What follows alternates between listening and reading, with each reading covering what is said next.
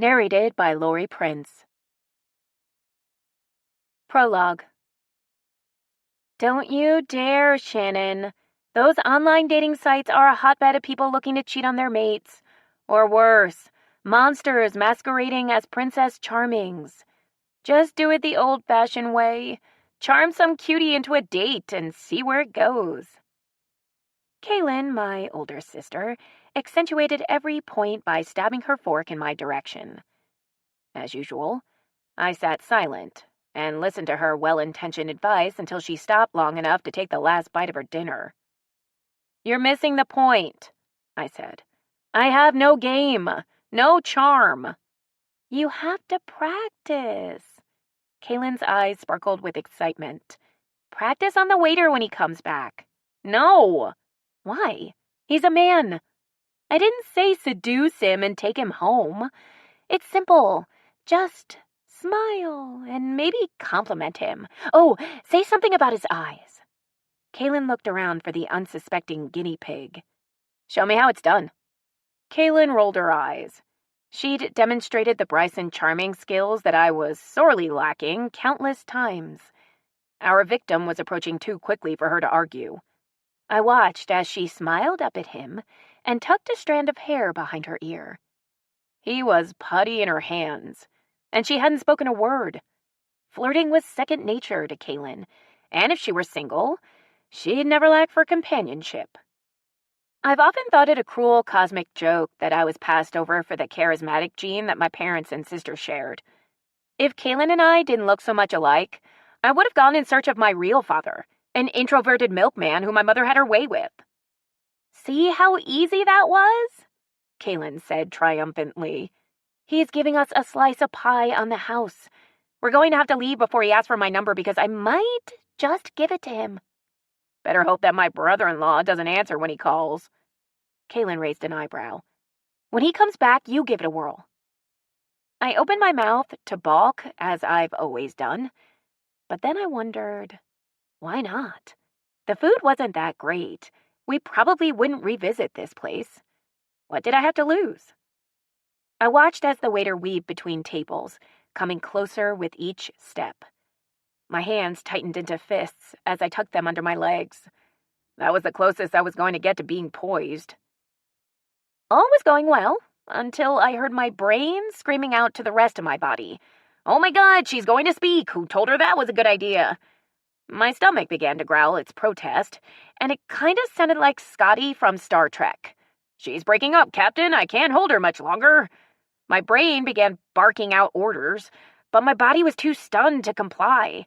"Legs, what are you waiting for? Get moving! Can we have a coughing fit? A sneeze? Anything?" All fell silent as a slice of pie and 2 cups of coffee were set on the table. I glanced over at Kaylin, who wore the expectant but fearful smile of a mother watching her baby take the first ride without training wheels. The waiter was smiling down at me, and it was showtime. Well, I like your shirt." The last part of my pathetic attempt came out sounding like a balloon being deflated. He blinked for a moment, then looked down at the black polo with the restaurant's name emblazoned on the breast pocket. With no more than an awkward smile and a nod, he left me to my misery. I couldn't look at Kaylin. She cleared her throat and went on talking as though nothing gruesomely embarrassing had happened. "You know, there's a new customer that's been coming to the Rampart store. I think she may be single." Chapter 1. If at first you don't succeed, don't try the same damn thing over again. Loyal, warm-hearted, and fun. Loves quiet evenings at home. Enjoys cooking when it's for someone besides myself.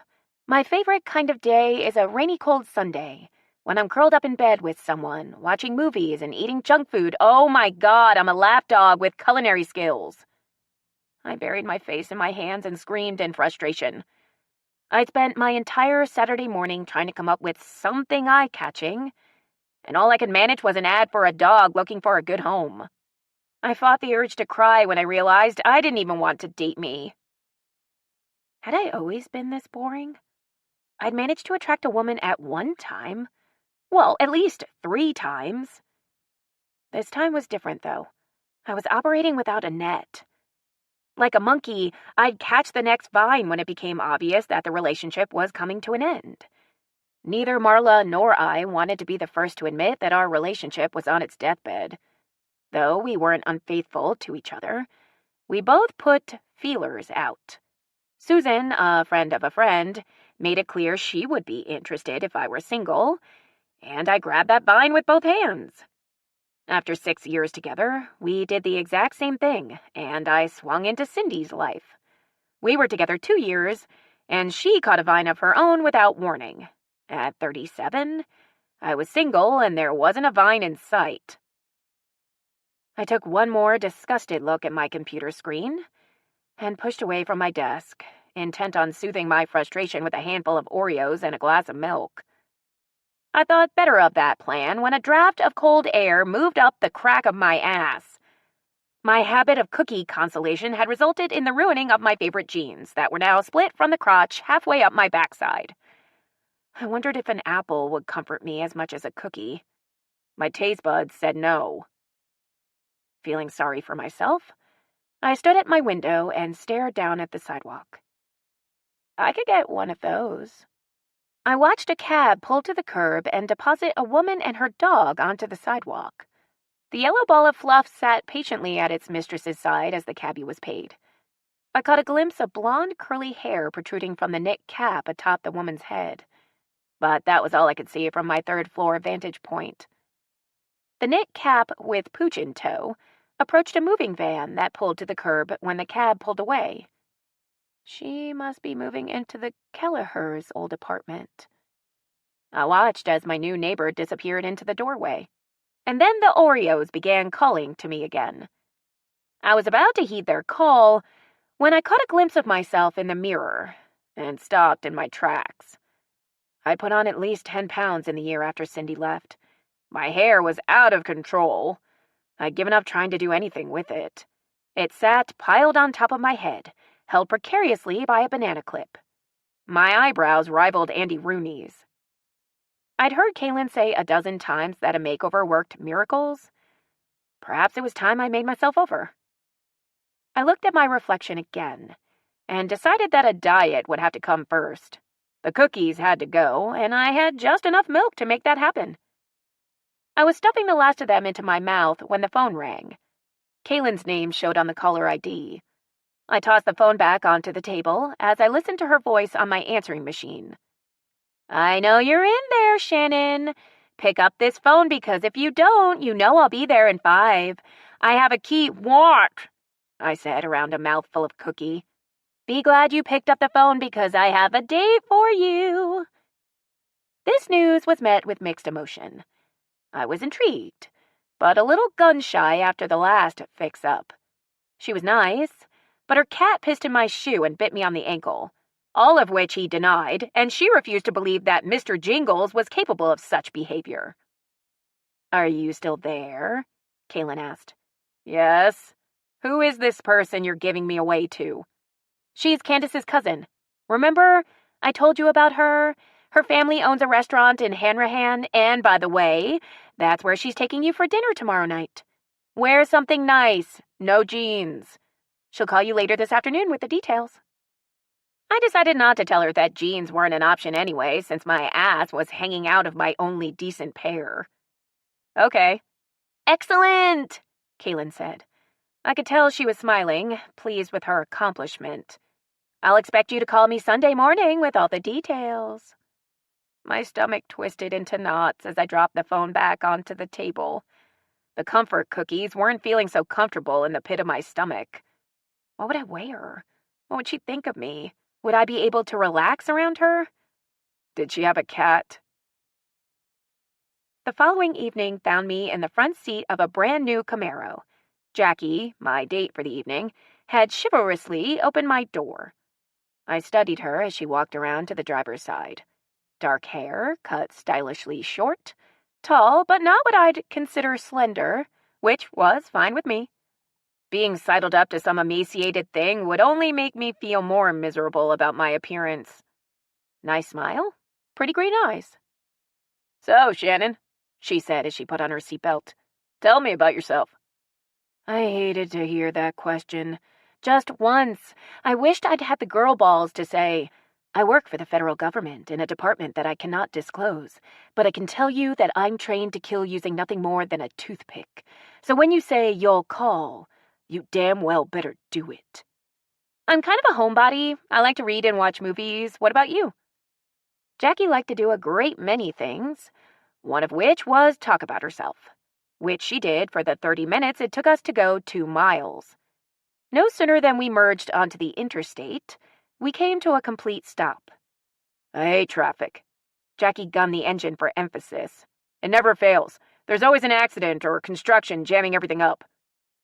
I wanted to commiserate, but was distracted by the flush that rose up the side of her neck and the way she gripped the gear shift. Instead, I opted for something that would take her mind off the snarl that had us inching along. "So, did I understand correctly that you were in the military for a while?" Jackie shot me a sideways glance. The flush that crept up her face was beginning to spread. "Did Candace tell you that?"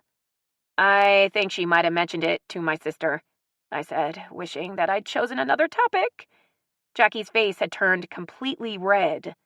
"That's just like Candy. She loves to tell everyone about how I was discharged for anger management issues. I mean, you'd think that the Army would want someone willing to fight." Jackie revved the engine as the traffic began to move again at a snail's pace. She rhythmically squeezed the steering wheel with both fists as she stared straight ahead. Awkward silence hung between us like a veil, and I pondered how long it would take me to walk back to my apartment. "People like this piss me off." Jackie pointed at the car sitting in front of us as the traffic in front of it moved up at least 4 car lengths. "She's texting her ass off."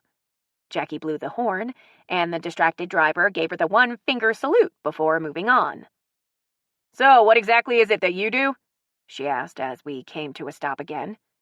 "My sister and I own 4 hair salons." "She's the bitch! Drive!" Jackie screamed out her window, earning another salute, but the car did move along. She ran her fingers through her hair and laughed nervously. "Sorry, what were you saying?" "I'd like to go home now." I was telling you what I did for a living." "Right." Jackie waved her hand for me to continue as she glared at the car ahead. "Kaylin handles the staff and the promotion of our salons, and I handle all the paperwork and generally the stuff she doesn't want to do. The high side is that I get to work from home." "I think you're insane, and I'm going to choke my sister and her buddy, Candace, for setting me up on this odyssey." I could have said the latter out loud because Jackie was completely focused on the happy texter in front of us. "Be right back," she said as she shifted the car into neutral and put on the parking brake. "Where are you?" She was out of the car before I could finish. I watched in shock as she walked up to the car in front of us, reached into the driver's window, and snatched the woman's cell phone from her hand. Jackie wound up like she was pitching for the pros and tossed the phone into the brush along the interstate. "Fetch, bitch!" she yelled over her shoulder as she marched back to her car with a twisted smile. I know I must have looked like I had lockjaw because I couldn't close my mouth as she got back into the car and sped off down the shoulder. The owner of the cell phone looked exactly like I did as we flew past. I dared not speak until she pulled off at the next exit. "Would you take me home, please?" I managed calmly when we stopped at a light. "Are you serious?" She looked offended that I'd made such a request. "Never mind, I'll walk." I was out of the car and halfway into a convenience store parking lot when Jackie squealed her tires in protest. I could have called a cab, but I wanted Kaylin to share in my misery. After all, she was the cause. She tried to keep a serious expression as I got into her car, but I could see the grin just waiting to be turned loose. She threw the woman's cell phone? In a week or year, this will be funny as shit, but right now, Kaylin, I want to choke you. "I'm sorry." Kaylin pretended to be looking in her side mirror, but I knew she was on the verge of tears. Of laughter. She cleared her throat and shot me a quick glance. "You look really nice tonight. How about we not waste a great hair day and go have a few drinks? Not interested. Take me home or I'll jump out of your car, too. A tiny tear formed at the corner of Kaylin's right eye. In a matter of minutes, she would have no control of her emotions. We'd have to pull over until she laughed herself out, and I was in no mood for it. And Kaylin, don't try to fix me up anymore. I don't want to go out with any more wackos. Hey! Kaylin raised a finger. One bad apple. Try a mixed bag of nuts. I started ticking off each catastrophe on my fingers. There's the woman who claimed her cat talked to her, the other one who wanted to tie me up and suck my toes on the first date, and this latest one tops them all. Let me pick my own nightmares from now on. Look, sis, I'm sorry. I really am. I have to call Candace right now. She's gonna shit. I'll get out here. You won't have to make the block, I said when we got to my neighborhood. Kaylin reached over and grabbed my sleeve. Shannon, I'm sorry. No problem, I said, not looking back as I climbed out of the car. I needed the fresh air. Frankly, I was tired of being the butt of the joke. I stomped rather than walked down the street toward my building, cursing under my breath. I slowed when I saw the woman I'd noticed moving in a few days earlier. As anxious as I was to be back in my apartment, I didn't feel like having to endure small talk with the new neighbor. As I approached, I noticed the dog sitting at her feet as she fumbled with the lock of the courtyard gate. A mass of long blonde curls obscured her face from view. Occasionally, she'd swat at them angrily as she banged on the gate lock. Did you forget your key? I asked. She spun on one heel, obviously startled. The dog stood, letting me know that it had her mistress's back, just in case. Do you live here? She gave me a wary look. Uh-huh, 3rd floor. I pointed just in case she didn't understand. My key must not work, she said with a shrug. It goes in, but the lock won't turn.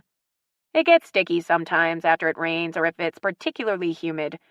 Mind if I give it a try? She stepped back out of the way, and I jiggled the key until the lock released. I handed her key back to her. When I see Kevin, I'll ask him to oil it again. That helps a lot. Kevin is your husband?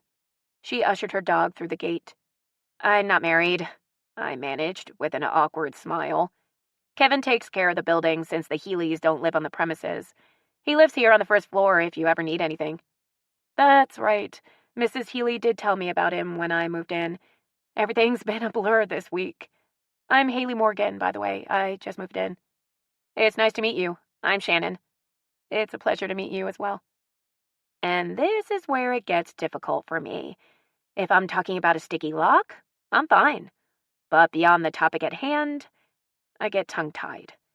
The more it became apparent that I was expected to talk, my mind went blank, and I just stood there like a dolt.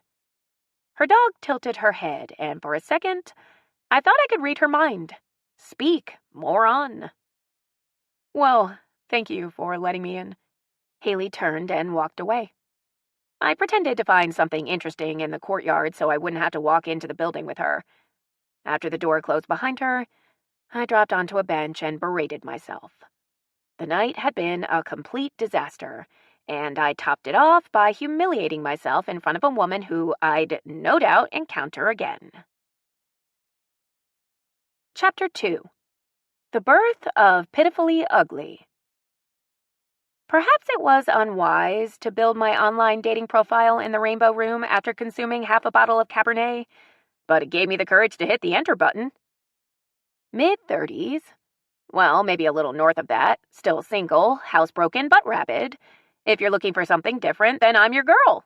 Write me if you dare. I chose a picture taken by my mother when I was 6 and had cut my own hair. Mom had done her best to minimize the damage, but no amount of doctoring could help the freckle-faced kid with fire engine red hair. She'd taken what was left of my hair and put it in 2 dog ears that stuck straight up on either side of my head. My smile was huge, showing off the gap between my teeth. My hair fortunately grew back out and turned a deep auburn as I grew older. Braces had erased the Bryson gap in my front teeth. The freckles that I detested had all but faded away, and even still, I saw myself as the ragged imp in that picture. Pitifully Ugly was the perfect username. After I'd sent my profile off to the local lesbian cyber matchmaker, I went to bed. The chips would fall where they may. But I seriously doubted that my cynical approach would yield even one chip for me. The next morning, I showered and took a good long look at myself in the mirror. Things had to change. I needed to lose weight and do something about my hair. I made a promise to myself that I'd make an appointment at one of the competing salons. I wanted to keep my transformation private for as long as I could. I think Kaylin's sister intuition must have kicked in, because she called me the minute after I'd made up my mind. "Morning, baby sis. Want to meet me for lunch?" she chirped, as only a morning person could. "I haven't even eaten breakfast yet." "Right," she countered sarcastically, "but you will be hungry again by noon." I looked out my window at the dreary day. I have a ton of work to do, and I don't feel like going out today. Besides, I'm still pissed at you. I could hear the barely restrained laughter in Kaylin's voice as she replied, "Suit yourself, but you won't see me for 2 weeks. Remember, we leave for the Caribbean tomorrow." I'd forgotten that she and her husband, Todd, were taking a cruise. I'd be responsible for taking care of the salons that we owned together by myself. My mood soured even more. "I know, you need time to get your nerve up for the next 2 weeks."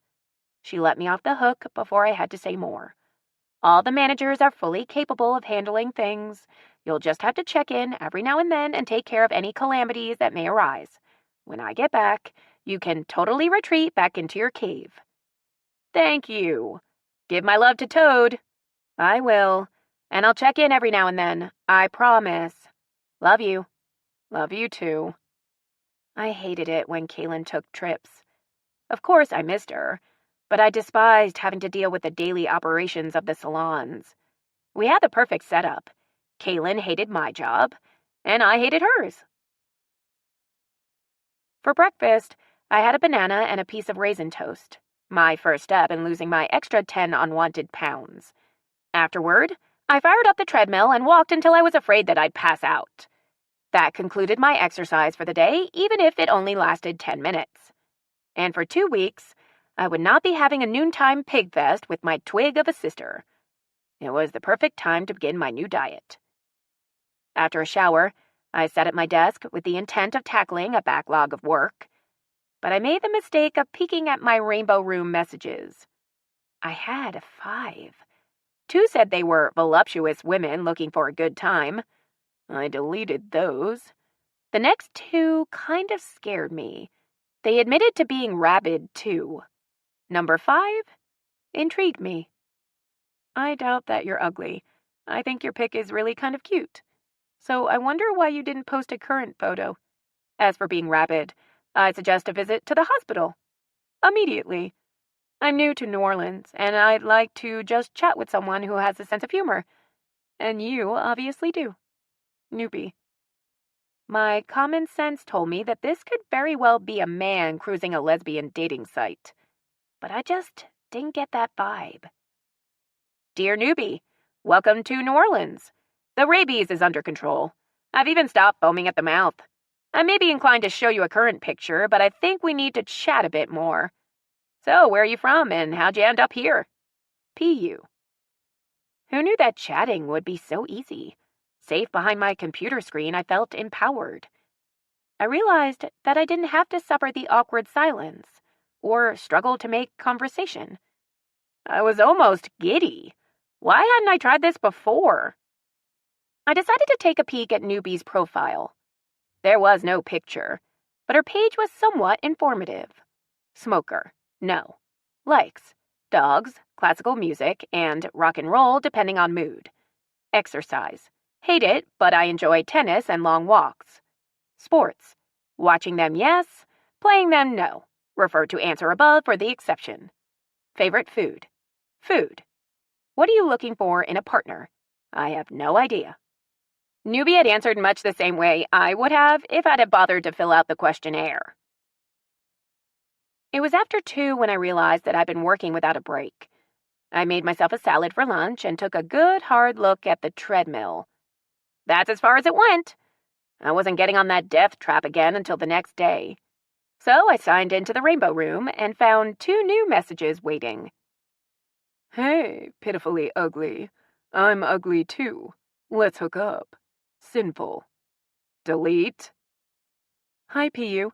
I'm originally from Atlanta, but I transferred here for work. I'm glad to hear that the foaming issue has been resolved.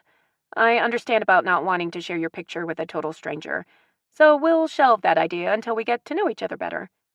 Is this your first time on a matchmaking site? It is for me. I've always been leery of these things, but since I don't know anyone here, I thought it might be a good place to make a friend or two. Are you from New Orleans? What's your favorite thing about living here? Newbie. It was like fishing. I'd cast my line, and someone was taking a nibble. Now I just had to decide if I should reel her in. And then what would I do with her? Hi, newbie. I've lived in NO all my life. My favorite thing about the city is the food, which is not really a good thing because I'm on a diet, and now I'm thinking about food. There's a great place near the French market called Fiorella's. If you ever go there, I'd suggest the fried chicken. You have to wait a while for it because they fry it when you order. This bird doesn't sit under a heat lamp all day. Okay, I have to get off the topic of food. Believe it or not, this is my first go-round on a social networking site. Like you, I thought it would be a good place to meet people. Some of the messages I've been getting are a little creepy, so thank you for being so down-to-earth. Okay, your turn. What places have you visited since moving here? PU. There was no response from newbie by 5 o'clock when I knocked off for the day. Even still, I was happy that things seemed to be going well. I didn't have any preconceived notions that I'd met the love of my life, but I had made a friend. Chapter 3. Operation Makeover. Monday arrived without any word from newbie. I can't deny that I felt a little discouraged. Then again, not everyone sat in front of the computer all day like I did. Normally, hair salons are not open on Monday since they stay open on Saturdays. We hired enough staff to rotate and began doing business on that dreaded day of the week. A few salons did the same when we garnered a few of their clients. This did not make the Bryson sisters popular with our competitors, so when I called for an appointment, I gave a false last name. Shannon Fiorella lucked out on a cancellation and was getting a new do at 10. I put my hair up in a ponytail, threw on a pair of sweatpants and a hoodie, and was out the door. Going for a run? The voice stopped me in my tracks. I turned and found Haley looking at me expectantly. Dog in tow, she was dressed much like I was. I don't run. I mean, I exercise, I just don't run. I rubbed the back of my neck, feeling like an idiot. Are you going to run? She looked down at herself and laughed. I don't run either, though I'm dressed for it. I'm taking Fuzzy for a walk. So that's her name, Fuzzy? The dog cocked her head to the side and looked at me as if to say, you really are an idiot, aren't you? Haley reached down and scratched the dog behind the ears. She was so fluffy when she was a puppy. It was like holding a fuzzy teddy bear, and the name just fit. Dogs are nice, I blurted out. I could feel the blood rushing to my face. I looked at my bare arm as if I were wearing a watch. I'm late. I have an appointment. Haley looked stunned as I turned and sprinted out the door. For someone who didn't run, I jogged half a block. So, what are we doing today? My flamboyant hairdresser named Marvin asked as he ran his fingers through my tangled mane. His hair was exactly the same color as mine as a child and styled in a faux mohawk. I watched as his shocking red painted fingernails weaved in and out of my tresses, and I realized that I had no idea what I wanted to do with it. Do you have any suggestions? Do I have suggestions? Oh, honey, you picked the right girl. He stood back and looked long and hard at my face in the mirror. I wouldn't go too short. I'm thinking maybe something shoulder length. With both hands on his hips, he circled me and let out what sounded like a devilish laugh. Oh, honey, I can make you sexy. Sexy? I like the sound of that. Okay, I'm trusting you. He half dragged me over to the sinks and pushed me down in one of the chairs. I love the color. We won't do anything with that. I'm going to put in lots of layers, make it wispy around your face. Are you okay with bangs? As long as they're not too short. A flashback of my childhood wafted through my brain. Your boyfriend isn't going to be able to keep his hands off you, Marvin said as he wet my hair. I'm gay. It was out of my mouth before I could stop it. Me too. Like it's not obvious, please.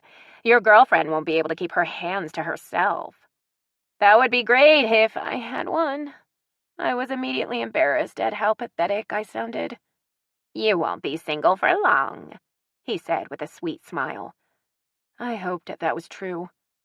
You do realize, though, that you're supposed to have 2 eyebrows, Marvin said with a wink. I can take care of that for you right here. You mean wax them? I asked. The pain of plucking them always made me cry. Kaylin had harped on me endlessly to have them waxed, but I had visions of my eyelids being yanked off. I'll rub on a little numbing cream first. You'll feel a slight sting. Trust me, honey, it's worth it. Marvin ran his fingertips over his sculpted brows. I swear, mine would look like 2 handlebar mustaches if I didn't have them done. Okay, I murmured as I slinked down farther in the chair. Marvin hummed a tune as he smeared my brows with the numbing cream.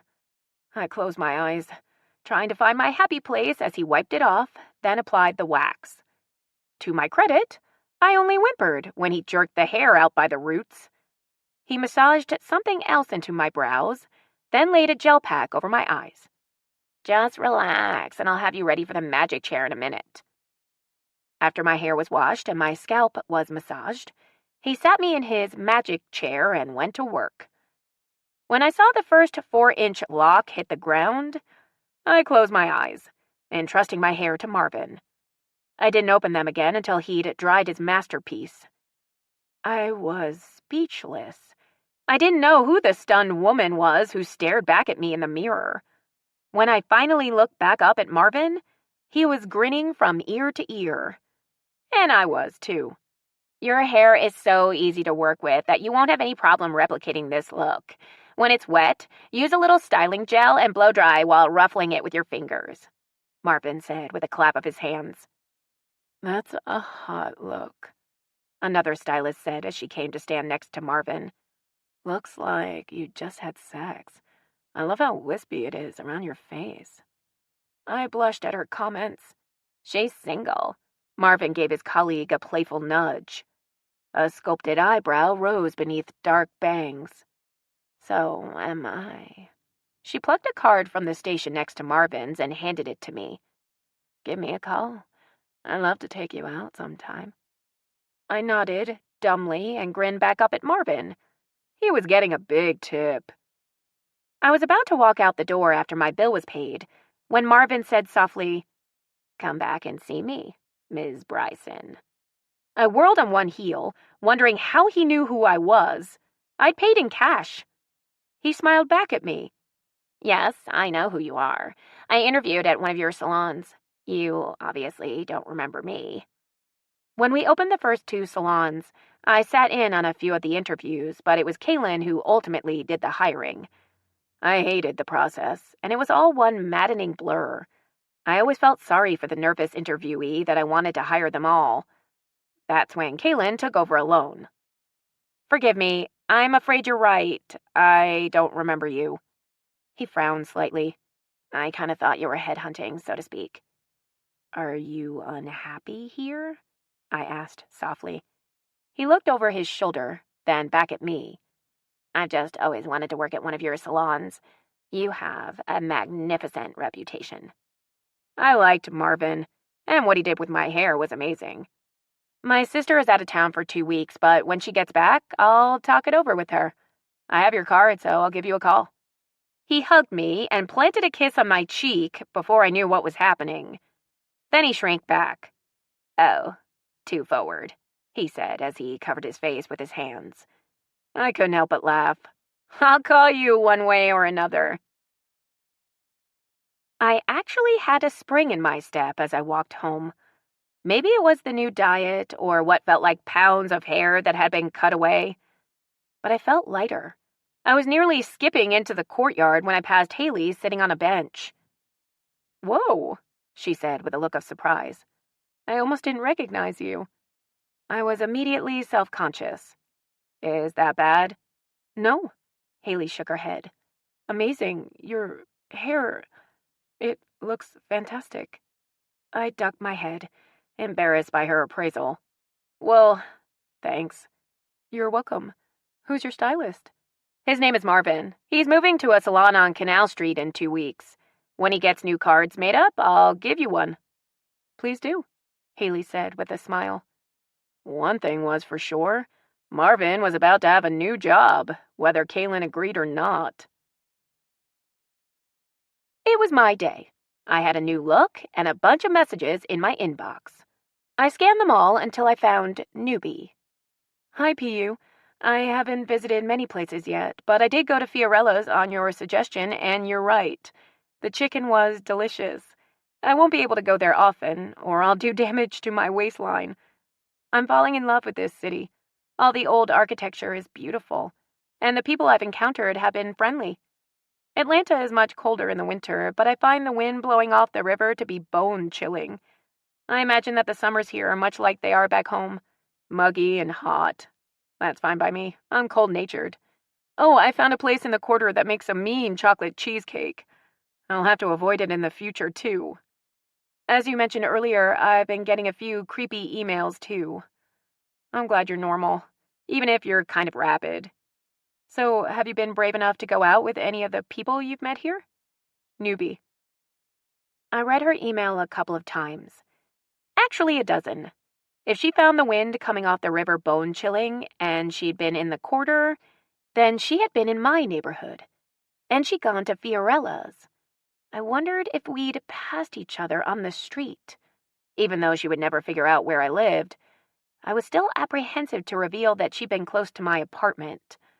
I wondered if she happened to live close by. "Hi, Newbie. So you tried out Fiorella's. Good for you. There are so many places here to eat good food. You should try Masborough's next.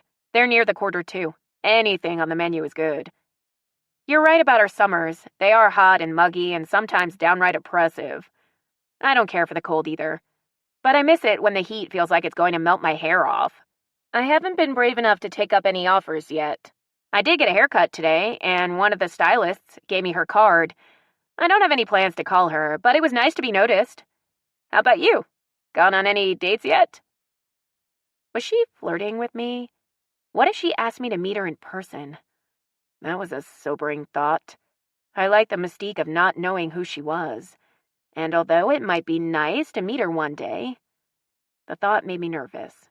One thing was for sure. Things were looking up, and I had a glimmer of prospects.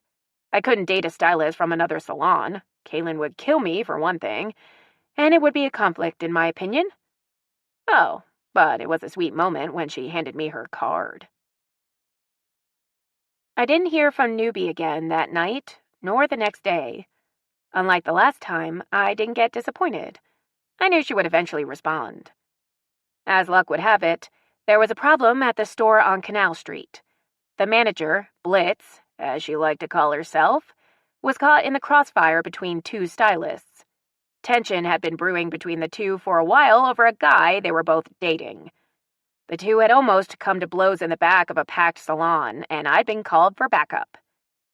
Blitz was red-faced when I arrived and apologetic for having to call me in. Kaylin had left strict instructions that if there were any more problems, they'd both have to be let go, and this was a problem. My stomach was in knots. I'd never had to fire anyone, and I wasn't looking forward to it. I followed Blitz to the back office, where she filled me in on what happened. They'd both made a huge scene in front of customers, first trading insults that quickly led to a face-to-face screaming match and some shoving. "I've talked to them both on 3 separate occasions." Blitz pushed the documentation across the desk at me. "They both signed the warnings. They know better than to pull this shit." "I have a guy in mind as one of the replacements, but I'll have to give notice to his employer. We won't have him for 2 weeks. Do you think you can cover 2 slots for that long?" "I've been anticipating this," Blitz said wearily. Everybody knows they're on the chopping block, and a few have already volunteered to fill the gap. Plus, Carol at the Rampart location said she can spare at least one of her staff to help cover. I looked down at the warnings in front of me. Blitz had detailed each incident and the probable outcome if the problems continued. She'd done a good job of handling this situation, and I knew that I couldn't let her or the other employees down by allowing the two troublemakers to remain. Okay, please bring them in. I sounded a lot calmer than I felt. Minutes later, Patrice and Kelly were sitting across from me, and Blitz stood in the corner with her arms folded across her chest. Patrice, the bolder of the two, went on the offensive before I ever spoke. I know why you called us back here, and I think it's unfair. She jerked a finger in Kelly's direction. She's been harassing me, and I'm not taking any of her bullshit anymore. Have you filed a harassment claim with Blitz? Harassing you? Kelly interrupted. You're the one who sends me threatening text messages all the time. I held up a hand.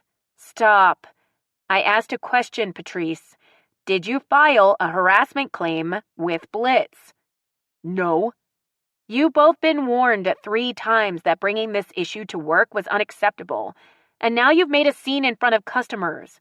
Your employment here is terminated effective today. You'll both leave through the back entrance after Blitz collects your things. Patrice's face turned blood red, but before she could open her mouth, I went on. If you cause another commotion in this salon, I'll have you escorted out by the New Orleans Police Department. Are we clear? I'd heard Kaylin use that line, and I'd hoped that I sounded as tough as she did, even though my knees were banging together under the desk. Both women got up without another word, and fortunately, Blitz was one step ahead. She'd already had a couple of the stylists box up Patrice and Kelly's workstations while we talked. Were you really going to call the police on them? Blitz asked when we were alone again. I was hoping that scared them, but if they caused enough of a ruckus, I might have. Blitz and I sank down into the office chairs and sighed with relief. Blitz let loose a tiny chuckle. They both drew down on each other with cans of hairspray. It was beginning to look like an Old West shootout. All this was over a smooth-talking punk that probably didn't give a rat's ass for either of them. At least they didn't pull scissors. I rested my head on the back of the chair and looked over at Blitz. I'm glad it's over. Kaylin said they were beginning to affect morale among the staff. Blitz nodded, then looked at me wide-eyed. You look great. When did you get it cut? She pointed at my head, and for a minute, I'd forgotten my new look. The guy I'm about to hire did it. I think he's gonna fit in great here. So much for keeping my changes quiet. Oh, I forgot to tell you. I apologized to the customers that witnessed the fight and gave them all a discount on their next visit. Marian Kasnick, you handled this perfectly. I'm proud of you. She shot me a look. If you're proud of me, call me Blitz. It's a deal, Blitzen. Now I have to get back home and get to work. First on the agenda is to give Marvin a call and get the ball rolling. Blitz went back to her duties, leaving me alone to wander. Before I took the long walk home, I strolled through the salon and chatted with a few of the staff. Of the 4 salons, the Canal Street location was the largest, complete with 6 tanning beds, 8 stylists, and 4 massage therapists. Things had changed a lot from the day when my mom first put out her shingle as a beautician in the 60s. I applauded my decision to walk the 2.5 miles back to my apartment. I could have driven, but for a January day, it wasn't all that cold. I'd used the walk to the salon to build up my courage. It'd sure be getting back on the treadmill. I smiled at the strides I'd made in one day. I'd gotten a new haircut and found a new employee. Though the situation was thrust upon me, I'd handled a tense situation without throwing up. Yes, Pitifully Ugly was making headway. Chapter 4. Play with your own toys. When I arrived back at the apartment, Haley and Fuzzy were on their way out again. Maybe my confidence was bolstered by the day's events, but I actually looked forward to attempting small talk. Hi, I said with a smile as they descended the steps. Hey, Haley said with something akin to a smile. Her brow wrinkled as she looked at my hair again. We're just heading out. I promised Fuzzy chicken on a stick. She seemed sort of nervous and was edging past me. Okay, enjoy then. She nodded and headed briskly toward the gate. Good to see you, she called over her shoulder. The past 2 times we ran into each other, she seemed like she wanted to talk, and I was the one running away. Maybe that's what she expected of me. Then again, maybe she was just really hungry. When I got into my apartment, I booted up my computer, hoping that newbie had written. While I waited, I gave Marvin a call. Oh my God, are you kidding me? Canal Street? He whispered excitedly into the phone. I'll give my notice today before I leave. Oh, Ms. Bryson, you won't be disappointed. I'll do right by you. Thank you so much. It's Shannon, please. And you're welcome. As I laid out the salary and benefits, I logged into my account with the Rainbow Room and was disappointed to see that there were no new messages from Newbie. Perhaps that was why I did what I did next. Marvin explained that he was going to meet a few people for drinks later at a bar that was only 2 blocks from my place. Oh, come on, please. My friends are stylists, too, but I won't tell them who you are. I accepted his invitation, but as I ended the call, I pondered my sanity. Kaylin would not be pleased that I would be getting too familiar with a future staff member. I reasoned that it was only a couple of drinks. It was a work thing, really. Besides, I was feeling a bit spunky. I arrived at the bar promptly at 7 and was greeted by Marvin, who was flat out giddy. He took me by the hand and introduced me to 2 of his friends who I assumed were a couple. Ike and Ben, meet my new friend, Shannon. Pleasure to meet you, Shannon. Ike pulled out a chair for me. Marvin's been all a Twitter about meeting you. He's a matchmaker, you know. I shook Ike and Ben's hands and felt like a celebrity. They fawned over my hair and argued about who would look best in my jacket. My vote went to Ben. The soft brown suede leather looked good with his dark eyes and hair when he tried it on. Frankly, I think the blazer looks better on her. I turned and looked into the dark eyes of the stylist who had given me her card at the salon. I smiled back up at her, trying to remember her name. Alicia, join us. Marvin pulled another chair from the adjoining table and shoved it close to mine. She has a boot fetish. Marvin gave me a nudge.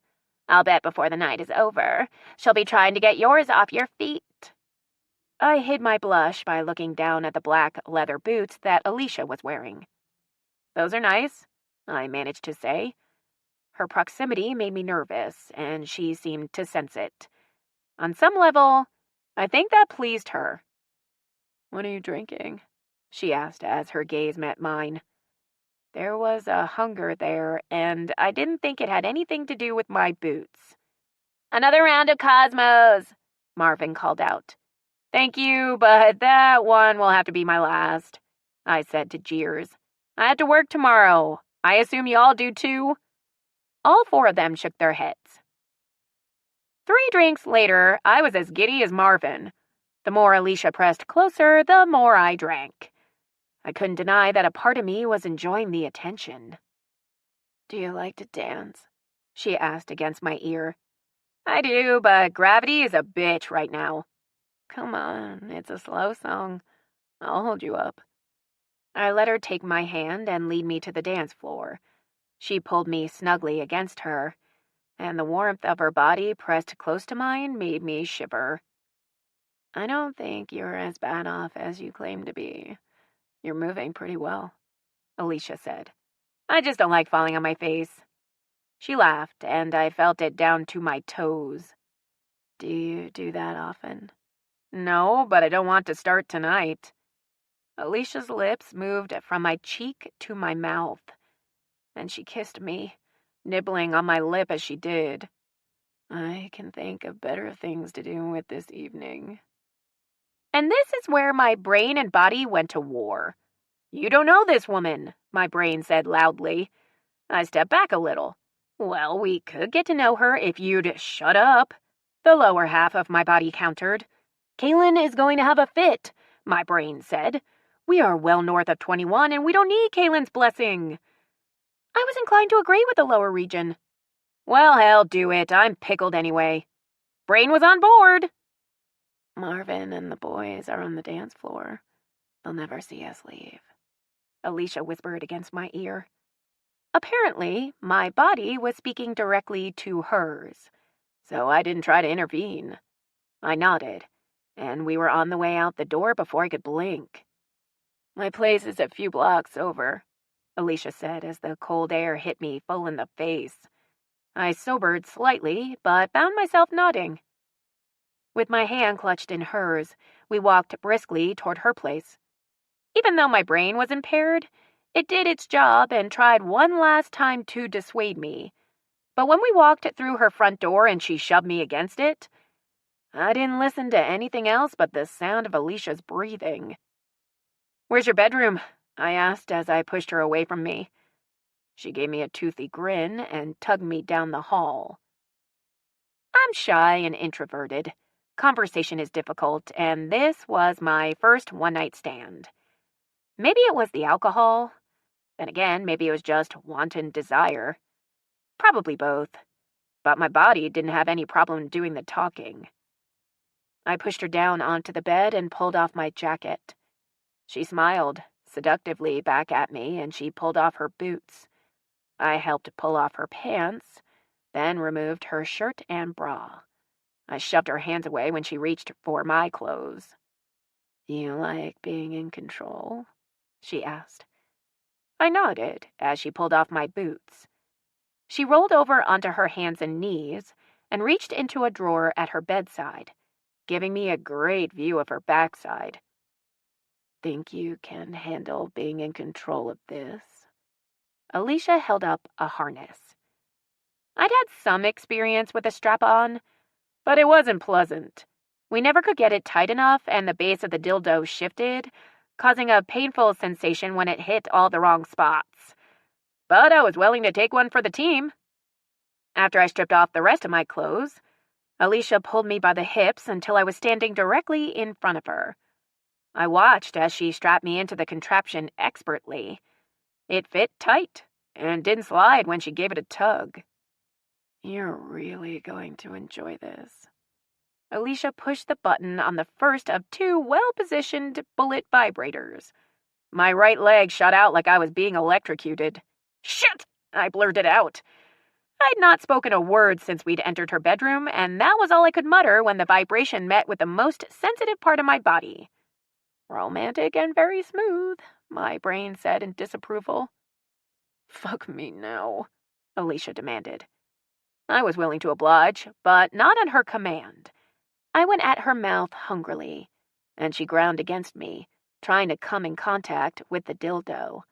Her nails raked up my back as I moved lower and took a nipple into my mouth. "Don't be gentle," Alicia said between clenched teeth, and I bit the tender skin as hard as I dared. Alicia grabbed a fistful of my hair and pulled me up to her lips. She sucked my tongue as she writhed beneath me, then said against my open mouth, "Don't fucking tease me. Fuck me now." I did as she asked. She was incredibly wet as I guided the tip of the dildo into her opening, then let her take it the rest of the way. I felt her heels digging into my ass cheeks, urging me deeper and faster. The bullets felt like they were vibrating the entire harness. The sensation was so intense, I thought I was going to explode like a teenager. We were sweating and making noises that I was sure they could hear over the music at the bar. And then another face appeared in my peripheral vision. "What the fuck are you doing?" I froze.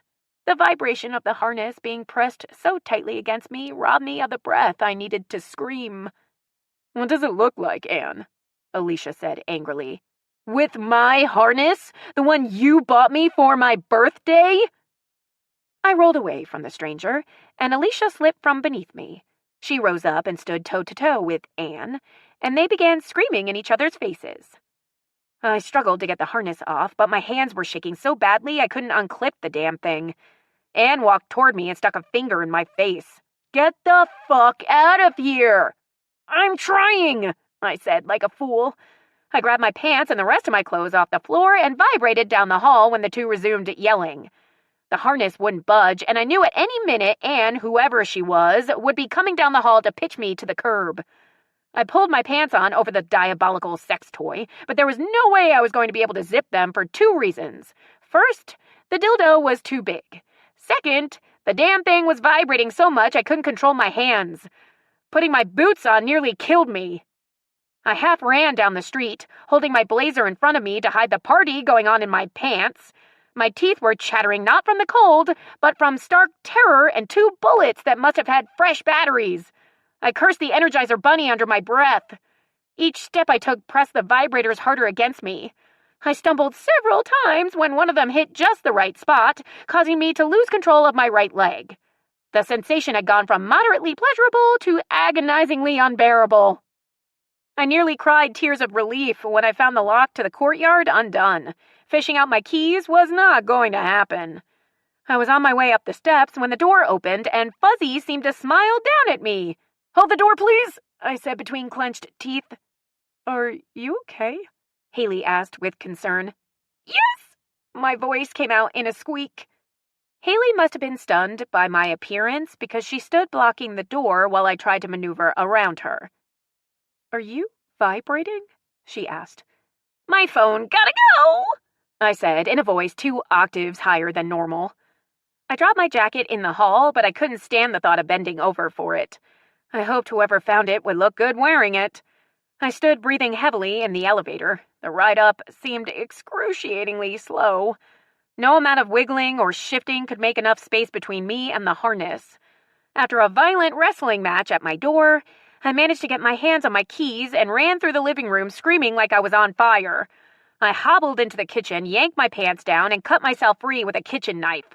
I was still lying on the floor sobbing with relief when I heard a soft knock. "Just a minute!" I danced around, kicking off my pants, and grabbed a robe from my bedroom. I opened the door just a crack and peered out at Haley. She held up my jacket. "You, left this laying in the hallway," she said as she handed it to me. "Are you sure you're okay?" "I am now. Thank you."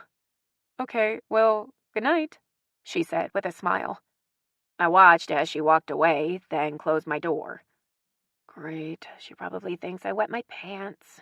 Or worse, I mumbled as I staggered toward the bathroom. When I passed the kitchen, the harness was still vibrating on the floor like it had a life of its own. I stomped it a few times just for the pleasure of it before I found the buttons and switched them off. I barely had the strength to toss the hateful contraption into the trash can. "Happy fucking birthday, Anne," I said as I limped away.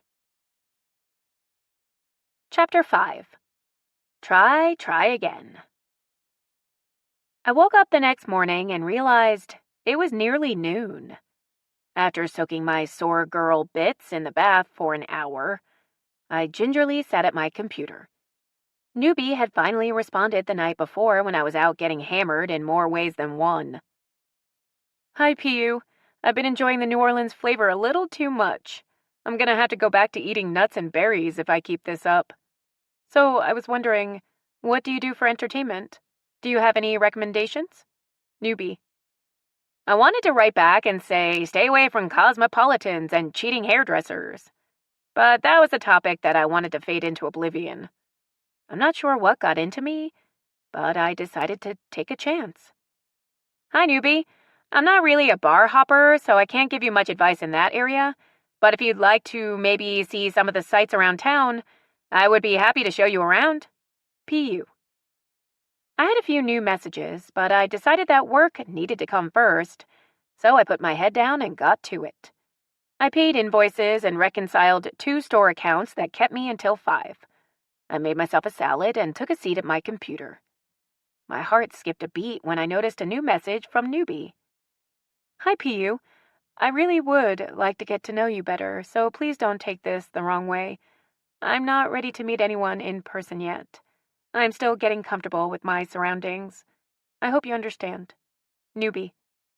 My beat-skipping heart sank. I'd never met this woman, and our messages were really only small talk, but I felt down in my bones that this woman might be worth getting to know.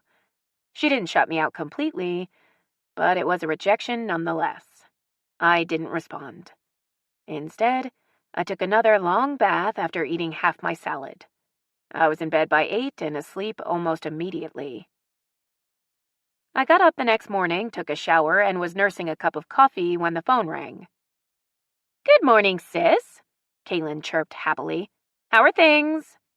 "Things are fine." I decided to save the happenings at the Canal Street salon for when she got back. No need to trouble her with crap while she was sailing the ocean blue. "Are you and Toad having a good time?"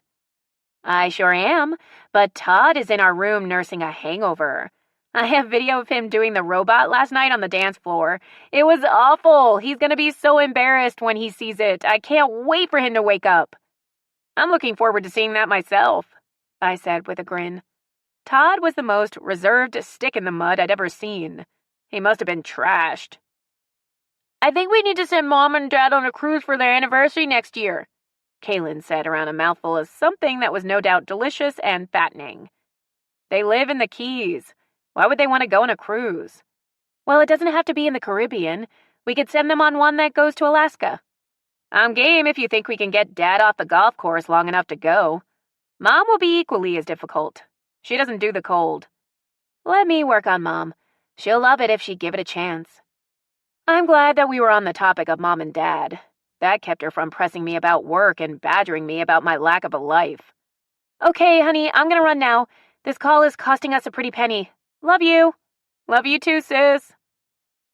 On my list of personal things to do, I wanted to have gone on a date while she was away, so I could show her that I was capable of finding my own girlfriend. Sadly, I realized that it had always been that way with us. She was always trying to take care of me, and I was always trying to show I could do it on my own. Kaylin was the consummate planner for everyone. She was the one who convinced our parents to retire and move to Florida. Todd was her high school sweetheart, and she mapped out his college education, then steered him to a premier architectural firm.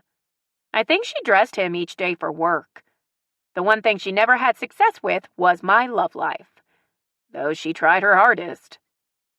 I booted my computer and took a look at my new messages. I weeded out most of them, but there was one that appeared promising. "Hello, pitifully ugly. All the profiles on here seem to be the same, but I have to say, your personal note is the standout. I love the picture. If you're really a woman and you'd like to chat, I would be very interested in hearing from you. Charity." Smiles. "Okay, sweet Charity. Let's give it a whirl. Hi, Charity. I am definitely a woman. At least, last time I checked. I'm so clever. Glad you like my profile. I was at a loss for something to say, and the picture, well, it was too easy to pass up. Tell me about yourself. P.U." I dug into the bank reconciliation for the Rampart store that took me through lunch. I was proud of myself for having a few slices of boneless, skinless chicken grilled with a dash of seasoning and an apple. Then I checked my messages. "Hello again. About me. Okay, here goes.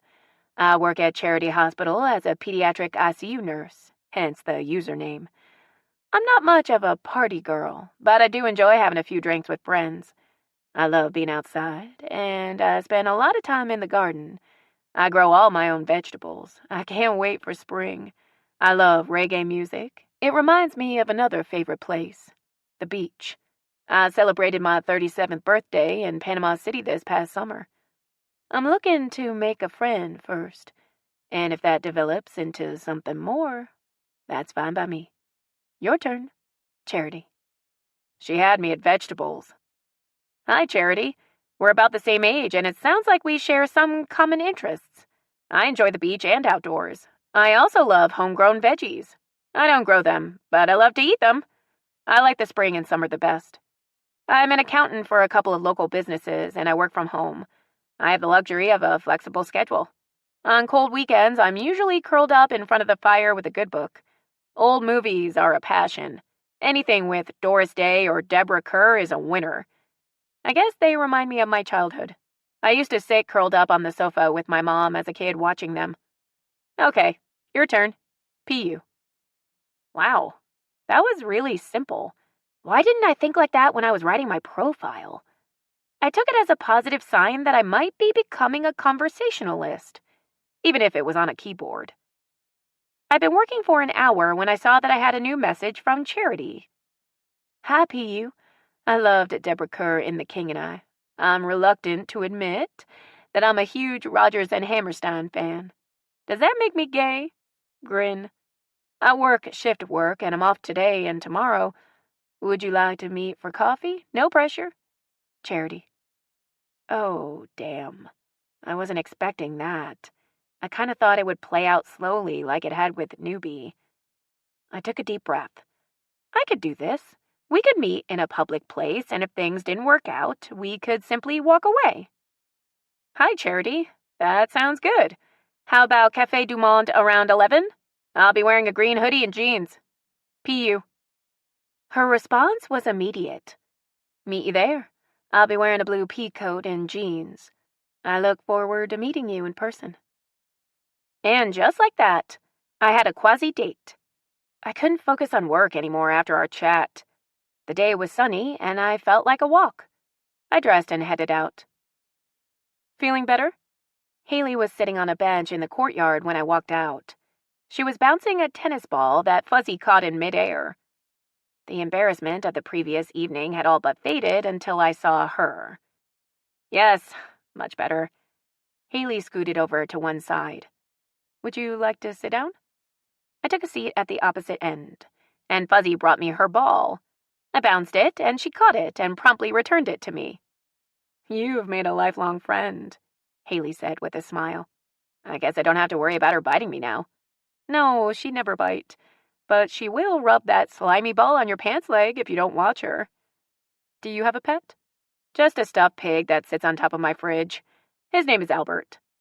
This earned me a laugh. I was doing well. I suppose that Albert doesn't shed. It was my turn to laugh. No, but he does balk when I eat too much of his ice cream. What kind of work do you do, if you don't mind me asking? Haley turned in her seat and looked at me. I work from home. I do accounting for a couple of businesses. How about you? I'm a senior sales manager for Mannheim Pharmaceuticals, and right now I'm on vacation. Sounds exciting. Haley took a turn bouncing Fuzzy's ball when it was dropped in her lap. Trust me when I say it's not, but it pays the bills. So are you happy with your new place? I really am, she said with a smile. I wasn't sure I'd like living so close to the French Quarter, but now I love it. And my apartment has a great view of the courtyard. That's what I love most about this place. I looked around at the high red brick walls covered in ivy. It was cozy and well kept. The chimenea was kept with burning logs most afternoons. Each tenant would add another log to the fire as they came and went. The view or the courtyard? Both. I think my apartment is directly above yours, so I have the same view, and I love coming out here, especially in the spring when the flowers are in bloom. Haley nodded. I look forward to seeing it in the spring. I appreciate being able to walk Fuzzy in the courtyard after dark. That's what I was doing when you came in last night. She kind of looked at me as if she were waiting for me to explain what my problem was. I mumbled off. I kind of had a problem with my zipper. And you were lit. I could smell the alcohol on your breath a few feet away. She laughed heartily then. You really shouldn't drink and zip. It's not safe. I scratched my chin. I think I would have found that funnier when I was drunk. Oh, stop it. It was corny, but you know you want to laugh. And I did. She made me feel relaxed, and that was big since I hardly knew her. Your phone has one hell of a vibrator on it. The change in your pocket was rattling. Haley began to laugh, then her face reddened when she seemed to realize what she'd said. My face colored as well. There was no way I was going to admit that I had pants full of bullets going off. Okay, Fuzzy, Haley said when the dog began to yip. She looked at me apologetically. It's dinner time for her. She keeps a tight schedule. Chicken on a stick again? Actually, that was for me, but I did share. Haley stood. It was a pleasure chatting with you, Shannon. You too. Our conversation truly had been a pleasure, brief as it was. I had to admit that I'd had a good time talking with Marvin and his friends the night before, too. I was meeting people on my own. not on the arm of a girlfriend who did all the talking or with Kaylin taking the lead.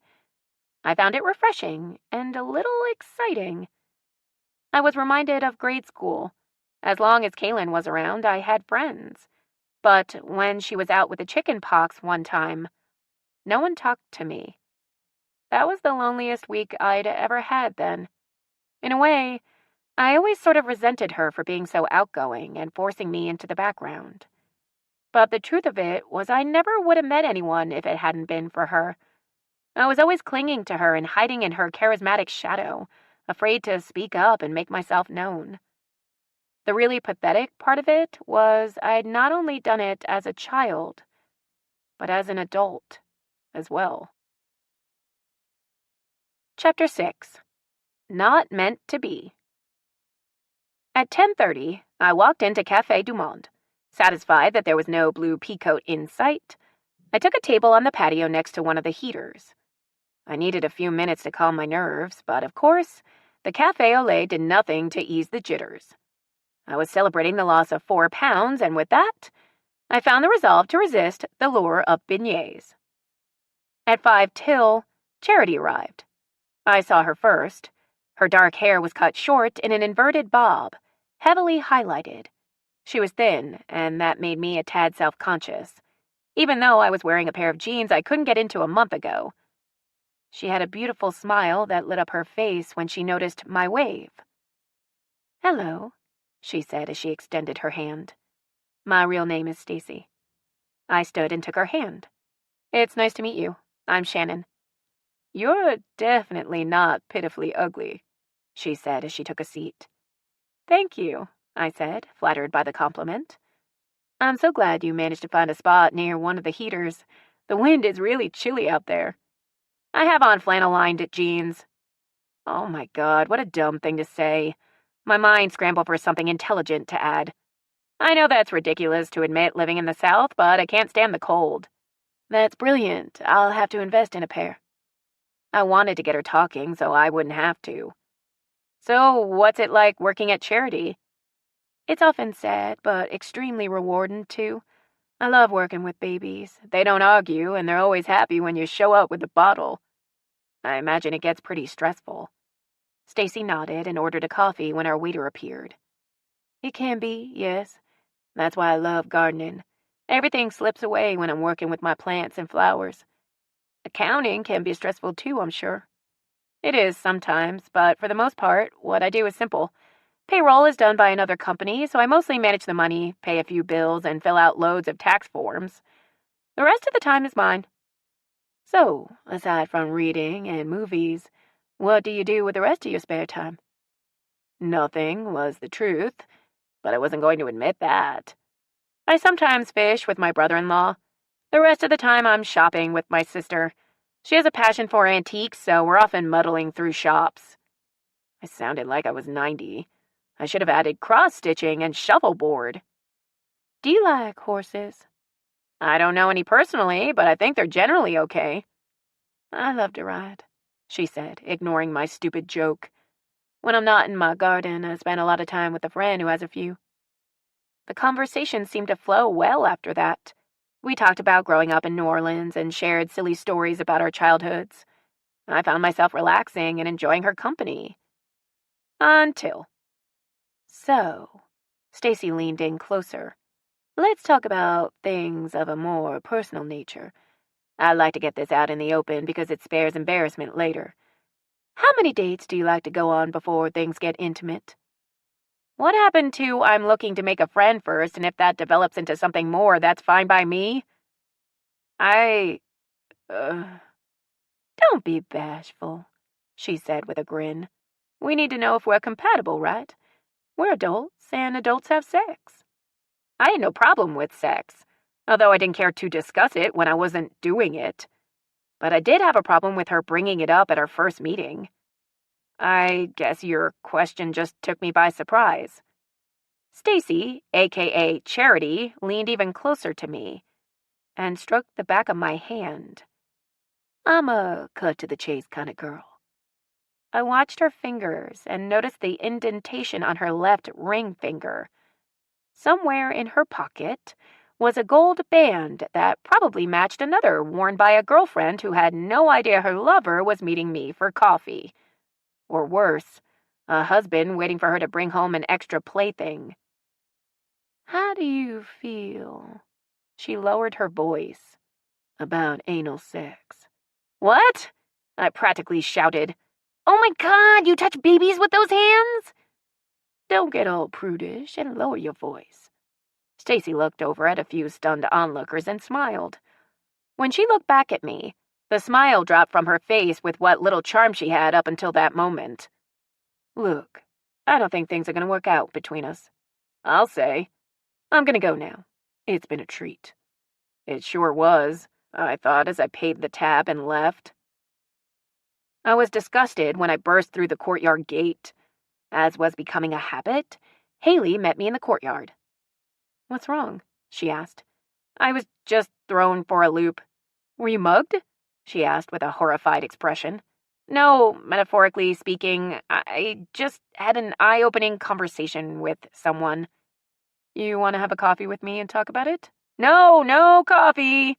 "Okay, calm down." Haley held her hands up and backed up a step. "I'm sorry.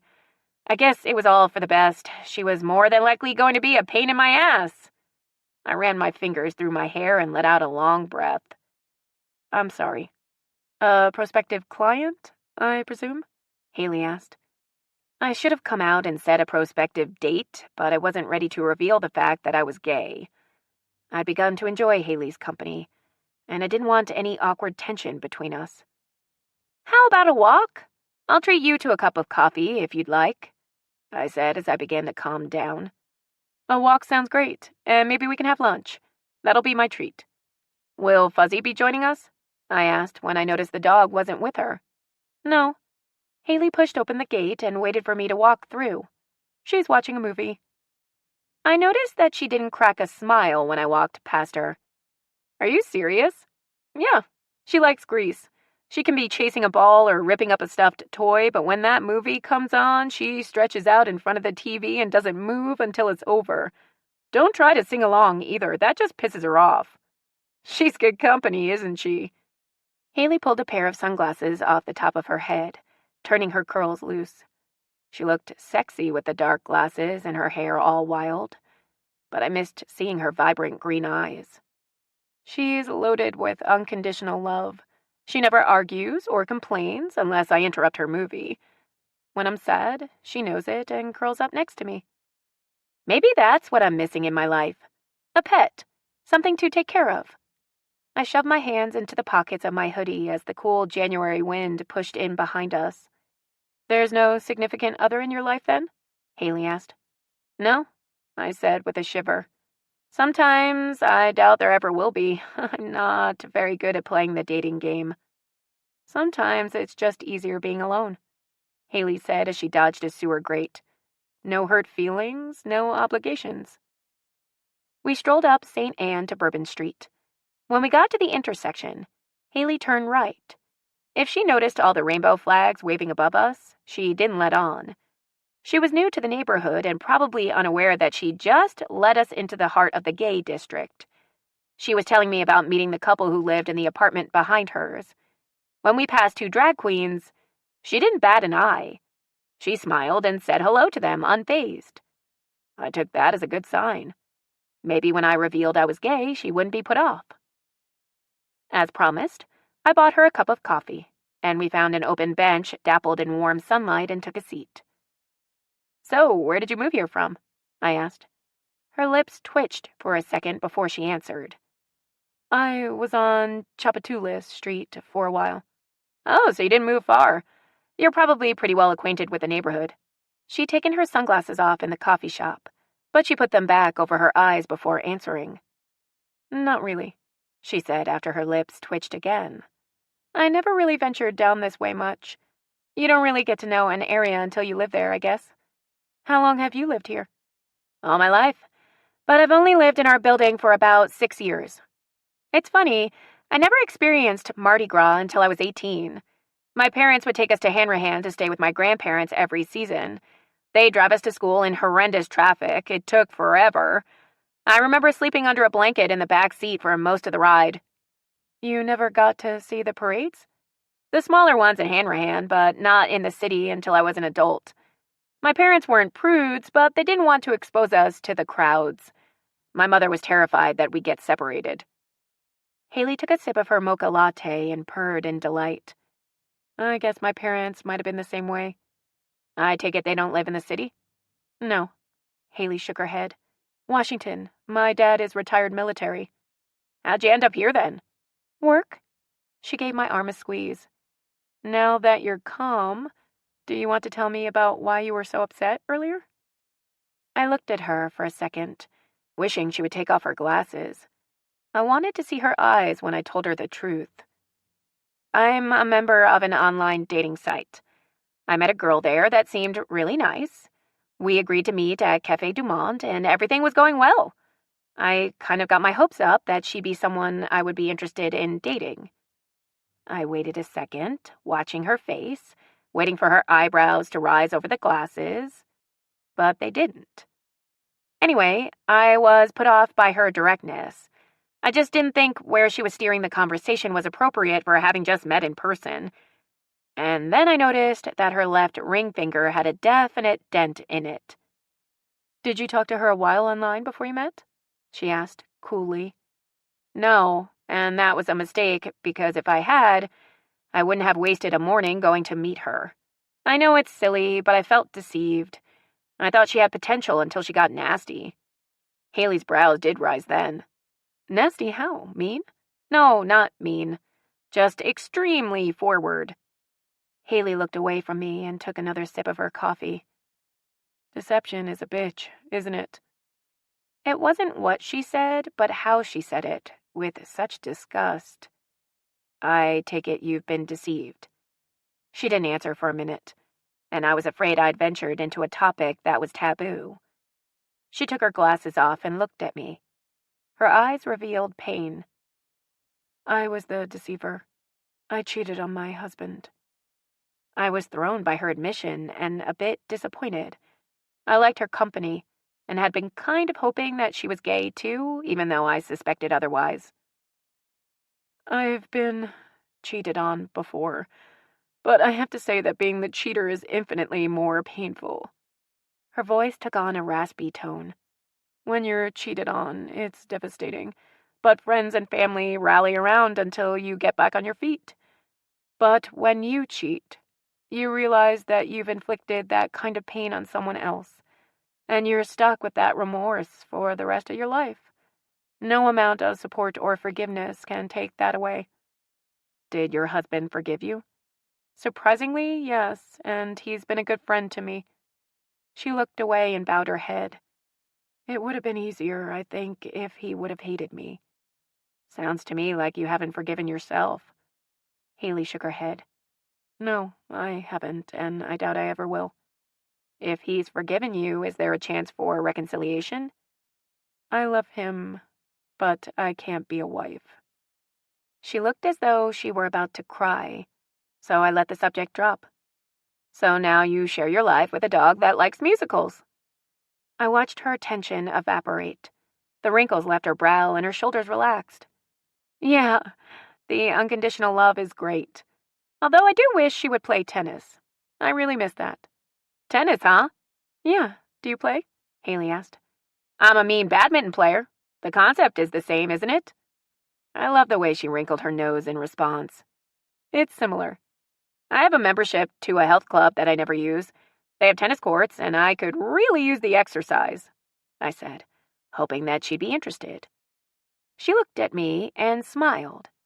You look like you're in pretty decent shape. I patted my stomach. That's because I'm hiding my fluff in this hoodie. This could be a good thing. You can teach me to play tennis properly, and I can work off my pudge. It's a win-win. At least for me. I'd love to, she said with a smile. Okay, that's settled. Now that we're talking about exercise, I'm hungry. She really perked up then. I found a sandwich shop a couple of blocks over. They have all kinds of sprouts and healthy stuff. Want to try it?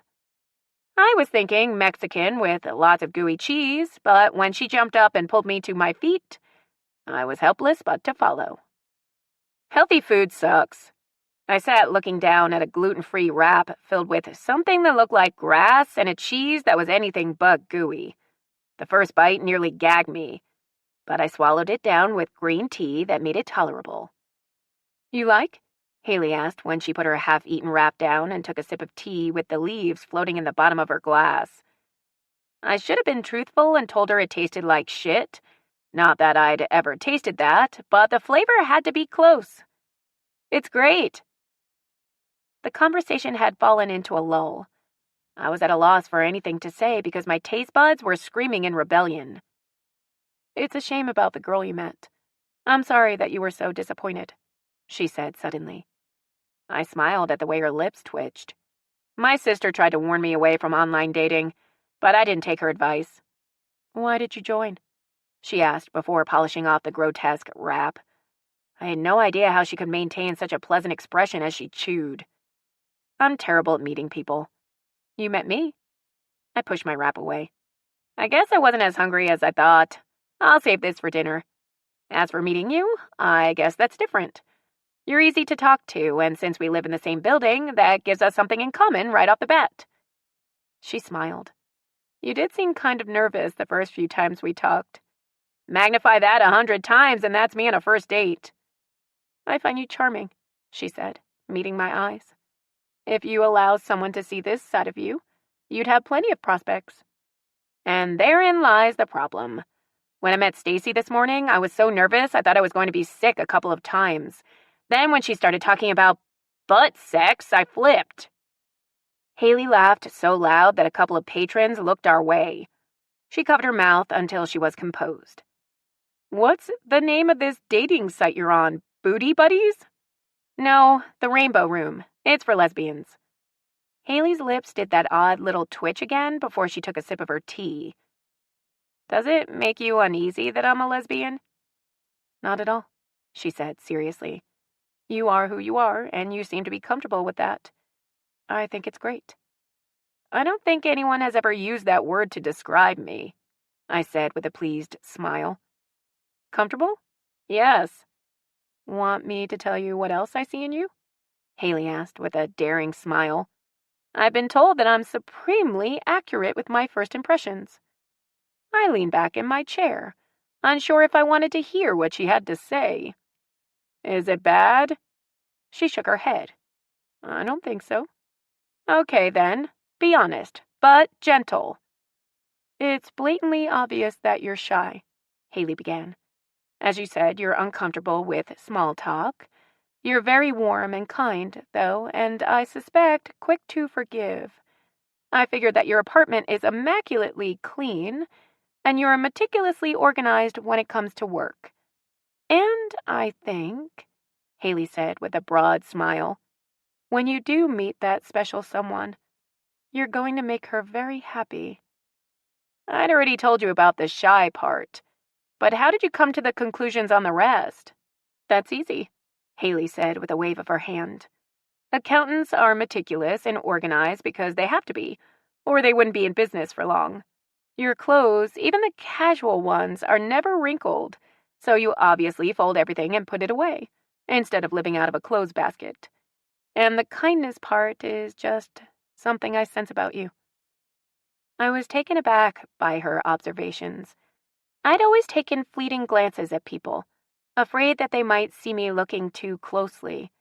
I noticed obvious things like hair color or body type, but not much more. Even with Haley, I always looked at her with sideways glances. Now, as I looked at her, I could see she was watching intently as I fiddled with my napkin. Her inquisitive gaze moved to my leg that was bouncing nonstop. Your turn, she said, almost hesitantly. What do you see in me? I felt nervous as I openly appraised her for the first time. Something in her eyes made me feel like she truly wanted me to see her, to know who she was. I couldn't look at them for very long because I knew she was analyzing me as I studied her. There were faint laugh lines around her eyes and mouth, a tiny, almost imperceptible scar at the corner of her top lip. Her hands looked soft, with clear, polished, short nails. that twitched slightly as my gaze flittered over them. Her sweatshirt was creased in the center of her chest. I looked down at her jeans that were slightly creased below the knee. Her hiking boots looked like they'd never seen a trail, though there was a bit of grass clinging to the heel of one. I looked back up at her hair that was held back off her face by her sunglasses. When I first saw her, I thought she was attractive, but now as I looked at her, she was stunning. I averted my gaze, unable to look at her any longer. She stirred something within me that I knew I would always have to deny. I think it was easy for you to see what I do with my clothes because you do the same thing, I said with a smile that she returned. I believe you have to dress up for work and truly enjoy being casual when you can. You don't hike, though you're wearing the boots for it. And I think maybe you took Fuzzy somewhere grassy recently. Very good, Haley said. You're hiding something that you're not ready to talk about. I blurted out, unable to stop myself. It was the twitch thing she did with her lips. Kaylin always opened her eyes very wide when she didn't want to be forthcoming. Haley's legs started to bounce like mine was still doing. You pay closer attention than I thought you did. That kind of surprised me too, I admitted. I won't ask you what your secret is because when you're ready, I think you'll tell me. Haley's lips twitched again before she laughed nervously. Okay. Chapter 7. What the hell does love have to do with tennis? The next morning, I had a tennis date. I couldn't think of a better way to start the day, although I'd be working late hours to make up for the playtime. For a straight woman, Haley had no problem with standing close behind me as she showed me how to swing the racket for a serve. With her hand on mine, we swung the racket as a machine hurled balls at us with startling speed. We thwacked what seemed like 100 balls before we took to the court to play. We're not going to try to keep score today, Haley reassured me. Just get used to the volley for now. I watched her saunter off in a pair of white shorts pulled tight across her ass with her front pockets full of balls. Many jokes came to mind, but I kept them to myself. Within minutes, Haley was dripping with sweat and she pulled off her sweatshirt as she chased down the balls I managed to lob across the net. Her damp t-shirt clung to her body, distracting me, and my returns only became more erratic. We took a break to collect all the balls that were lying around the court. I bent over to pick up the first and heard that familiar thwack, then felt a sting in my ass. When I turned around, Haley was busy picking up balls and didn't look my way. I picked up 2 more, and a ball sailed over my right shoulder. It was war. Serious tennis players with their multiple rackets and carts of balls stopped to watch us hit balls at each other. I failed to hit Haley once, but she nailed me more times than I could count. We were laughing so hard that neither of us was able to catch our breath. Winded and exhausted, we sat on a bench and watched people who actually knew what they were doing play for a while. I'm going to hate it when I have to go back to work on Monday. I won't be able to play during the day anymore, Haley said as she wiped sweat from her brow. We could come out after you get off work if you want. Really? You'd want to do this again? She asked with a warm smile. Only if we can hit balls at each other after my lessons. You've got a deal, she said, thrusting out her hand. I shook her hand briefly, and sadness washed over me. Why couldn't I meet someone like Haley? Why did I always end up with women like Psycho Jackie or Anal Stacy? I guess I need to get home. I'm sure Grease has finished playing and Fuzzy will need a potty break. After a shower, I tried to delve into my work, but I found myself checking my messages from the Rainbow Room in hopes that Newbie had sent me a message. It wasn't out of the realm of possibility that she'd met someone who she was already dating. Her rejection, kind as it was, still stung and intensified more with her silence. I could write her, I thought as I stared at the screen, just to let her know I was interested. And then I thought of Stacy and how badly that had gone, and I let the idea drop. I was on my way down the self-pity highway when I heard a knock at the door. I opened it to Fuzzy standing in the hall with her ball, which she wiped on the front of my pants. Are you inviting me to play ball with you? She growled and walked in place for a second. Haley peeped around the corner and smiled. She's very jealous that she wasn't invited to play today. I know you're working, but she's been bitching about it all morning, and I thought you might like to take a break. I was going to agree as long as she didn't hit me with the ball, but she's already done that. I pointed at the slobber stain on my pants leg. Want to come in while I get my coat? Fuzzy and Haley stepped in at the same time, and both looked around, surveying my place. Yours is bigger, I think, Haley said as she walked farther into the room. I can make a few jokes with that statement, but I'll spare you my sick humor, I said with a wicked grin. Yes, please, Haley said with a laugh. While I'm here, you should give me the nickel tour. As we walked from room to room, Fuzzy's claws tapped lightly on the hardwood floor. She followed, surveying everything with a sniff, but shied away from the bathroom when we walked in. She doesn't like the bathroom. It has a tub, Haley said in a whisper. I've never washed a dog in here. I looked at Fuzzy in the doorway. She gave a small snort of what I perceived as disbelief, and backed down the hall with a wary look. I love these old claw-footed tubs, Haley said as she eyed mine. Fuzzy doesn't appreciate them much, though. She doesn't get the appeal of soaking for hours while reading a good book. I thought back to the night I soaked for hours in mine. I silently prayed that Haley didn't peek in my kitchen garbage can because the murdered strap-on was still in there. You keep Bath & Body Works in business, don't you? Haley picked up one of my numerous bottles of bath salts. My sister's weakness is antiques, and mine is bath accoutrements. Just don't look in the cabinet, you might start an avalanche. We moved down the hall, first to the spare bedroom that served as my filing room.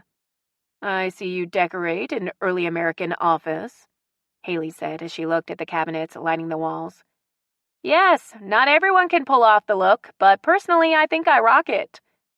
Do you furnish your bedroom the same way? Haley asked with a grin. My face flushed. She cupped a hand over her gaping mouth and turned on one heel. Her gasp was loud when she threw open my bedroom door. As I said, my passion is bath gels and body sprays. I don't have any interest in shopping for furniture. Haley walked over to one of two file cabinets and looked at me. Go ahead. She opened the top drawer of the first cabinet, and her eyes went wide when she saw all my t-shirts neatly tucked inside. I folded my arms and leaned against the doorway as she opened each drawer and laughed. What can I say? Stylish, yet functional. She ran a hand through her curls and looked at me.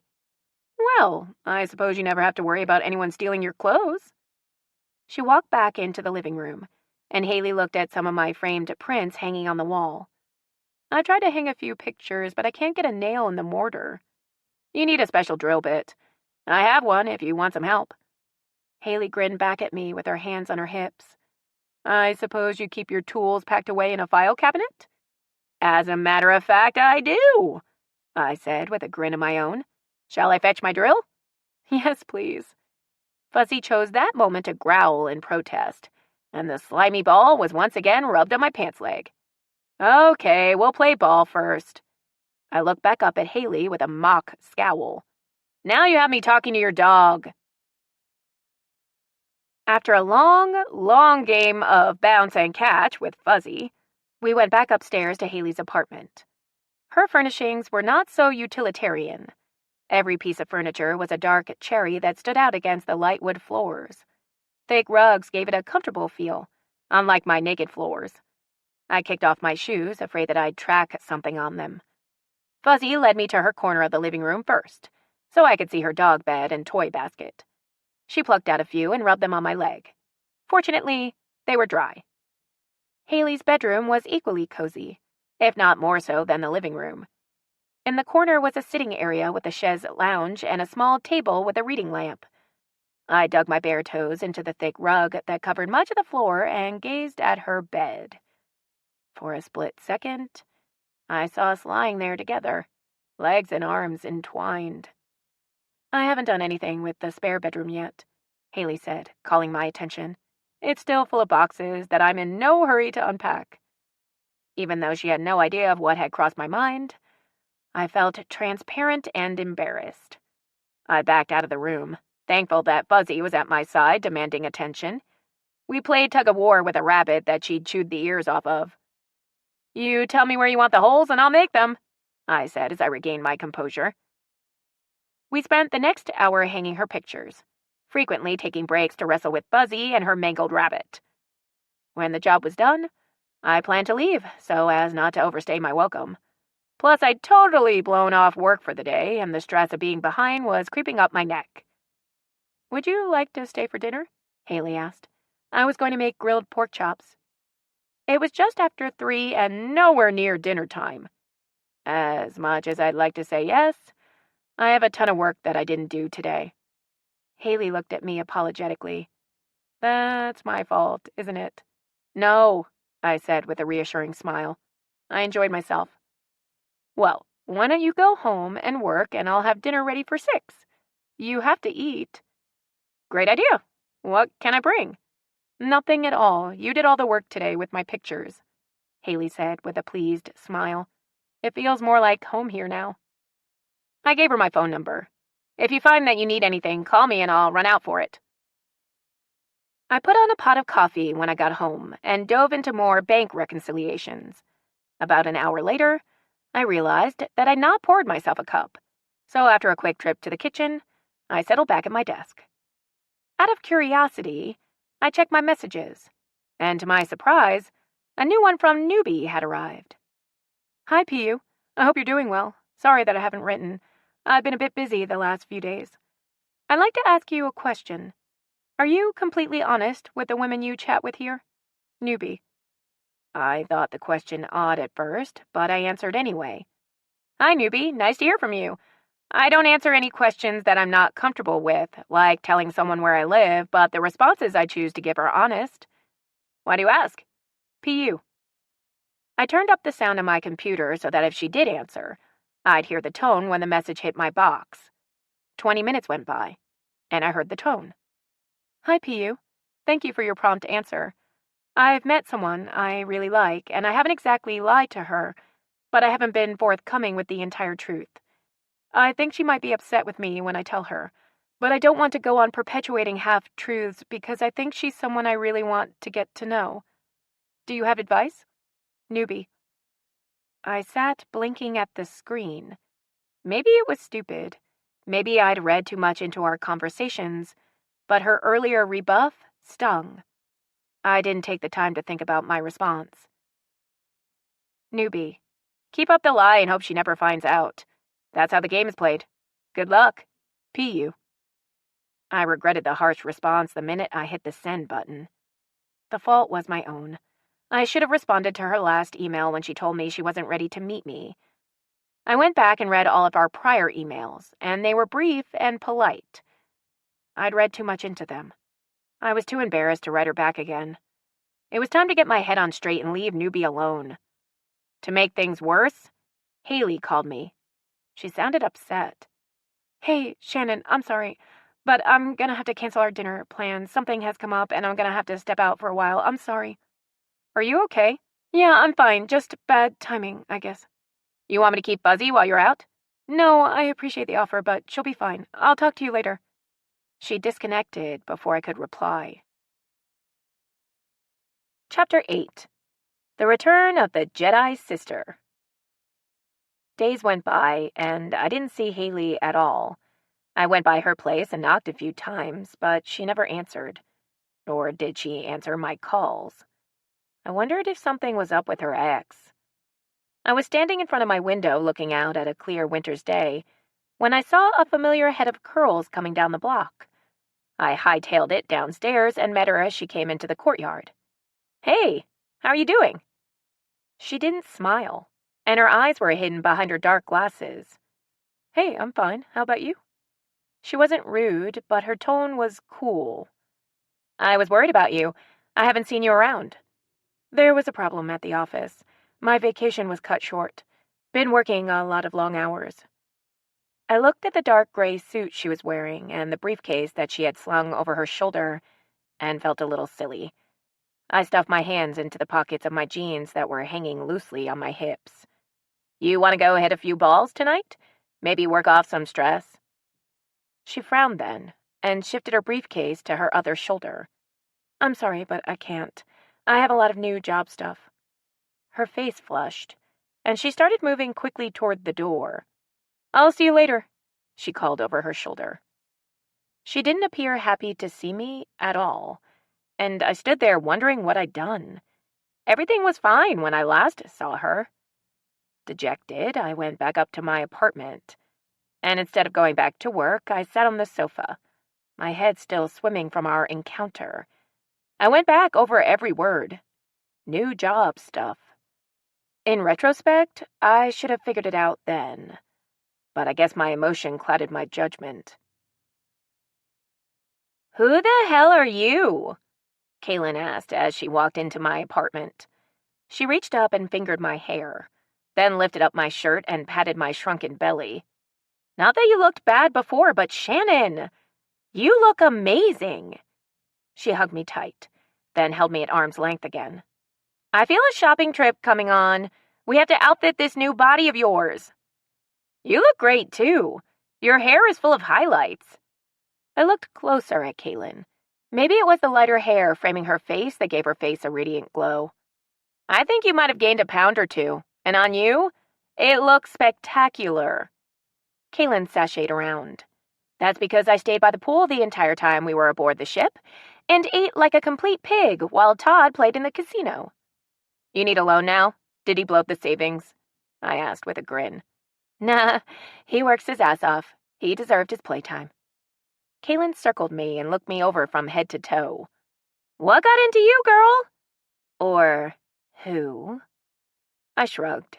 It was time for a change, and since I wasn't going to lunch and eating in reckless abandon every day, the weight just dropped off. I left out the part that I didn't have much of an appetite for the last week. The distance between Haley and I had gnawed at me. Kaylin grabbed me by the wrists. "Let's go have a light lunch, then go shopping." I picked around my salad and ate half a cup of soup as I listened to the details of the trip. Kaylin showed me countless pictures on her digital camera. Most were of men lounging poolside. She was faithful to Todd, but she did a hell of a lot of window shopping. "You haven't eaten a lot," I said, pointing to her salad. Kaylin rubbed her stomach. "I've been queasy a lot lately. I might have picked up a bug or something on the ship. Then again, maybe I'm getting used to being on solid ground again."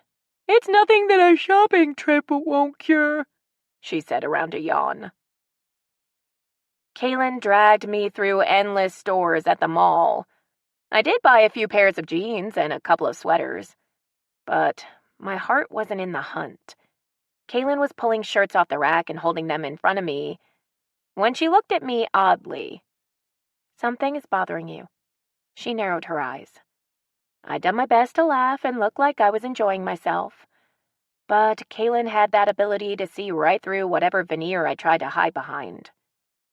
She replaced the shirt she was holding on the rack, and with a twinkle in her eye said, "It's time for dessert." La Madeleine's pastries were a weakness of mine, but I could only manage a few bites of a tart. Kaylin was watching every move like a hawk. "Tell me what it is, sis." She took my hand. She had inhaled her Danish and was looking at my plate with sugar lust. "It's nothing, really. I've become friends with a new tenant in the building, and I think I may have done something to offend her." "Have you asked her about it?" "No, I haven't seen her lately. The last time I caught up with her, she said she was really busy at work. I didn't want to bug her." "Is there a romantic interest between the two of you?" Kaylin asked. Her eyes were like laser beams. "She's straight and divorced, so no." I told her about her tennis game and how Haley's dog was a movie buff. Also, I told her about the last day we hung out together and how everything was great, then seemed to turn sour. "Think you might have a crush on her?" Kaylin asked. I said no, we're just friends. Or were. Kaylin rested her chin in her hand and stared at me. "You had a glow about you when you were talking about her. That's why I asked. I know I can't have her, so I don't let myself go there. I just wish I could meet someone like her. She makes me feel comfortable. You have to look at the positive, love. Before recently, you didn't feel comfortable around anyone but me. Maybe this friendship is a precursor to meeting that someone special." With those words banging around in my head that evening at home, I returned to the rainbow room. I weeded out the freak nasty messages and looked hard at one that had potential. Hello, pitifully ugly. You're not going to believe this, but this really is my first go-around at the online thing. I've been a member for a month now, and I visited your page a dozen times before I worked up the courage to write you. Even though what you wrote about yourself was funny, you didn't answer any of the profile questions. So, to be honest, I was hesitant to make contact. But I have chatted with a few women on here I thought were decent, and that turned out not to be the case. So, I'm taking a chance. I've lived in New Orleans for a few years. My last relationship ended amicably 6 months ago, and I'm ready to meet someone nice. So, if you're a good person and you would like to talk, I'd like to hear from you. Marcy. P.S. Avoid Charity like the plague. She's seriously twisted. If Marcy thought Charity was twisted, she might just be worth a try. Hi, Marcy. My profile is odd, I admit that. I couldn't think of anything that I thought was eye-catching, so what you've read was what I came up with. Maybe I'll update it when I'm not having a few glasses of wine. I hear what you're saying about the people on here. It's hard to judge character when you're looking at a computer screen. For all you know, I could be a 600-pound man with back hair, but I'm not. I'm just your average girl who's on the shy side, hoping to meet someone nice, too. Instead of asking the usual silly questions, let me ask you something off the wall. If you could change anything about yourself, what would it be? P.U. I turned up the volume on my computer and put my new clothes in the wash. I heard the ding of a new message when I walked back into the living room. Hey, P.U. As they say, we are all our harshest critics. If I had to pick one thing from my long list, it would be to let my hair down more often and jump into new things with both feet. I have a terrible habit of second-guessing myself and being too afraid of just getting out there. You know? Marcy. Yes, I did know. I silently prayed that I wasn't talking to a 600-pound furry freak man and replied. Hi, Marcy. I know exactly what you're saying. I also know that we can hide behind these computers for months being afraid to take the next step. So, with that said, would you like to have coffee sometime? We can meet in a public place, and if it doesn't work out, we'll know right off the bat. I realized that I kind of sounded as blunt as Charity, so I had to add a disclaimer. I see that you two have encountered Charity, and I assure you that I'm nothing like her. Grin. P.U. We talked for another 2 hours, and I had a date for drinks the next evening. It's funny how new clothes that fit well instill confidence. I was nervous, sure, but I was pleased with my reflection in the mirror. I kept telling myself that this was no big deal, just a couple of drinks, and if things didn't work out, I'd never see Marcy again. It was a lot better than being fixed up by someone you knew, and that person would know all the gory date details. If I made a fool of myself, only one other person would have to know. I met up with Haley in the courtyard as she came home from work. She looked tired, and I didn't try to keep her. I hoped that it was just what she said, busy with work. The gnawing in my stomach and the tiny voice in the back of my mind said otherwise. Long day? I asked as she approached. Very. Haley swiped a strand of hair from her eyes. You look nice. Thank you. I'm meeting someone for drinks. Her face held no expression. I hope it goes better for you than last time, she said, wearily. I appreciate that. An awkward silence settled between us. Well, I better get going. I hope things get better for you at the office. She shot me a half-hearted smile and walked away. Haley? I called out, causing her to stop and look back at me. If I did something to offend you, I hope you'll tell me. She looked as though she were going to say something, then shook her head. Stop worrying. Everything's okay. Maybe we can play tennis again next week. Okay, I said as I watched her go. Marcy, to my delight, was neither a man nor anything like Charity. She was a cutie with a vivacious personality to boot. She did most of the talking, which made things easier on me. She had a raspy voice that I found sexy, and I could have listened to it for hours. In fact, I did. The only drawback was that she had blonde hair, and for a few seconds, I was reminded of Haley. I tamped that thought down. We were roughly the same height, but her build was slightly larger than mine. I liked that about her. Her eyes were brown, unlike Haley's green. I found myself once again surprised and irritated that I was thinking about Haley, a straight woman who was only offering friendship. "Do you think you'd be interested in having dinner with me Friday night?" Marcy asked out of the blue. "I'd love to, and I applaud you for jumping out there and asking me because I was sitting here trying to muster the courage to do the same." "Well, you accepted, so you jumped out there too." She clinked her glass with mine. "Do you like seafood?" Marcy asked. "Love it. I know a great place that I think you'll enjoy then. Do you want to meet somewhere, or are you comfortable with me picking you up?" I answered by swiping a pen from the bar and jotting my address on a napkin, along with my phone number. "I want to ask you something," Marcy said as she stuffed the napkin into her purse. "Why did you pick the name Pitifully Ugly? I think you're really cute." "Thanks," I said with a smile. "This is going to sound pathetic," I began as I wiped the moisture from my glass. I felt pitifully ugly the night I made my profile. I'd just come home from a nightmare date that my sister set me up on, and I knew if I didn't put something out then, I'd never do it. "I'm glad you did," Marcy said with a shy smile. "You're the nicest person I've met in the Rainbow Room." "Have you been on many dates since joining?" Marcy held up 3 fingers as she took a sip of her drink. "The last was with Charity, and I almost gave up." I nodded and laughed. "I met her for coffee, and I almost threw in the towel myself." Marcy held up her glass in toast again. "Here's to not giving up." I clinked my glass with hers and made a toast of my own. "And to Charity, may she find someone just like her. Or worse." Marcy met my glass with hers and laughed. "We're gonna have to quit toasting, or I may have to take a cab home." "Ah, I see you're as wimpy as I am when it comes to alcohol." I wasn't tipsy, but I was pretty sure my next drink would be water. "We could ask for a table and get something to eat and absorb all that we've been drinking, if you'd like," Marcy offered. We ended up having a late dinner and joked that Friday night would have to be considered a second date, since we'd shared a meal. After we ate, Marcy gave me a ride to my car that was parked a block away.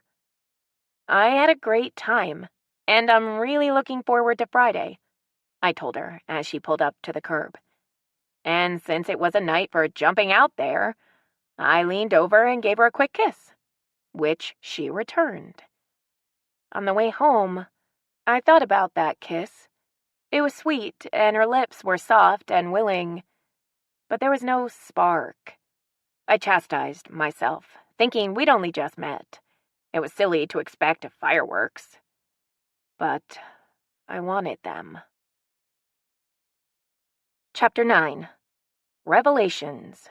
The truth is a bitch. "Have a good time?" Haley asked as I entered the courtyard. I jumped, surprised to find her sitting in the dark. The chimenea had burned down to embers, and Fuzzy was nowhere in sight. "What are you doing out here in the dark, alone?" I took a seat next to her. "I was waiting for you. I wanted to see how your date went." She wasn't her perky self and didn't look at me when she spoke. "It went fine. She's a nice girl. We're gonna go out again Friday." Haley stared off into the darkness. "That's great," she said. But she didn't sound like she meant it. "What's going on? Please don't tell me it's just work." Haley blew out a breath as she crossed her arms. "It's not you. I'm angry at myself." "For what?" "Have you ever been taken by someone you've only just met?" She leaned her head against the bench and stared up at the sky. "Yes, unfortunately. I have. Haley turned and looked at me. Was it the girl you met tonight? No. She's sweet and attractive, and I actually enjoyed her company. I shook my head as I thought about Marcy and the kiss. Even still, we just didn't have that click I was hoping for. Then why are you going out with her again? Haley asked with a tone that put me on the defensive. If she was angry with herself, she was sure directing it at me. Because I've only seen her once. Maybe I'll feel that connection, that spark, when we get to know each other better. Did the guy you're interested in lead you on or something? Haley didn't reply. She swallowed hard and looked back up at the night sky. I'm not an expert on conversing, but I think in order to do it, we both have to talk. I just think I've read too much into the conversations we've been having. My interest is obviously one-sided. Haley stood. I'm sorry that I've dropped all of this on you. It's probably the last thing you wanted to hear after a pleasant evening. I stood and followed behind her as she walked toward the door with her shoulders slumped. Hey! I tugged on her arm. I'm not full of dating advice, but I'm a pretty good listener. Haley turned and looked at me. The pain in her eyes was obvious even in the dim light. I appreciate that, but right now, a good night's sleep is what I need. Whomever this chowderhead is, he's missing out on a good thing, I said with a smile. She shrugged. I think I may be the one who's missed out. We walked up the steps and into the building. Good night, Haley called over her shoulder as she bypassed the elevator and took the stairs. I awoke early the next morning to the patter of rain against my window. It was one of those days that made me thankful that I work from home. After I made myself a cup of coffee, I stood in front of my huge living room window and watched as a sea of umbrellas moved up and down the sidewalks. One moved around the courtyard behind a fluffy yellow dog in search of the perfect spot to do her business. I thought back on my conversation with Kaylin, mainly the part when she asked me if I had a crush on Haley. I did. There was no sense in denying it to myself. When Haley asked me if I'd ever been taken by someone I just met, I understood too well what that felt like. It bothered me to think that she felt the same way about someone else. And then I thought about Marcy. She was everything I was looking for, but she wasn't the one I wanted. Was I leading her on by going out on a second date? My inner thoughts were interrupted by the ringing of my phone. I answered as I watched Haley and Fuzzy wander the courtyard. I'm not going into work today. Kaylin sounded miserable. Still queasy? I asked. Downright nauseated. Want me to take you to the doctor? I wrinkled my nose. Just walking into one of those places made me feel like flypaper for germs. No, it's probably just a virus that will pass in a few days. Are you feeling okay? You sound kind of down or distracted. I'm fine. Matter of fact, I went out on a date last night. No shit, Kaylin said, sounding perkier. With who? Her name is Marcy, and it went okay. Where did you meet her? I should have known that question was coming, but I was too busy bragging that I hadn't considered having to explain the Rainbow Room. We, met online. Oh my God. You did it anyway. Didn't you listen when I warned you about those things? What if she's some sort of psychopath or something? Those are the only kind of people that join those things. Thanks, I said with a frown. Well, I didn't mean you.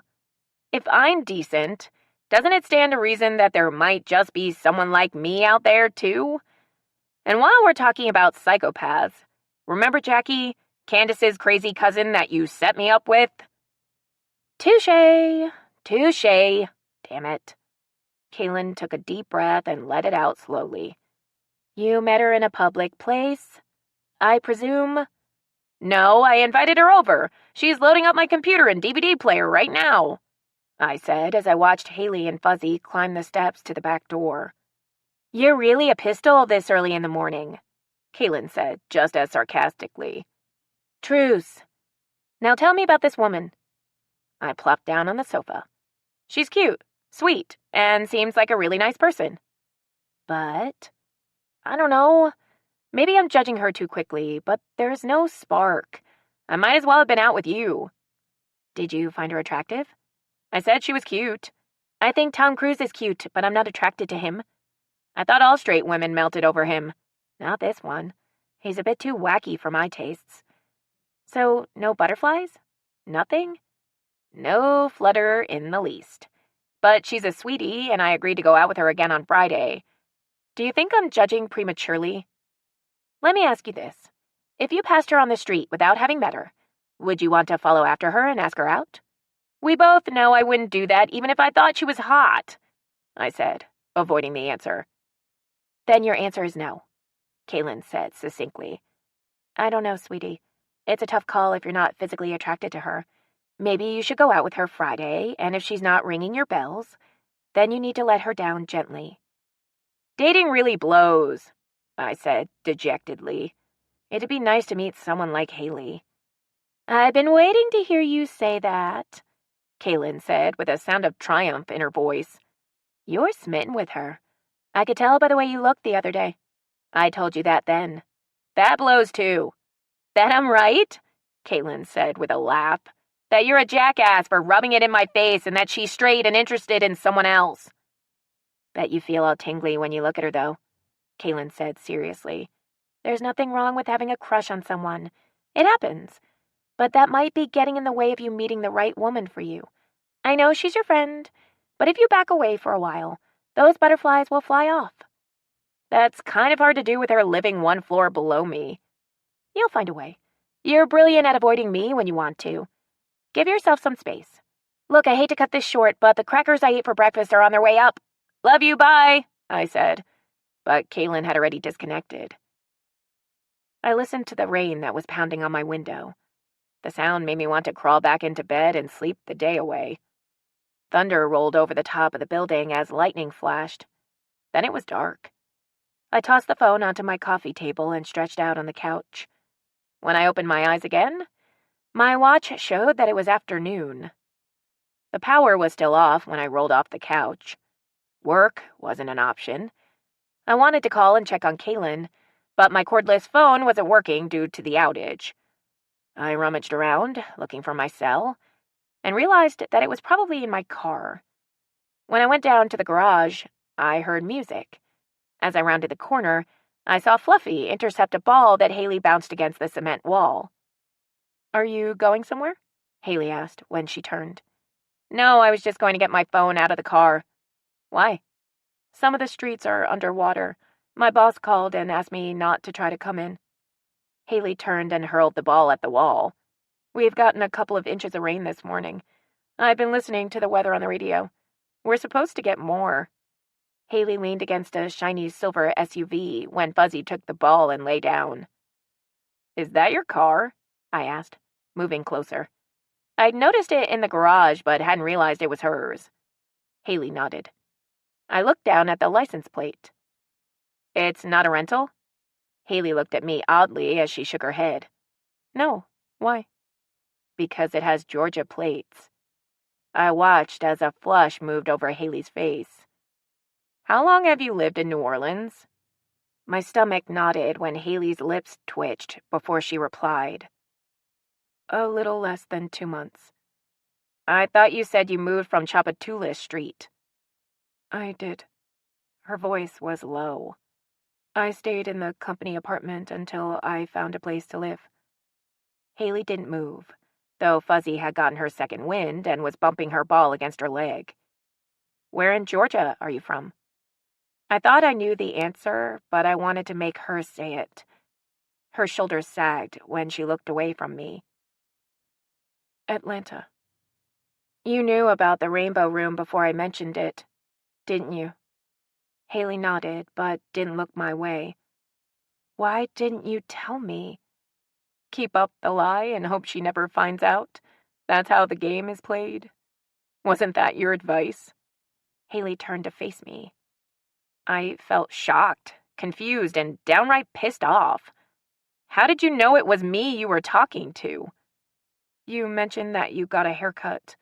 I wasn't completely sure then, but the coincidence was too uncanny to ignore. And then you talked about the Rainbow Room, and that sealed it. Why didn't you come out and tell me then? And weren't you married to a man that you loved? A ton of questions whirled through my brain.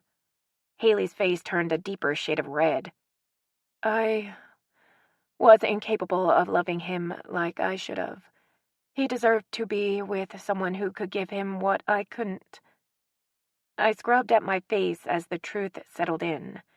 I tried to retrace all the conversations we'd had, but my mind was a complete jumble. You told me about the Rainbow Room after I told you about him. I wasn't completely sure that you were PU until that moment. Then I was afraid to come clean after I just told you about my infidelity.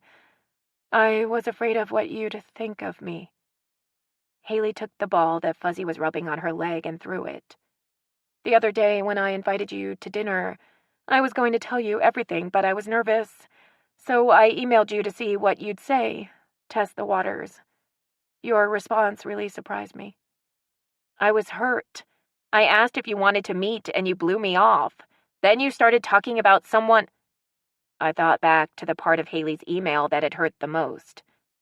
I think she's someone I really want to get to know. Why did you choose the Rainbow Room? I thought you were straight. The affair was with another woman. I realized rather late in life the real reason I wasn't happy. Part of me wanted to be elated with the revelation. The other part was appalled. Well, it's been nice talking to you, newbie, I said as I turned and stalked toward the door. Shannon, please. I could hear Haley coming after me. Wait. I turned and held my hands up. Haley and Fuzzy skidded to a halt. I don't want to hear anything else right now. I need some time. Haley opened her mouth, then closed it, deflated. Fuzzy watched the exchange between us and leaned heavily against Haley's leg with a whimper. I turned and went into the building, hoping they wouldn't follow. Chapter 10. Let's just be friends. Blows. I was furious when I returned to my apartment and the power still wasn't on. I wanted to go into my Rainbow Room account and reread all the messages exchanged between Haley and me. To further exacerbate the situation, I'd forgotten to retrieve my cell phone, and I wasn't going back after it. I threw myself onto the sofa and watched the moderate rain against my window. I think she's someone I really want to get to know. Was she referring to me? Or had she met someone else and decided that night to tell me who she really was? My mind started to answer. She did seem a bit put off when you told her about Marcy. She asked a lot of questions. Stop that leg. I looked down and noticed that my right leg was dancing a nervous jig. I crossed my feet at the ankles as my fingers began to drum on my stomach. Haley had played me, nevertheless. Then I thought about her throwing my callous response to her question back in my face. Keep up the lie and hope she never finds out. That's how the game is played.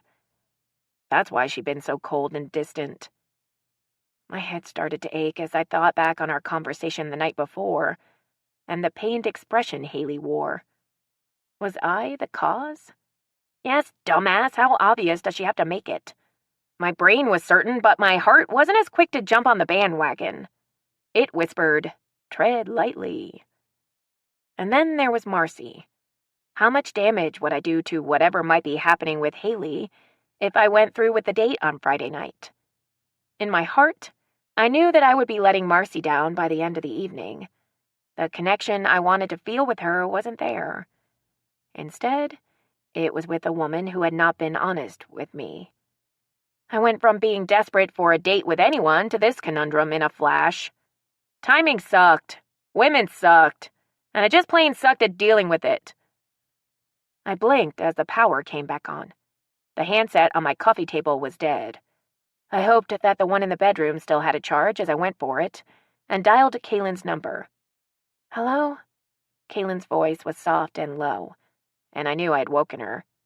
I'm sorry I woke you, sis. I meant to call you earlier to see how you were feeling, but the power's been out. Kaylin groaned. Shit, it's almost 2. Sounds like you needed the sleep. Mom always says that you heal faster when you rest. What's wrong? I hear something in your voice. I've got a problem. I returned to the sofa and sat down. Everything about meeting newbie online and finding out that she was Haley came out in a rush. Kaylin stopped me a couple of times and made me repeat a few things, especially when I told her about the conversation I had with Haley the night before. Oh, honey, it's you she's interested in, Kaylin said when I had finished. This has disaster written all over it. Because of Marcy? No. Let's take her out of the equation for a minute. Haley cheated on her husband. That shows she can't be trusted. She's been with one woman, and now she thinks she's gay. And she's been in that online dating thing where the psychopaths hang out. Minus you, and maybe Marcy. Don't walk away from this woman, run. Hell, move out of the building. Perhaps seeking Kaylin's advice wasn't the smartest thing to do. Objectivity wasn't her strong suit unless it was regarding someone she fixed me up with. She's extremely remorseful about what she did to her husband. Not everyone brags about their infidelity, especially if they're trying to impress someone else. She could have left that out, like she did everything else. Shannon, go out with Marcy and see where it leads. If you don't feel a spark, then be upfront and tell her so. Leave Haley alone. I'm telling you, she's trouble. Okay, I said, ready to be finished with the conversation. I need to go now and do some work. I've been out of the loop all morning. If I didn't feel so shitty, I'd be on my way over there, Kaylin said. Bye, sis, I said quickly before I disconnected. I debated sending Marcy a text message and telling her the date was off, but I couldn't make myself take the cowardly way out. I'd put that call off for another day, though. I knew that I wouldn't be able to work with Haley being so close. Now that I was somewhat calm, I wanted to hear what she had to say. So I took a trip downstairs. Haley opened the door on the second knock and held it open wide. I walked in and scratched Fuzzy on the head before taking a good look at her. She looked more composed than she did in the garage earlier, but she seemed nervous as she offered me a seat.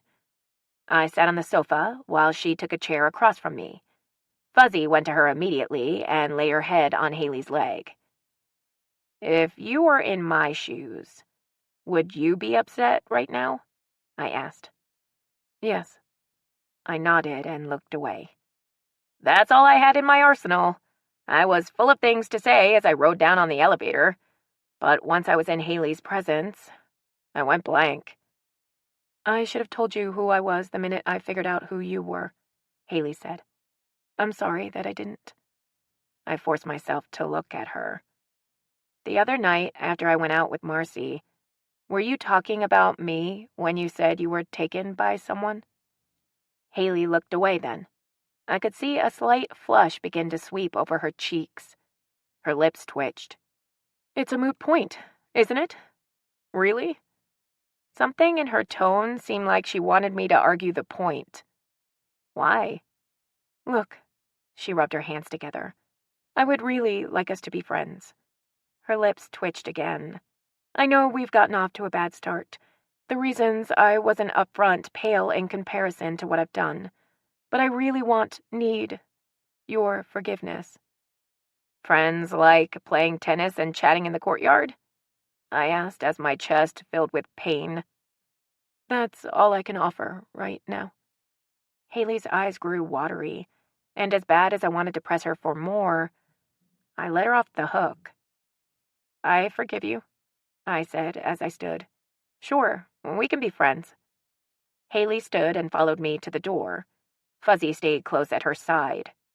Thank you, she said as she pulled me into a hug. She held me in her arms for a minute before squeezing me gently. I hope you have a good time on Friday. That hurt. I pulled away from her grasp and walked out the door without looking back. Chapter 11. Honesty sucks. As I waited for Marcy on Friday, I prayed that we wouldn't run into Haley. I'd waited at the courtyard gate, nervously looking back at the door, hoping for the first time that Haley didn't appear. I looked up at her window. The room was dark, but I had a feeling I was being watched. I'd picked up the phone a dozen times to cancel the date, but changed my mind. Maybe Kaylin was right. I spent too much time crushing on Haley that I couldn't allow myself to be interested in anyone else. But there was a part of me that wished Haley would burst through the door and beg me not to go. Marcy had made reservations for Ralph's on the park. Kaylin had been there and told me about it. I'd always wanted to go, but I couldn't get excited about it now. I knew the minute I got into Marcy's car and looked into her eyes how the evening would end. And I felt like a first-class cad. "This must be the hot spot of New Orleans," I said, looking around at the crowd. Marcy nodded enthusiastically. "I've been here a couple of times, and the food is fantastic. Why don't you order the tuna 2 ways, and I'll order the disgruntled shrimp? We can share." I'd hardly opened my menu when she was already picking out dinner for us. It grated my nerves. If Kaylin, or I dare say even Haley, had suggested it, I wouldn't have batted an eye, nor would I have hesitated to say that I hated tuna regardless of how it's served. But there I sat, nodding like an idiot because I felt guilty for being there in the first place.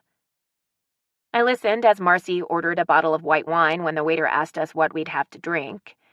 The wine she chose was the perfect complement to seafood, but I didn't care for it.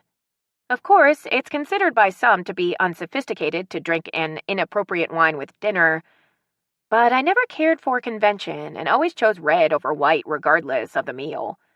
I'm sure there are women out there who like for someone to take charge when it came to ordering, but I wasn't one of them. I blinked a few times when Marcy interrupted my internal bitch session. "You look lovely tonight." I was about to return the compliment when she tilted her head to the side and said, "Have you ever considered wearing your hair shorter?" No. I don't care for short hair. On me. I just asked because I think it would make your face look fuller and—" She smiled. "You have beautiful eyes, and I think they'd stand out even more." "Thank you," I said as the waiter arrived and opened the wine. For a fleeting second, I had a vision of sitting around in my underwear waiting for Marcy to dress me. I knew I was being unfair and looking for anything to cling to that would make it easier for me to pull away. "How was your week?" I asked when we were alone again. "Very busy, which was especially difficult because I was distracted." "How so?" "I was nervous about tonight," Marcy admitted with a shy smile. "Me too, but for different reasons, I was sure." Marcy smiled and toyed with the stem of her glass.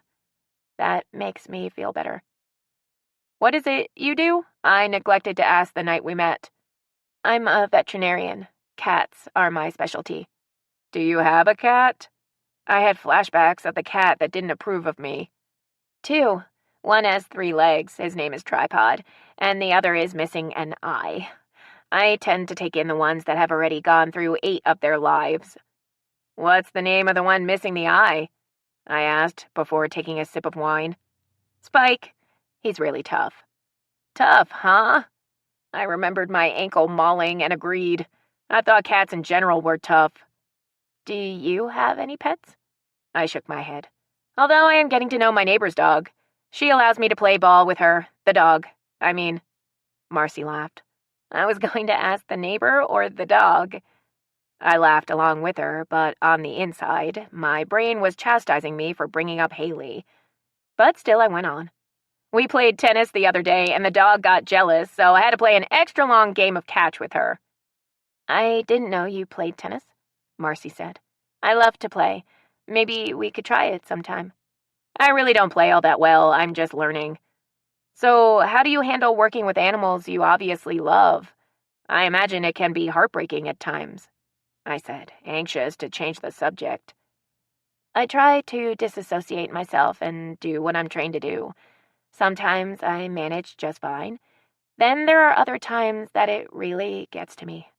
I've learned to look at it like a mechanic does when they're working on a car. If something isn't functioning correctly, I try to find out why and correct it." I watched Marcy as she talked about tending to sick and wounded animals. Her compassion was obvious. She was kind, with a generous heart. I should have felt like the luckiest girl in the world. And I despise myself for not being able to. After dinner, we walked to Marcy's car. I thought she was about to open the door for me, but she turned suddenly and leaned against it, pulling me into her arms. "It's a beautiful night, and it's still early. Would you like to go dancing? Besides, I feel like I should at least buy you a drink since you insisted on paying for dinner." She had me around the waist and was holding me tightly against her. It felt wrong. I fought a wave of claustrophobia as I put my hands on the side of her car. She looked at me oddly, clearly expecting me to give in to the embrace. "You seem kind of distant," she said as she released me. I winced. The doorway to honesty was wide open, and I owed it to her to take that step. "I'm having a bit of a problem. I find myself torn, and I'm not sure what to do." I took a step back as Marcy narrowed her eyes and looked at me. "My neighbor, the one I mentioned earlier, I find myself attracted to her." Marcy inhaled deeply as her arms dropped to her sides. "I don't want to end up hurting you, but I have to be honest and tell you that I'm really conflicted right now." "Thank you for telling me the truth," she said. "I've been there before. I know how it feels." "You're a wonderful person, and if I'd met you sooner, I don't think I'd be where I am emotionally right now." "That's sweet of you to say," Marcy said somberly. I felt ill. She surprised me by reaching over and taking my hand. "I'd really like to get to know you better, but I think it wouldn't be fair to either of us to continue like this. I think you should concentrate on sorting your feelings. If things don't work out, give me a call. And if I'm available, I would love to try again." All I had to offer was friendship, just like Haley had offered me. It sucked to be on either end of that offer. We ended the night with a hug. I apologized so many times that I think Marcy wanted to tell me to shut the hell up. I walked through the gate of the courtyard alone. Haley's window was still dark, but I felt her there watching me. Chapter 12. Canine Advice. I spent a rainy weekend in my apartment in front of the TV watching the most violent movies that I could find. I didn't want to watch Deborah Kerr and Cary Grant lead me to believe that love conquered all. Instead, I watched aliens beat the shit out of one another. When Kaylin called, I told her everything, then begged to be left alone. She reluctantly complied. When Monday came, I immersed myself in work and refused to visit the Rainbow Room. I was finished with that. The phone rang around lunchtime, and I debated on answering. When I saw Marvin's name on the caller ID, I picked it up in case there was a problem. Thank you," Marvin sang into the phone.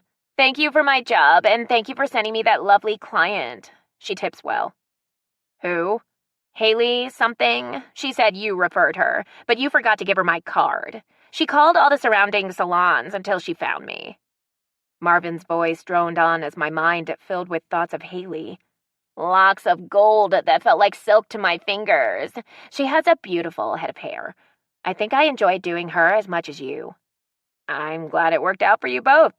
If I were you, I'd be chasing her like a dog chases a trash truck. She's caliente." "That means hot, you know." "Astute observation, Marvin," I said, trying not to sound sarcastic.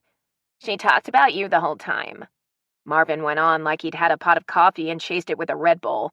"Told me about the day she tried to teach you how to play tennis and you made her laugh like a fool. I'm telling you, girlfriend, there was a gleam in her eyes." "I'm sorry to cut this short, Marvin, but I have to step out." I didn't want to hear any more. It grated my nerves and confounded me that she told me that she wanted just to be friends, but she was gleaming when she talked to Marvin. Talk about mixed signals. "Okay," Marvin said cheerfully. "Seriously, thank you, Shannon." I tossed the phone on my desk and groaned when I heard a knock on the door. I threw it open and was surprised to see a very tall, nice-looking man who seemed as shocked to see me as I was to see him. "I'm so sorry to disturb you. I just realized that I'm supposed to be at 2A, and I see now I wasn't paying attention when I went up the elevator." "That's okay, it happens all the time." I lied. mainly because he seemed so nice, and it dawned on me that he was looking for Haley's apartment. "Have a nice day, and I apologize again," he said as he turned and walked away. If things about Haley weren't already confusing, they were more so now. My apartment became extremely oppressive, so I decided to go for a walk. And to my chagrin, I ran into Haley in the hall. She looked amazing in one of her dressier business suits.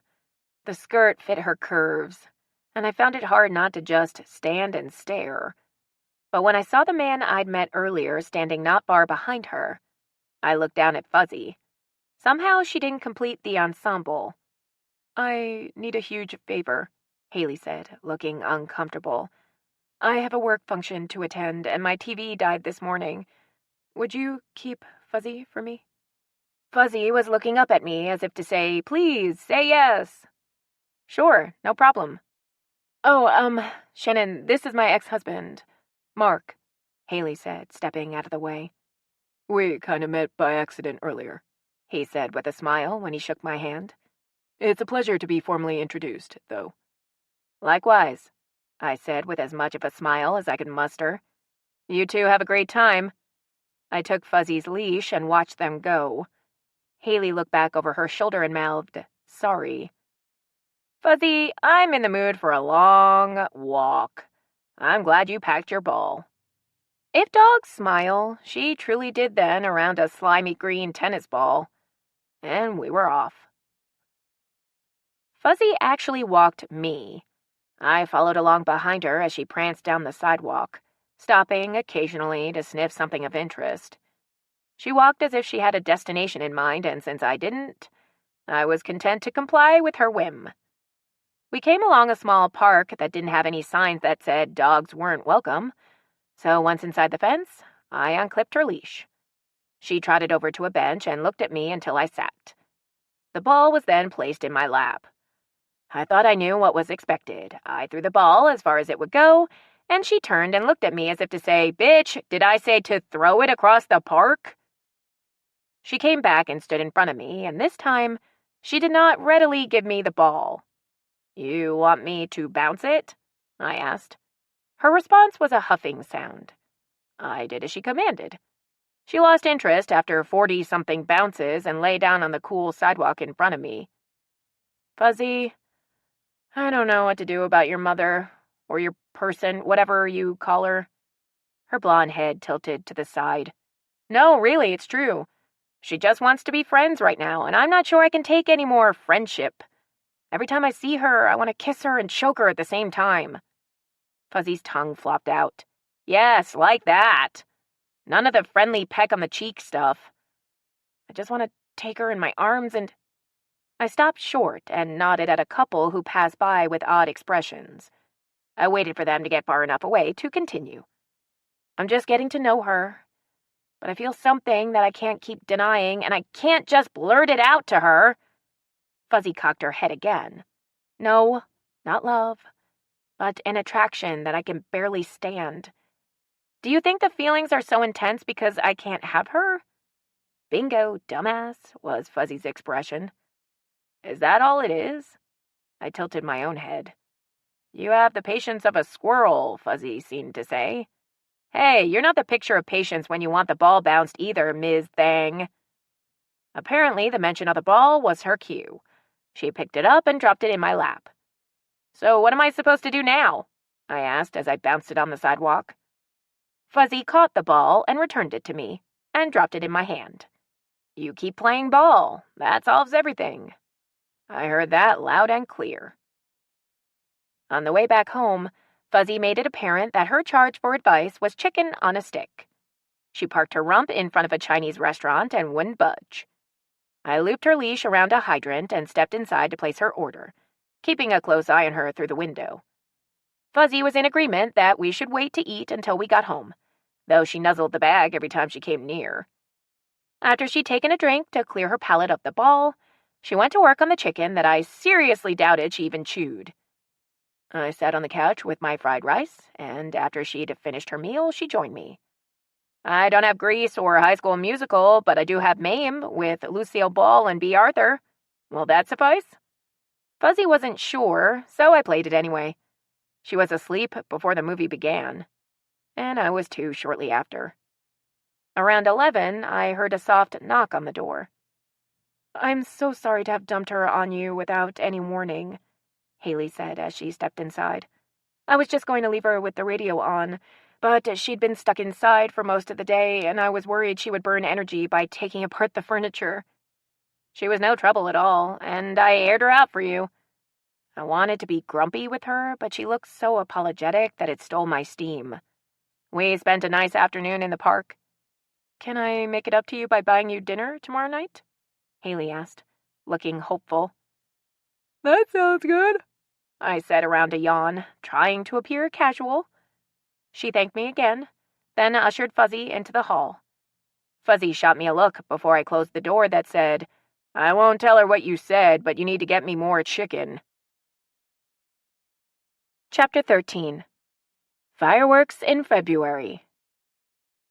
The following evening, Fuzzy was perched in front of a new TV, and John Travolta was singing about summer lovin'. I think she winked at me as Haley closed the door behind us. Haley asked me to pick the restaurant, and I decided on a quiet Italian place a few blocks from our building. I sipped Cabernet, thinking it was a blessing that Fuzzy couldn't actually talk, but she'd get more chicken from me anyway. "What would you suggest?" Haley asked as she perused the menu.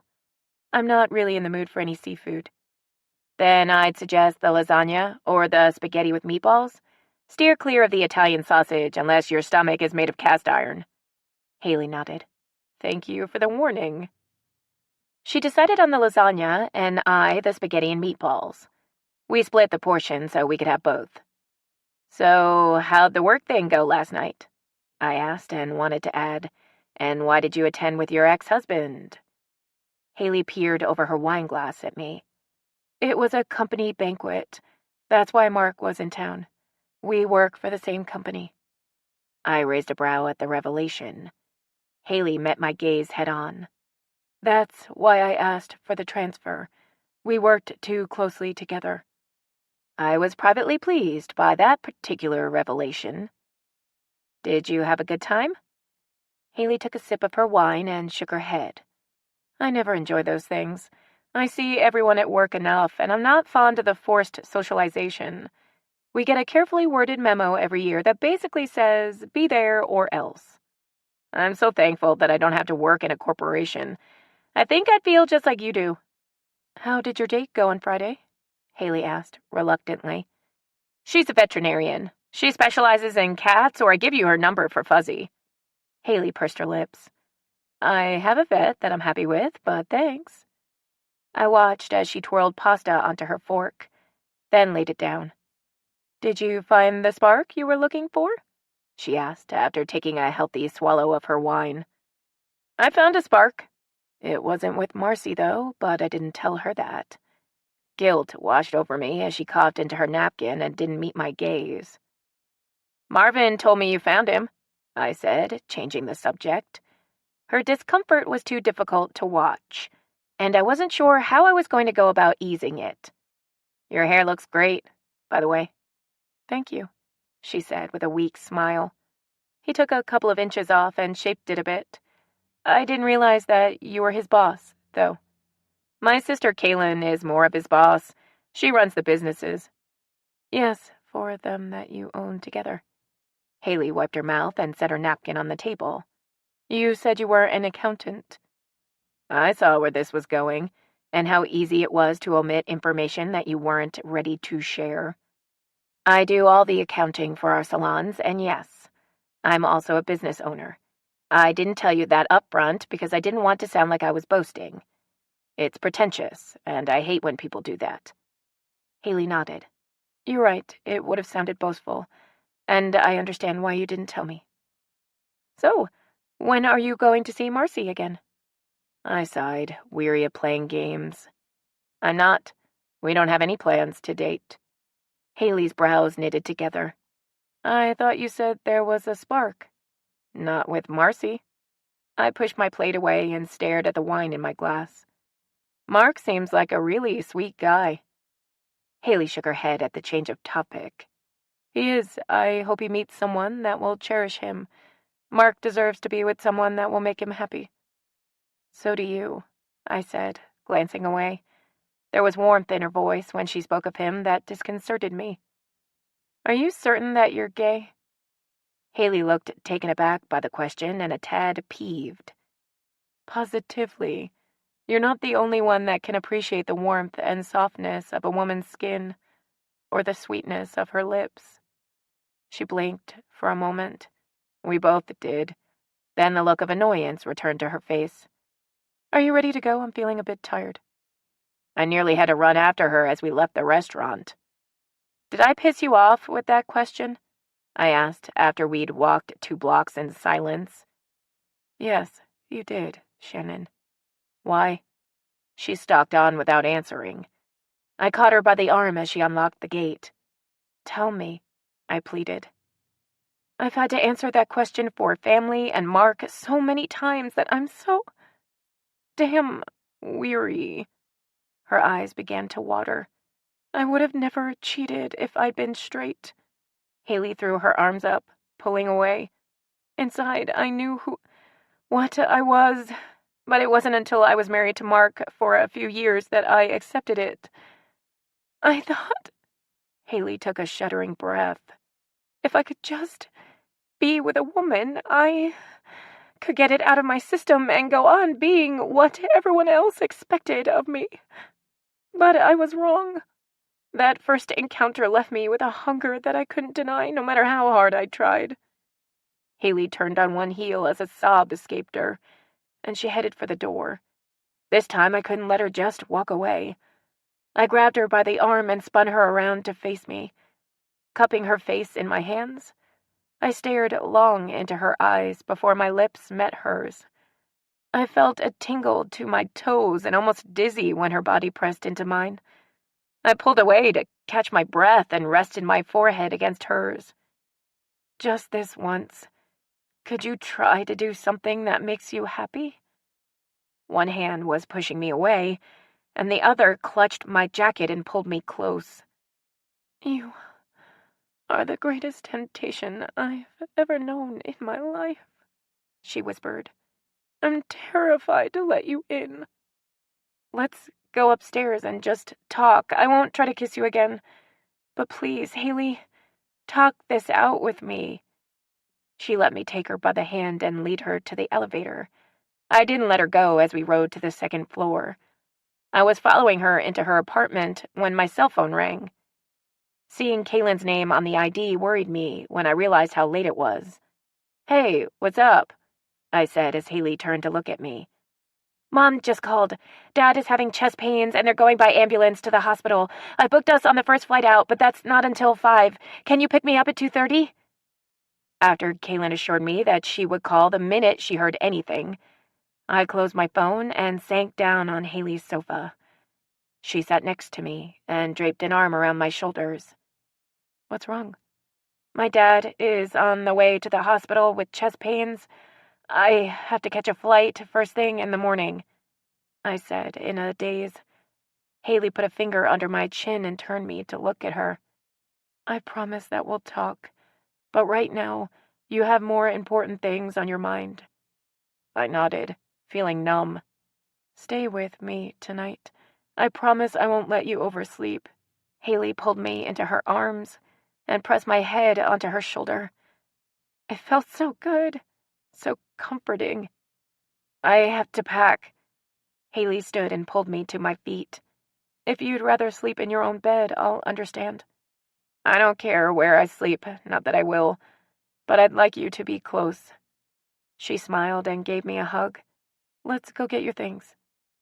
I was thankful that I had Haley to help me, or I would have made the trip without a change of underwear. I dressed for bed at her place, and she pulled me into bed with her. Cocooned in her arms, sleep came to me, though I doubted it would. Wake up, Shannon. Someone rubbed circles into my back, and someone licked me in the face. I jerked back from the tongue that took a swipe up my nose and nearly head-butted Haley. Fuzzy, knock it off. Haley switched on a light on her side of the bed. It had been years since I had to get up at such an early hour. I lay there and tried to force my eyes open. Fuzzy got me again on the side of the cheek. "Fuzzy, please," I said with a groan. Haley ushered the little licker out of the bedroom and came to sit on the bed beside me. "Look on the bright side," she said with a smile. "Your face has already been washed." "Is that your secret to looking so young?" "No, I use face wash." Haley gave me a soft nudge. "You have to get up now, but while you're in the shower, I'll fix you breakfast and make coffee." I let her take me by the hand and lead me into the bathroom. As I brushed my teeth, Haley brought in the clothes that I'd set out, then closed the door behind her. After my shower, I was fully awake, and tension began to pull at my stomach. Kaylin had not called during the night, so I took that as a positive sign and assumed that Dad had been admitted. I felt sorry for my mom being there all alone and probably being eaten up with worry. She was the strongest woman I've ever known aside from Kaylin, but I knew having us there with her would ease her anxiety. "I made something light because I figured you'd probably be too nervous to eat," Haley said as I walked into the kitchen. She'd toasted and buttered an English muffin and peeled a banana. "Would you prefer milk or juice?"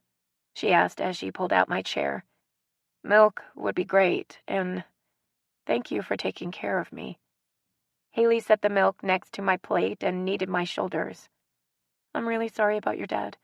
If you get a chance, please text me and let me know how things are going." I managed to choke down half of the muffin and the entire banana before Haley pressed a to-go cup of coffee in my hand. She looked so cute with puffy eyes and sleep-tousled hair. I wanted to kiss her again. Instead, I hugged her tight and whispered my thanks before heading out the door. She stood in the doorway, watching me as I waited for the elevator. "I'll miss you," Haley called out softly, then closed the door before I could respond. "Where were you last night?" Kaylin asked after we'd taken off. "I called your house a half dozen times before I tried your cell." In lieu of everything going on with Dad, I didn't want to argue about the events of the previous evening. I stepped out to get something to eat. "Alone?" My right leg started bouncing, which was a classic indicator that I was being intentionally misleading. My brain started screaming out in warning, "Don't bounce! She'll be on to us in a heartbeat." I crossed my feet at the ankles to still it. "Don't you think it's odd that Mom hasn't called us?" Kaylin shook her head. "She knew we were going to catch the first flight. She probably didn't want to wake us up." "How come Toad didn't come with us?" "I told Todd," Karen glared at me, "to wait and see what we found out." She adjusted her neck pillow. "He's been overloaded since we came back from vacation. I didn't want to make it any more difficult on him." It only took a few minutes before Kaylin was nestled against my shoulder fast asleep. I figured that she'd been unable to sleep at all the night before. I stared out the window into the darkness and said a prayer for Dad. Then my thoughts went to Haley. The women in past relationships grew on me over time, but I'd never met a woman who made me want her like Haley did. I thought back to my brainstorming session with Fuzzy in the park. Was it that I thought I could never have her, and therein was the charm? I began to tick off in my mind what I found so alluring about her. She was physically attractive, for sure. I enjoyed the way our bodies fit together as she snuggled against me the previous night and that morning when I hugged her. Her sense of humor was another factor. But aside from all that, I think the thing that struck me the most was the way I felt when we were together, like she was the missing part that I'd been searching for. Chapter 14. Secrets Revealed. Mom was asleep in the waiting room of the cardiac ICU when we arrived. Kaylin and I left her to rest and sought out someone who could fill us in. "He's doing well," a male nurse said. "He's scheduled to have a stent put in around an hour from now." He rattled off more about a blockage, using medical jargon that no one outside of the medical field could understand. "I can tell you more after the procedure," he said, looking down at a chart. "He's awake right now. You can visit him for 5 minutes." I found it unnerving to see Dad hooked up to so many wires and an IV when we walked in. We'd been blessed with healthy aging parents, And this was the first time we'd ever seen one of them in the hospital for anything serious. "Look, I'm bionic," Dad said, gesturing to the EKG leads. "They're gonna make me stronger, faster, and better than I was before." Kaylin and I took turns planting kisses on his head. "Is your mom sleeping?" he asked, seriously. Yeah, she's out in the waiting room. We didn't want to disturb her, Kaylin said. "Make her go home and get some real rest. A woman her age doesn't need to be hanging around a place like this." Kaylin and I laughed. She'll go home when she's ready, Dad. There's nothing we can say to tear her away from here, I said. Dad wasn't often serious. It was usually one quip after another with him, especially when he was nervous. He smoothed back his thick gray hair. "Tell her there's a sale at Macy's, and there'll be nothing but a vapor trail." I assume they're going to put you on a special diet when you get out of here, Kaylin said. And you better follow it to the letter because I need my dad. Her voice quavered, especially now. Like our mother, Kaylin was usually stoic. Not much rattled her, so it surprised me when she got emotional. Dad and I exchanged odd glances. I'm pregnant, Daddy. Dad and I expelled a shocked breath, and his heart rate sped up a bit on the monitor. Kaylin wiped at her face. Probably not the best time to tell you, but if we aren't reason enough to live, then think of the grandbaby you have on the way. Dad was grinning from ear to ear. "I wonder if old Todd put the stem on the apple." Well, we're not going to know that until he or she gets here, because Todd and I agree we don't want to know the sex beforehand. Kaylin turned and looked at me. Can you believe it? After all this time and trying for years, we'd given up, and at 38, I'm gonna be a mama. I was crying like a baby when I pulled Kaylin into my arms. We were standing there blubbering when Mom walked into the room. Dear God, what is it? She asked in alarm. Hot damn! Dad slapped the bed. Kaylin's got a bun in the oven. This set off beeping sounds that brought two very concerned nurses into the room. We were allowed to give Dad a kiss and a hug before we were all ejected into the hall. As we went, I could hear him asking if he'd be allowed to smoke a cigar 9 months from now. How long have you known? I asked as we went back to the waiting room. 4 months. Kaylin looked at us both sheepishly. I wanted to make sure I made it through the first trimester before I told anyone. I've been hiding the weight gain under baggy winter clothes. Mom and I nodded in understanding, neither of us wanting to mention the 2 miscarriages, as though it might jinx this one. I just can't believe I have a grandbaby on the way. Mom sank down into a chair. Good God, what a night. And now a day. I've never been so scared and elated at the same time. Her words sobered us. I took a seat next to Mom and patted her arm. He's gonna be okay. It's a small blockage and the stent thing is routine nowadays. Mom smiled and nodded. Look at you, she said, cupping my cheek. I just saw you at Christmas, and you don't even look like the same woman. All of this, Kaylin said, gesturing at me, occurred in the 2 weeks while I was gone, and she's got 2 women interested in her. You're dating again? Mom asked. And 2 women at the same time? Mom was practically giddy. I may have more than one grandbaby to look forward to. You don't like my new look? I asked, hoping to throw her off the trail. She made a face that said, cut the shit. Love it. Hey, don't forget the bloated pregnant chick over here. Kaylin jerked a thumb at her chest. And somebody needs to feed this baby before it starves me to death. It's sucking me dry and it's not even here yet. The topic turned to food after that, but I knew Mom would eventually pull me aside and grill me about everything I'd done since the holidays. Dad's stent procedure happened without incident. He would be discharged after a day and night of observation. Mom finally relented and agreed to go home with us. I doubt she would have left his side if it hadn't been for Kaylin, who raided the vending machines every half hour, then slept in a chair between snacks. We picked up KFC on the way home for dinner since Mom would undoubtedly have to endure Dad's diet along with him. She'd always been a healthy eater anyway, but every now and then, she liked her fried chicken. I suppose that we'll all be eating differently from now on, Mom said with a smile as we sat around the table on their screened patio. True, but I'll start that tomorrow, Kaylin said. She'd removed all the skin from her chicken before she ate, and instead of fried potato wedges, she opted for the mashed potatoes. She made up for her healthy choices by topping her dinner with a Snickers bar she had stashed in her purse. I guess I should enjoy sleeping as much as I can now, because that's all going to come to an end. Trust me, it'll all be worth it. It certainly was with you two, Mom said with a tired smile. I had you a year apart. I don't think me or your dad really slept until you moved out of the house. I excused myself and went into the bathroom. I sent Haley a text and told her that Dad was doing fine. She sent one right back and said she was relieved to hear from me, and that everything sounded like it was going well. I leaned against the sink and thought back to the kiss that we'd shared the night before. Those same lips had told me that she could only offer friendship, but when they met mine, they conveyed an entirely different message, one that said behind the guise of friendship burned a passion that would burn us both to embers if unleashed. I cleaned up after dinner.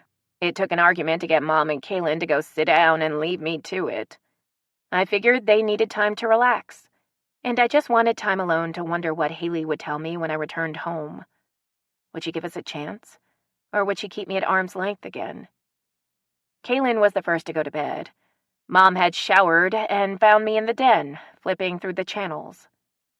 Tell me about these two women Kaylin mentioned, she said as she took a seat next to me. Actually, it's just one woman. I'm not going to see the other one anymore. Was that your choice? I nodded. I didn't think it was right to lead Marcy on because Haley is the one I really want to get to know. I looked into Mom's dark eyes. It surprised me how much she and Kaylin had begun to look alike. Her dark and wavy hair, damp from her shower, was pulled back away from her face, and though she was tired, she still looked a lot younger than her 63 years. She rested the side of her head on the back of the sofa and looked at me. Your sister would have dated them both until she made up her mind, Mom said with a grin. How did you meet Haley? She moved into my building. There's just something about her, a connection that I can't explain. Mom gave my arm a squeeze. I look forward to meeting her. I hope it'll go that far. Mom touched her finger to my nose. I'm happy that you've found someone that makes your eyes sparkle the way they are now. I'm sparkling? Yes, and your sister is glowing. Mom yawned. It means so much to me to have you girls here now. Dad scared you half to death, didn't he? He sure did. There are days that he's a complete pain in my ass, but I can't imagine life without him. When you find the right one, there's a bond that makes you feel whole. I know that one day you'll understand exactly what I mean. I thought I was beginning to. I have the glass-bottom boat in the DVD player in my room. Want to curl up like we did in the old days and watch it until we fall asleep? Mom asked. I managed to make it to my favorite part when the vacuum cleaner ate Doris Day's slipper. Mom had long been asleep when I switched the movie off. I put my phone on to charge and sent Haley a message telling her goodnight and thanked her again for taking care of me. Her response was, anytime and sweet dreams. I lay down then and studied my mother's face as she slept. I wondered what she was seeing behind her closed eyes, what made her brow furrow even in slumber. I remembered a time long ago, the first time we watched movies in bed together, and seeing her face look the same way. I think I was around 6 when my parents had a party. Kaylin and I were tucked into bed, but I could hear the laughter coming from the patio and couldn't sleep. I slipped out of bed and watched the grown-ups through our window, drinking their drinks and talking in groups around the yard. I wanted to be grown too, and drink the drinks they were mixing in the blender. I remembered that there was a big tray in the kitchen loaded with sandwiches with the crusts cut off just like I liked them. I sneaked out of the room and moved quietly down the hall. I was about to make my move for the tray when I heard a woman's voice coming from the den. "Roger, it's too risky." And then I heard my father's voice whispering something I couldn't make out. The woman laughed. It wasn't my mother's laugh. So I leaned around as far as I could. She was facing Dad, but I could see his hand on the small of her back. And they were kissing, just like my mom and Dad did. I shrank back against the wall when I heard the kitchen door open. Uncle Jimmy was muttering something about ice. "What are you doing up?" my mom whispered behind me. She glanced into the den and put her finger to her lips as she took me by the hand and led me back down the hall to her bedroom. She picked me up and sat me on the bed and knelt in front of me. I'll never forget the look in her eyes. Though I didn't understand it then, there was pain. "What are you doing out of bed, Shannon?" "I wanted a sandwich with no crust." As if it would make it better, I held up my stuffed cat. "Scratchy wants one, too. He is very hungry." Mom's eyes watered when she smiled. "I'll get you and Scratchy a sandwich. Stay right here." "Mommy, who is that lady kissing Daddy?" I asked as she stood to go. She knelt down again and patted Scratchy on the head. "That's your daddy's special friend. It's a secret, and only me and you know about it. Can we keep it that way?" "Yes, ma'am." Mom sniffed and kissed me on the head. "I'll be right back. You stay here, okay?" That was the first time Mom and I lay in bed together watching Doris Day. It took me a while to understand what Dad's special friend was and why my mother looked the way she did that night. But when it all dawned on me, I secretly resented my father and worried that one day we wouldn't all be a family anymore. I kept the secret, though, telling no one, not even Kaylin. In adulthood, I realized that Mom had somehow found it in her heart to forgive him. I eventually did, too, in secret. Chapter 15. Cat on a Hot Tin Roof. "You have to take them, Roger." We weren't out of the parking lot, and my dad was already bitching about having to take more pills.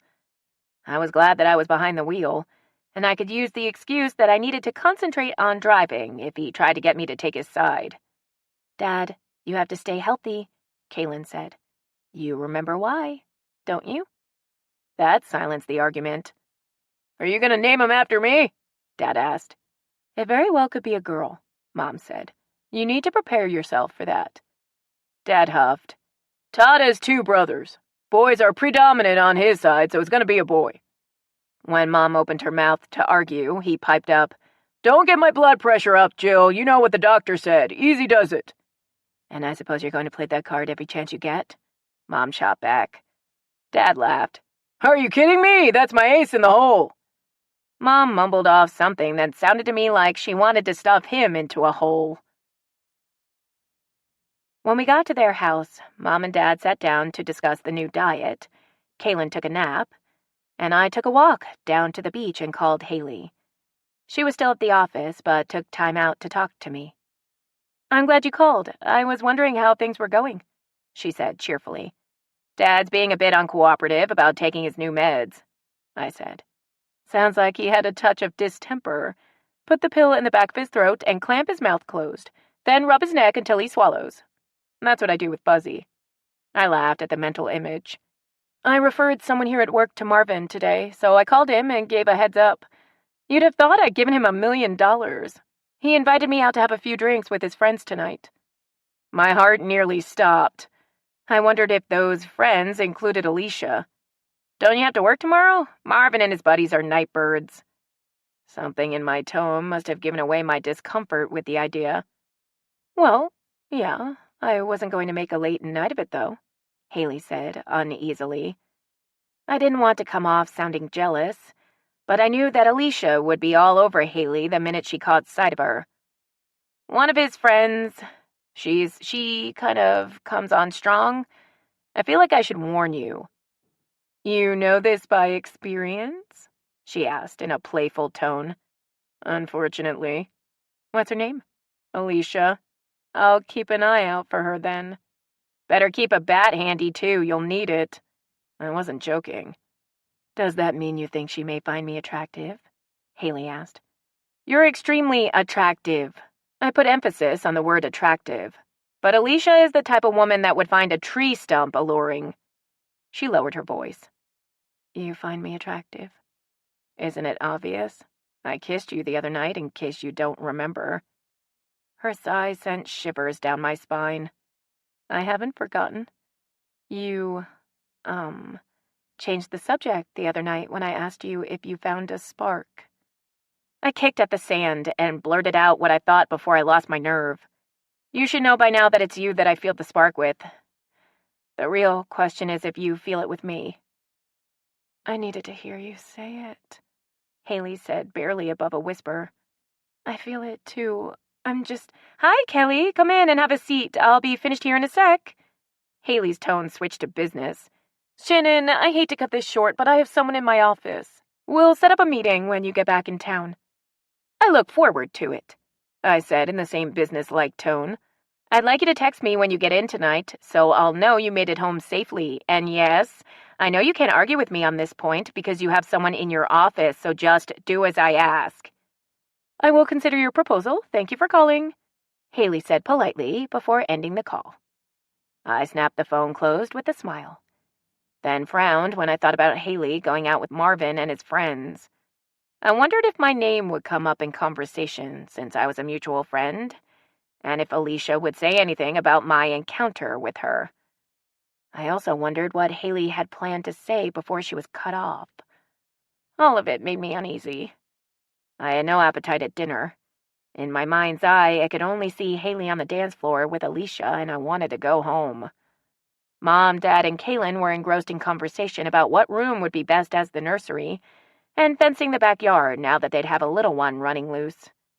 No one noticed that I only picked at my food. After dinner, Dad settled into his recliner while Kaylin stretched out on the couch. Mom and I cleaned the kitchen. Then we took our coffee to the patio. Mom, can I ask you a personal question? She looked over at me and raised her brow. Why did you stay with him? I asked softly. She seemed surprised at first. I thought you'd forgotten about that night. I wished I had.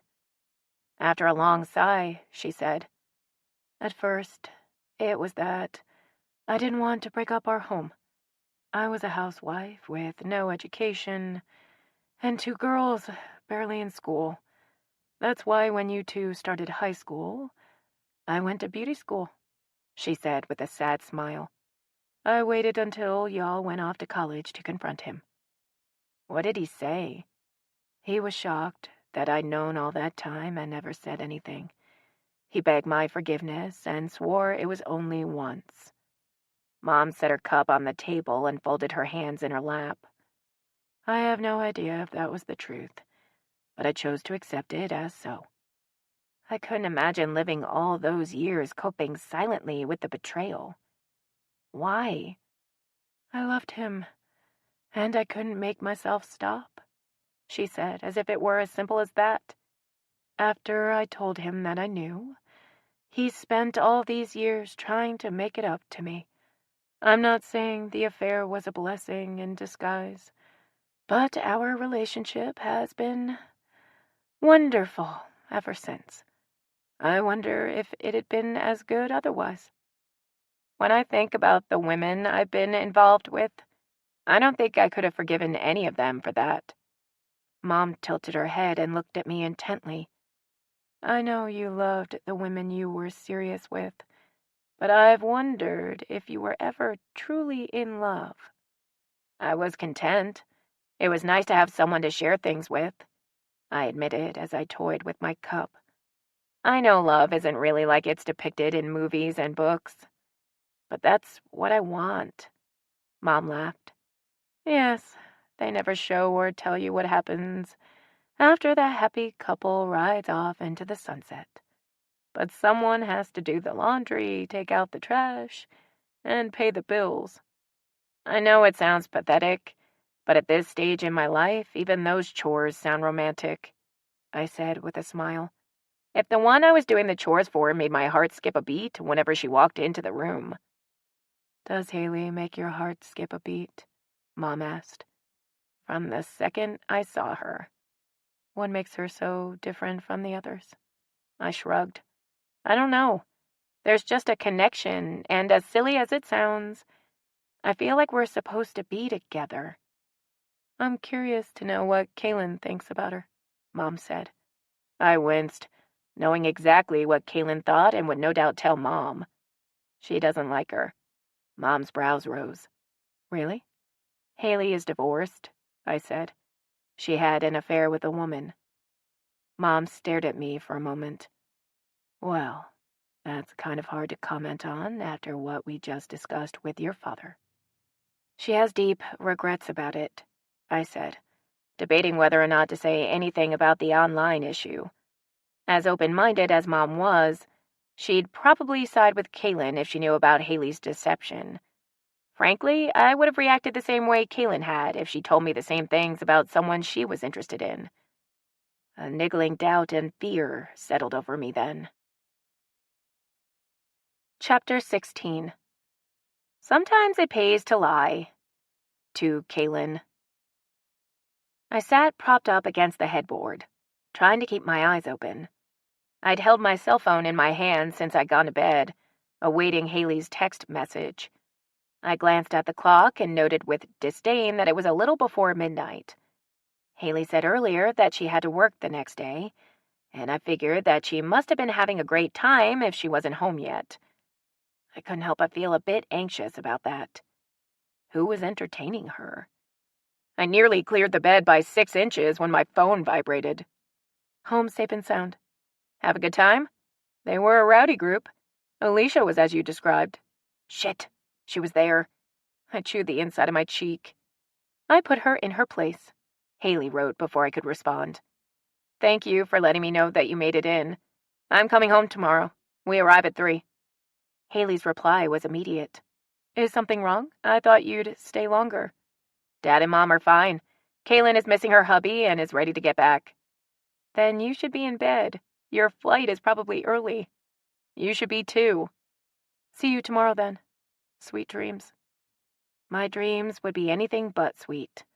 Images of Alicia coming onto Haley like a freight truck were already flashing through my mind. Then Alicia telling Haley in lurid detail what we'd done. The next morning, Kaylin and I were aboard a plane full of a group of teens who seemed to have had energy drinks for breakfast. For a church group, they were high on something, and I wasn't sure it was the Lord. Kaylin listened to their conversations as we sat on the tarmac, shaking her head. When she turned to me, her eyes were wide. If my kid behaves like any of these, I'm not going to make it through the teen years. Why don't you keep him or her until they're 25? I'm moving to Canada when your offshoot hits puberty. I remember what you were like at that age, and these kids pale in comparison. Kaylin waved her hand in my face. New topic. This one is making me queasy. You've been texting a lot. Are you and Marcy still talking?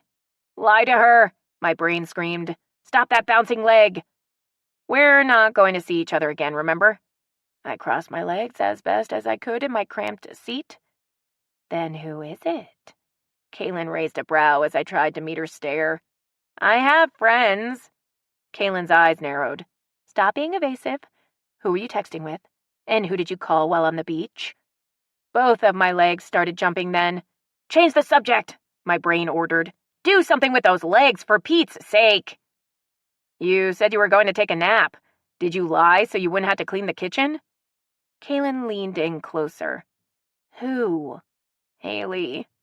Kaylin's mouth twisted. You're playing with fire, little sister, and you're going to get burned. You've made up your mind without ever meeting her. I don't think she's the monster you believe she is. Shannon, Kaylin caressed my arm. I don't mean to be such a downer. I'm just trying to protect you. Think about the things you've told me.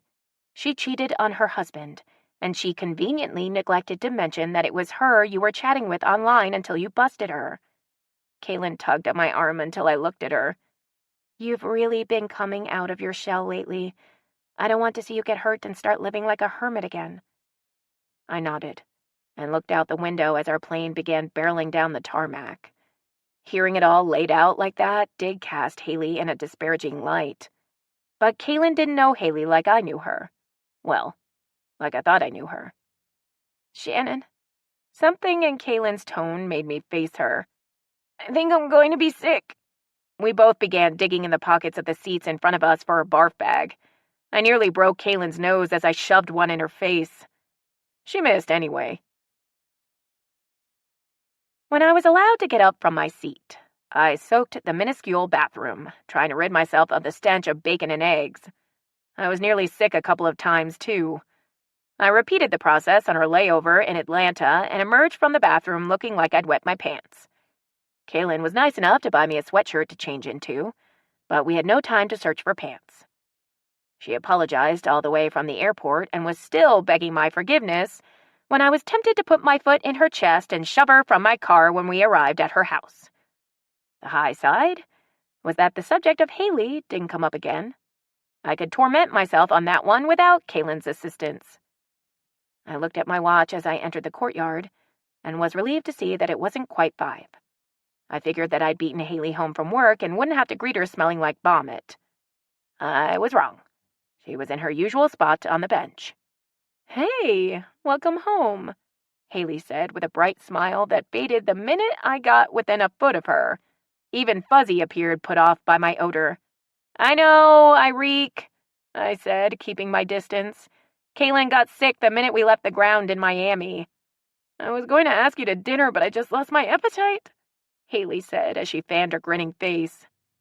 That invitation would have thrilled me before the conversation with Kaylin. Now I stood mute, pondering a comeback. I'm just teasing, Haley said as her expression turned serious. You're probably tired and just want to relax. It was a hellish flight, I tried to explain. Can I take a rain check? Haley looked disappointed, but recovered quickly. Sure, go shower. We'll get together another night. I smiled as best I could and kept my distance as I made my way to the door. I heard Haley and Fuzzy come in behind me, and I turned to look at them. You may not want to ride up in the elevator with me.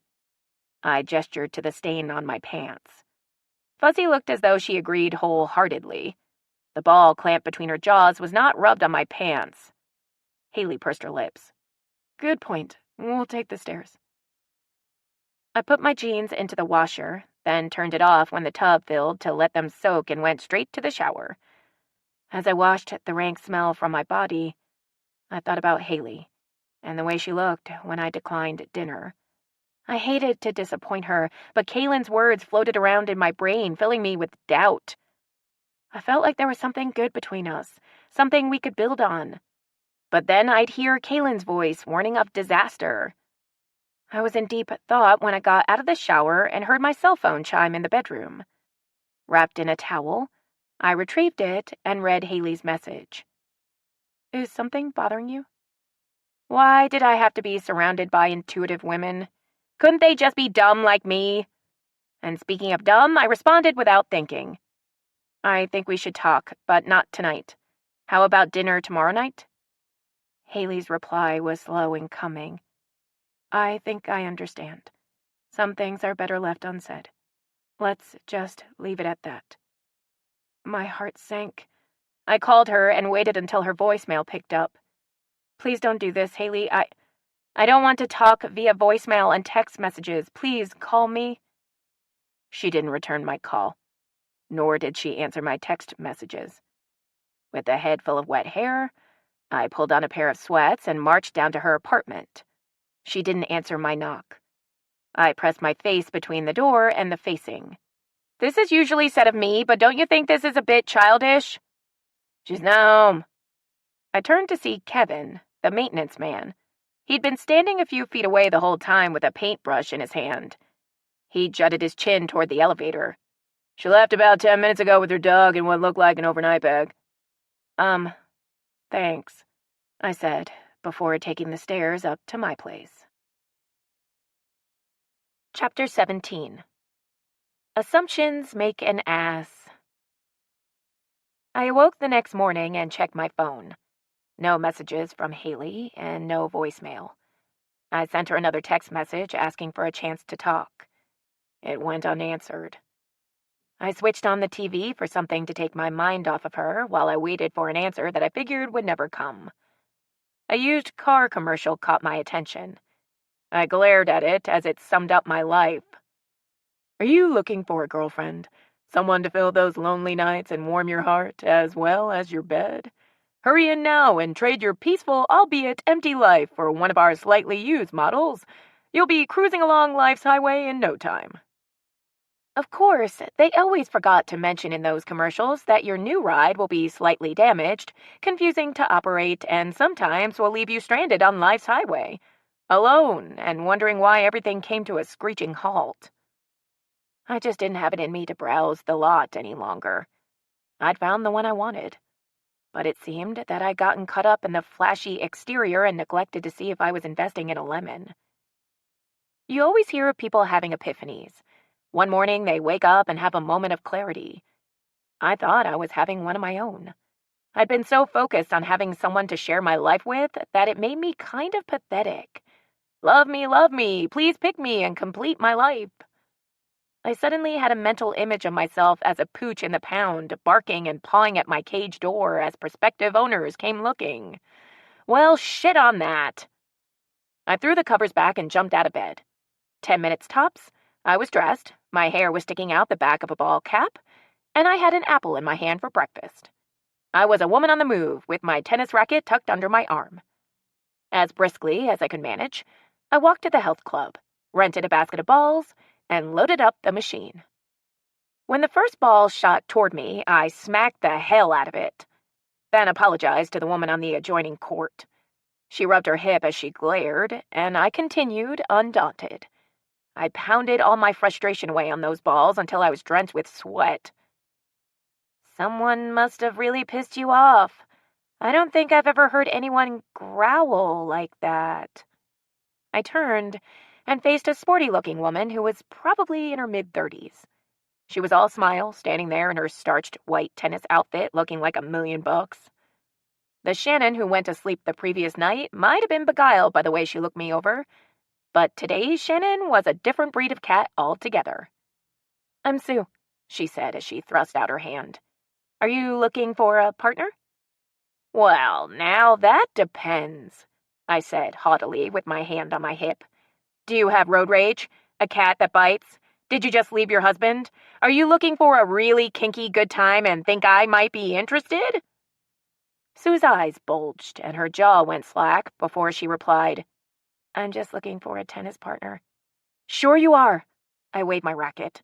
Start stepping, sister, you're out of luck here. Sue held her racket in front of her like a weapon and took a step back. I mimicked her stance as if we were about to sword fight. You're insane, she said as she backed away. I turned and noticed that the two women playing on the court beside me were standing completely still. The ball in play was bouncing right past the woman that I'd hit earlier. That's right, I'm nuts, I said as I tucked my racket under my arm. As I walked out, I guesstimated how long it would take Sue to get to the front desk and report the raving lunatic she'd just encountered. I exited the side door and never looked back at the club as I was certain that I would never be welcome in again. The song, They're Coming to Take Me Away, ha-ha, played through my mind as I walked back to my apartment. You're gonna be an ant, Kaylin sang when I answered the phone. I heard the heartbeat today. The baby is strong and healthy. I'm happy for you, sis. I really am. I tried to sound upbeat for her sake. There's one little problem, though. My doctor wants me to take it easy, no stress. Remember when I agreed to attend that conference in Atlanta? I plopped down on the couch with a vague recollection of a conversation we'd had. Kaylin had agreed to give a presentation on behalf of Natural Beauty, a hair product line we used at the salons. In exchange, they used some of our models for their advertisements. It boosted our clientele overnight. I remember. What happens if you cancel now? That's just the point. The conference is a week away and I'm locked in. Angela is counting on me, and I've already paid for the hotel. It's like $500 a night. Must you always travel deluxe?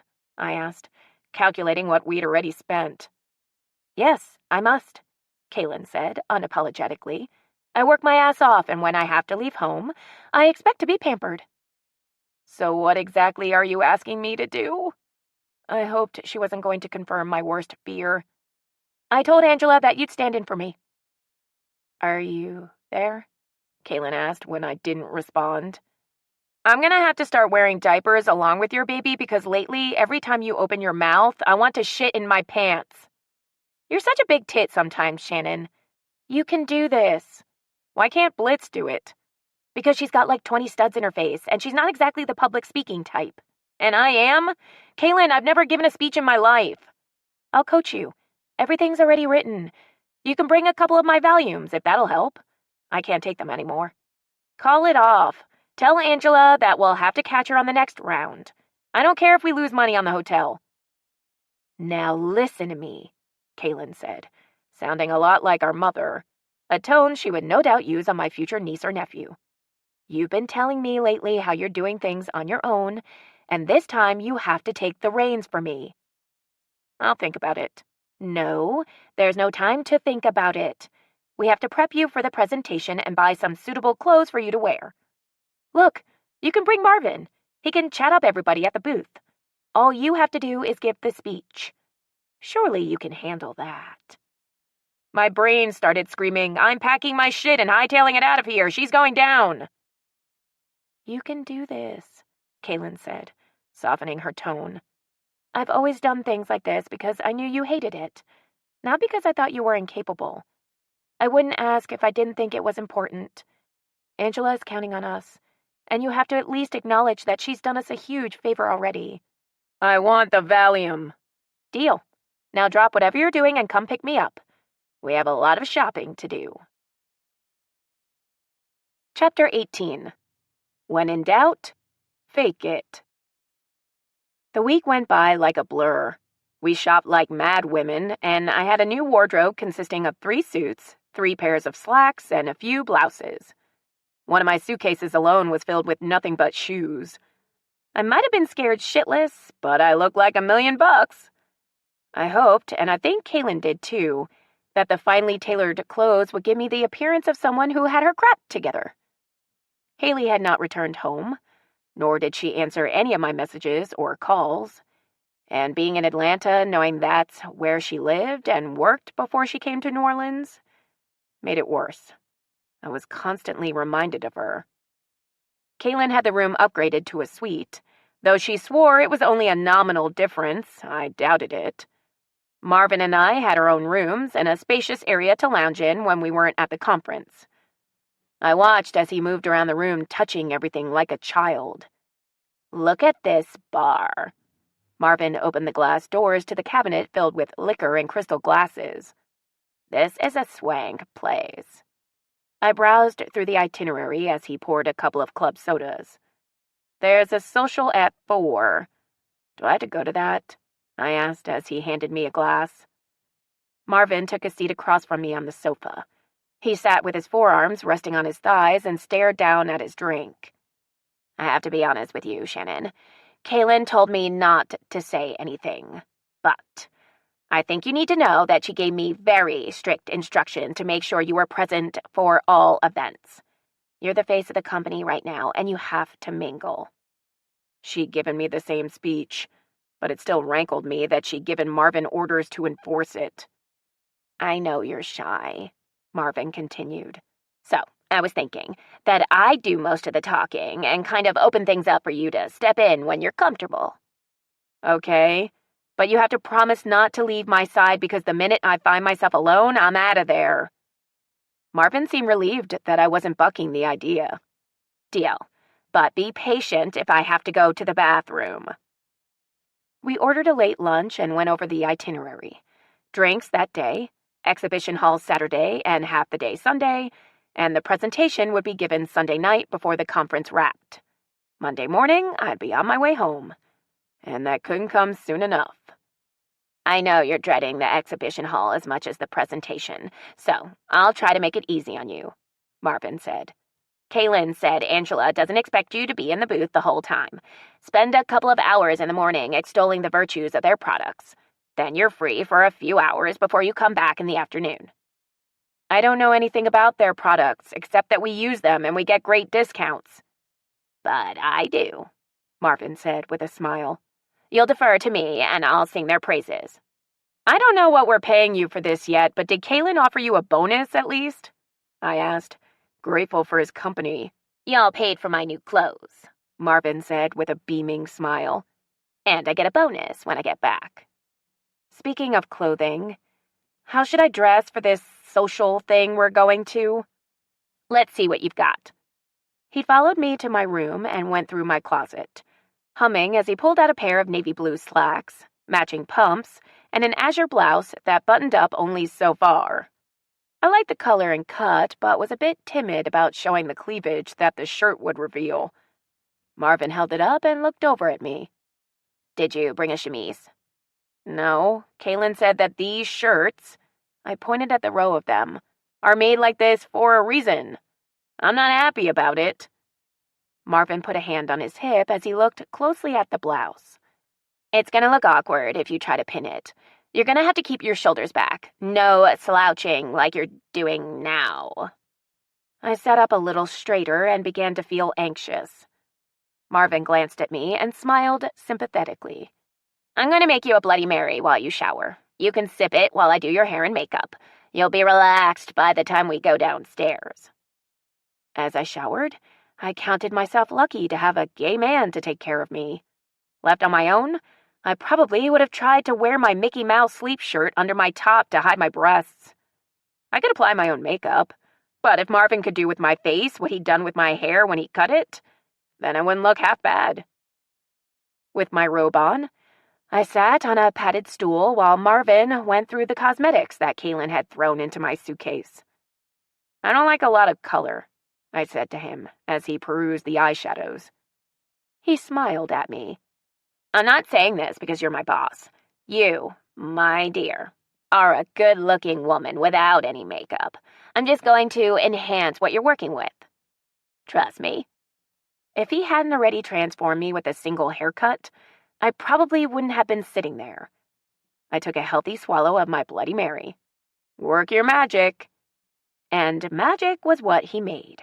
When he'd finished my hair and makeup, a different woman stared back at me in the mirror. I may have been a ball of nerves on the inside, but outwardly, I looked like a model. The foundation he used blended with my skin tone and hid what the sun had spent a lifetime doing to my face. He'd conservatively used a pale brown eyeshadow and black mascara that made my dark eyes shimmer. The lipstick, a shade darker than my lips, added the final touch. I turned my head from side to side, taking in what he'd done with my hair. It was wispy and gave the impression that time had been taken with it, but it wasn't carefully coiffed. You are amazing, I said, smiling back at my reflection. He patted my shoulders, apparently pleased with my comment and his handiwork. It's going to take me about 30 minutes to get dressed. Enjoy the rest of your drink, then put on your clothes right before we have to leave. That'll spare you a few wrinkles. I followed his instructions to the letter. I met him in the sitting area a while later. Since coming aboard with us, Marvin had toned down his look. He no longer wore fingernail polish, though it was obvious he spent time with a manicurist. The faux hawk had grown out a bit on the sides, and the longer portion in the middle of his head had been trimmed and blended in. His hair was parted on the side and pushed back off his forehead. Marvin not only knew how to dress me, but he knew how to make himself look spectacular. His button-down white shirt was tucked into a pair of stylish black slacks with a matching pair of shoes. I didn't want us to look like twins, he said as he twirled, and you can't go wrong with black and white. When we walked into the reception, I felt my stomach drop. I looked over the large crowd and felt immediately intimidated. Marvin took my hand and looped it around his arm. Let's make contact with Angela first. Then we can mingle for a little while. Then, if you're about to go insane, we can sneak out. I discreetly pointed toward Angela, who stood with a couple of men. As we made our way toward her, She excused herself and met us halfway. "No offense, but I almost didn't recognize you," she said as she gave me a brief hug. "I think the last time I saw you, you were wearing a ball cap." "You have Marvin to thank for my appearance," I said, smiling at him. "It's a pleasure to meet you," Angela said with a smile as she shook Marvin's hand. "Look, I hate to cut to the chase, but I need to tell you that I'm under a lot of pressure right now. Sales are down and heads are rolling. The man in the gray suit that I was talking to is Thad Mays, the CEO of our company." Angela stepped to the side so I could get a good look at him. "He never comes to these things," Angela continued. "I don't have a lot of big accounts, but I do have an extensive amount of small ones. I don't want to be in the next round of layoffs, so I need to make a good impression." I was already feeling nervous, and Angela made me want to run screaming from the room. Frankly, I would have done that, but Kaylin considered Angela a friend. "To be honest," Angela leaned in closer to us, "if he weren't here, I would make my rounds and hit the clubs." Angela didn't look like a party girl to me, dressed in her burgundy business suit. Although, as I looked at her, I could picture her letting down the long, glossy waves of blonde hair that were pinned back conservatively and donning a tight pair of jeans. "You can count on us to represent," Marvin said. "The presentation that Kaylin has prepared is phenomenal. I use your products every day, and I have never been disappointed." Angela's shoulders relaxed as she smiled back at Marvin. Thank you both. You're doing me a huge favor, and I won't forget it." "Your boss is headed over here," I said, glancing over Angela's shoulder. He smiled as Angela turned to look at him. "Mr. Mays, I'd like to introduce you to Shannon Bryson. She owns Bryson Sisters in New Orleans with her sister Kaylin." "It's a pleasure." He took my hand limply into his own. I tried not to stiffen as he continued to hold it. "I was just asking Shannon where her partner was," Angela said. "Forgive me, what was her name again?" Angela looked me in the eyes. I was taken aback by the odd change in topics, but recovered when Marvin shifted his stance and bumped into me slightly. "Haley, and she couldn't make it this time." Mr. Mays released my hand. "This is Marvin Henderson. He's one of our most talented stylists." I stepped back as Marvin moved in and shook his hand. "We were just telling Angela how proud we are to be here representing natural beauty," Marvin said. "I especially love your hair coloring products. I use them on all my clients." "Thank you," Mr. Mays said with a slight nod. To me, he looked as though he hadn't a clue about their products. I imagined he had a staff that worried about product lines while he looked at the numbers generated by sales.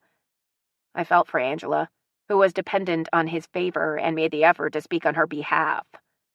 "I'm sure you have many clients much larger than we are, but Angela treats us like a major player. Your products are excellent, but her service is what demands our loyalty." Thad's gaze moved through the crowd as I spoke, probably looking for someone far more prestigious to mingle with before he looked back at me and Angela. "I'm very pleased to know that," he said with another slight nod. "If you'll excuse me." He didn't say more as he walked off. "He's an asshole," Angela said quietly, "and a womanizer. That's why I made that comment about your partner. I hope you don't mind, but I wanted to make it clear that you weren't interested before you had to." "Well, thank you for that." I smiled at Angela. "I owe you now." Angela stayed with us as long as she could, then went to visit some of her other clients. Marvin and I spoke with a few other salon owners, and thankfully, Marvin did most of the talking. I stood there trying to look interested in the conversation, though, like Thad Mays, my time was spent looking at figures on a spreadsheet. It's not that I didn't like people, I just lacked the social graces that came so naturally to Marvin and Kaylin. I smiled and nodded when it seemed appropriate, and paid close attention to all the conversations, learning more about our business than I ever really had. "You're doing really well," Marvin said when we were alone. "I'm afraid I don't know much about the latest styles or product lines. I really can't add much to the conversations." "You're not like Angela's boss." Marvin accepted a glass of champagne from a server. "You're listening. It's obvious." Marvin grinned at me wickedly. "I think the whole aloof thing is actually working in your favor. A few women we've talked to were looking you over pretty good." "Are my boobs hanging out?" I readjusted my shirt. "No, Shannon, they're looking at the total package." He elbowed me. "You're hot." "That's all because of you." I couldn't help but smile at him. "Thanks again." "Oh, my pleasure. Now let's get out of here." After I removed my makeup, Marvin and I stood in the mirror of my bathroom, rubbing moisturizer into our faces like two schoolgirls. "I think I look like Howdy Doody without facial hair. What do you think?" Marvin glanced at me. I looked at his reflection in the mirror as he opened his eyes wide and snapped his jaw open and shut. No, you don't." "Okay, yes, you do." "That's it," he said with a hand on his hip. "I'm growing the goatee back. Join me for a nightcap. I think I'm in the mood for a White Russian. Hell, honey, I'd settle for a Tom Collins if he'd treat me right." Marvin gave me a playful shove. "Get it?" he asked as he laughed at his own joke. "Romance blows." I followed him out of the bathroom. Marvin wrapped an arm around my waist and led me to the bar, where I took a seat on one of the stools. He moved behind the bar and started mixing our drinks. "Pretend I'm a bartender, a very dashing bartender, and tell me all your problems." Once again, I found myself telling about Haley, but unlike when I talked to my mom, I spared no detail right down to the last text message I got from her. By the time I finished, we'd polished off our drinks and Marvin mixed a couple more. Still no word from her. He leaned against the bar. "No, I guess whatever we had is over." Marvin shook his head.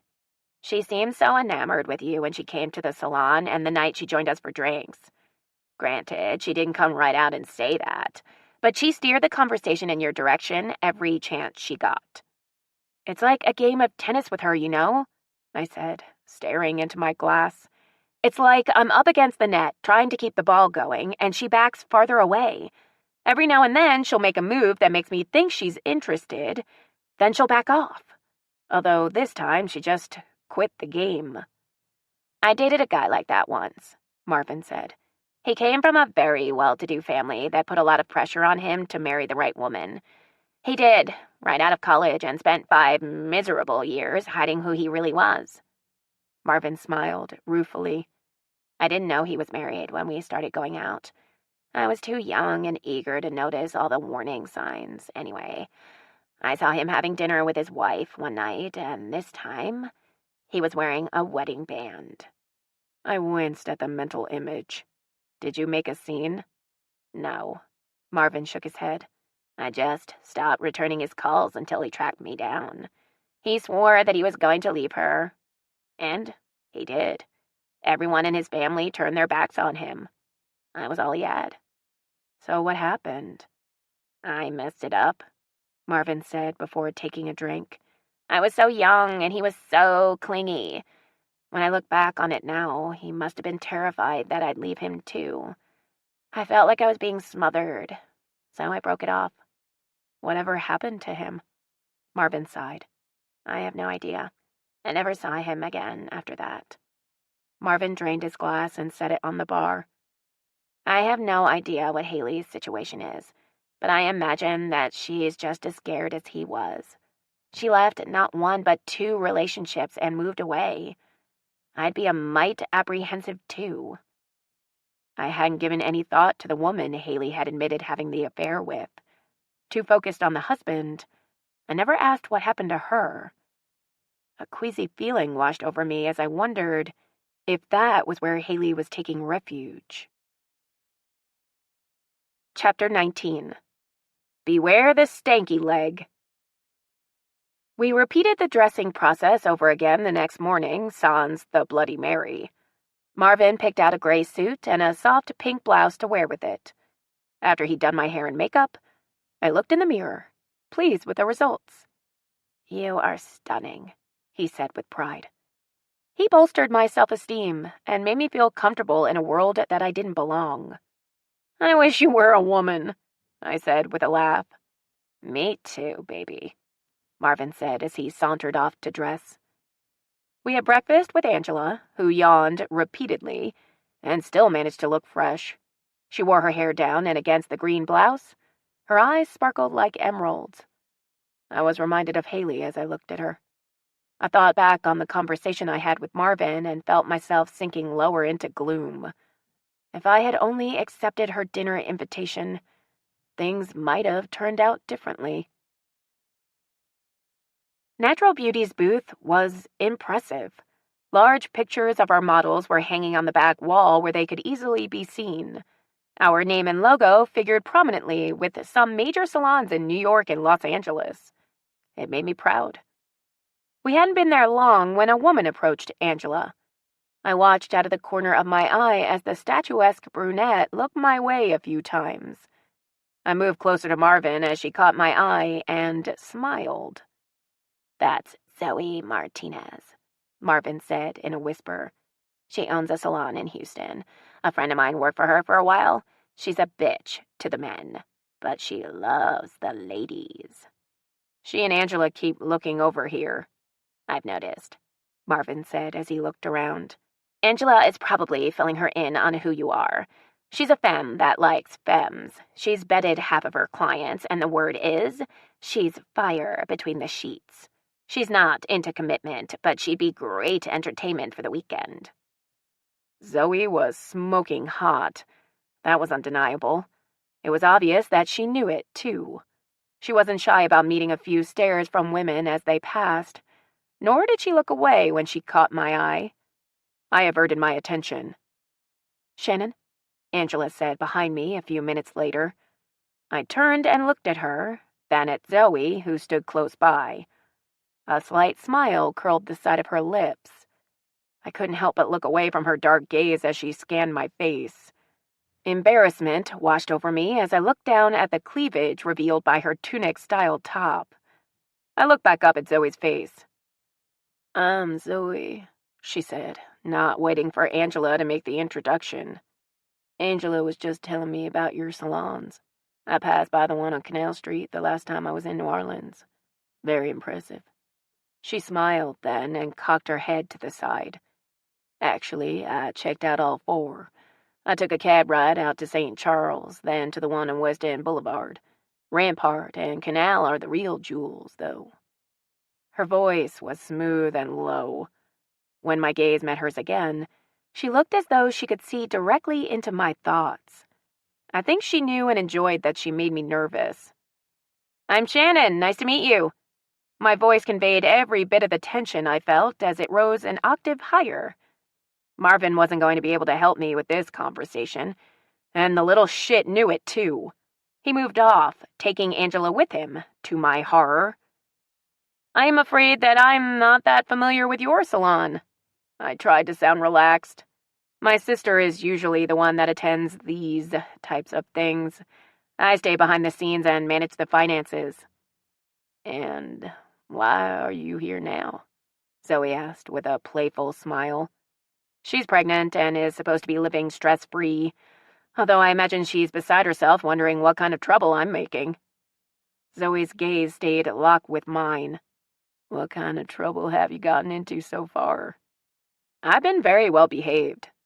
"Then you're not having a lot of fun." Zoe pursed her full lips. "Are you staying here at the hotel?" I had to shuffle my feet to keep my knees from banging together. "I am." "I'm staying in room 1403. Look me up later, and we'll find some trouble to get into."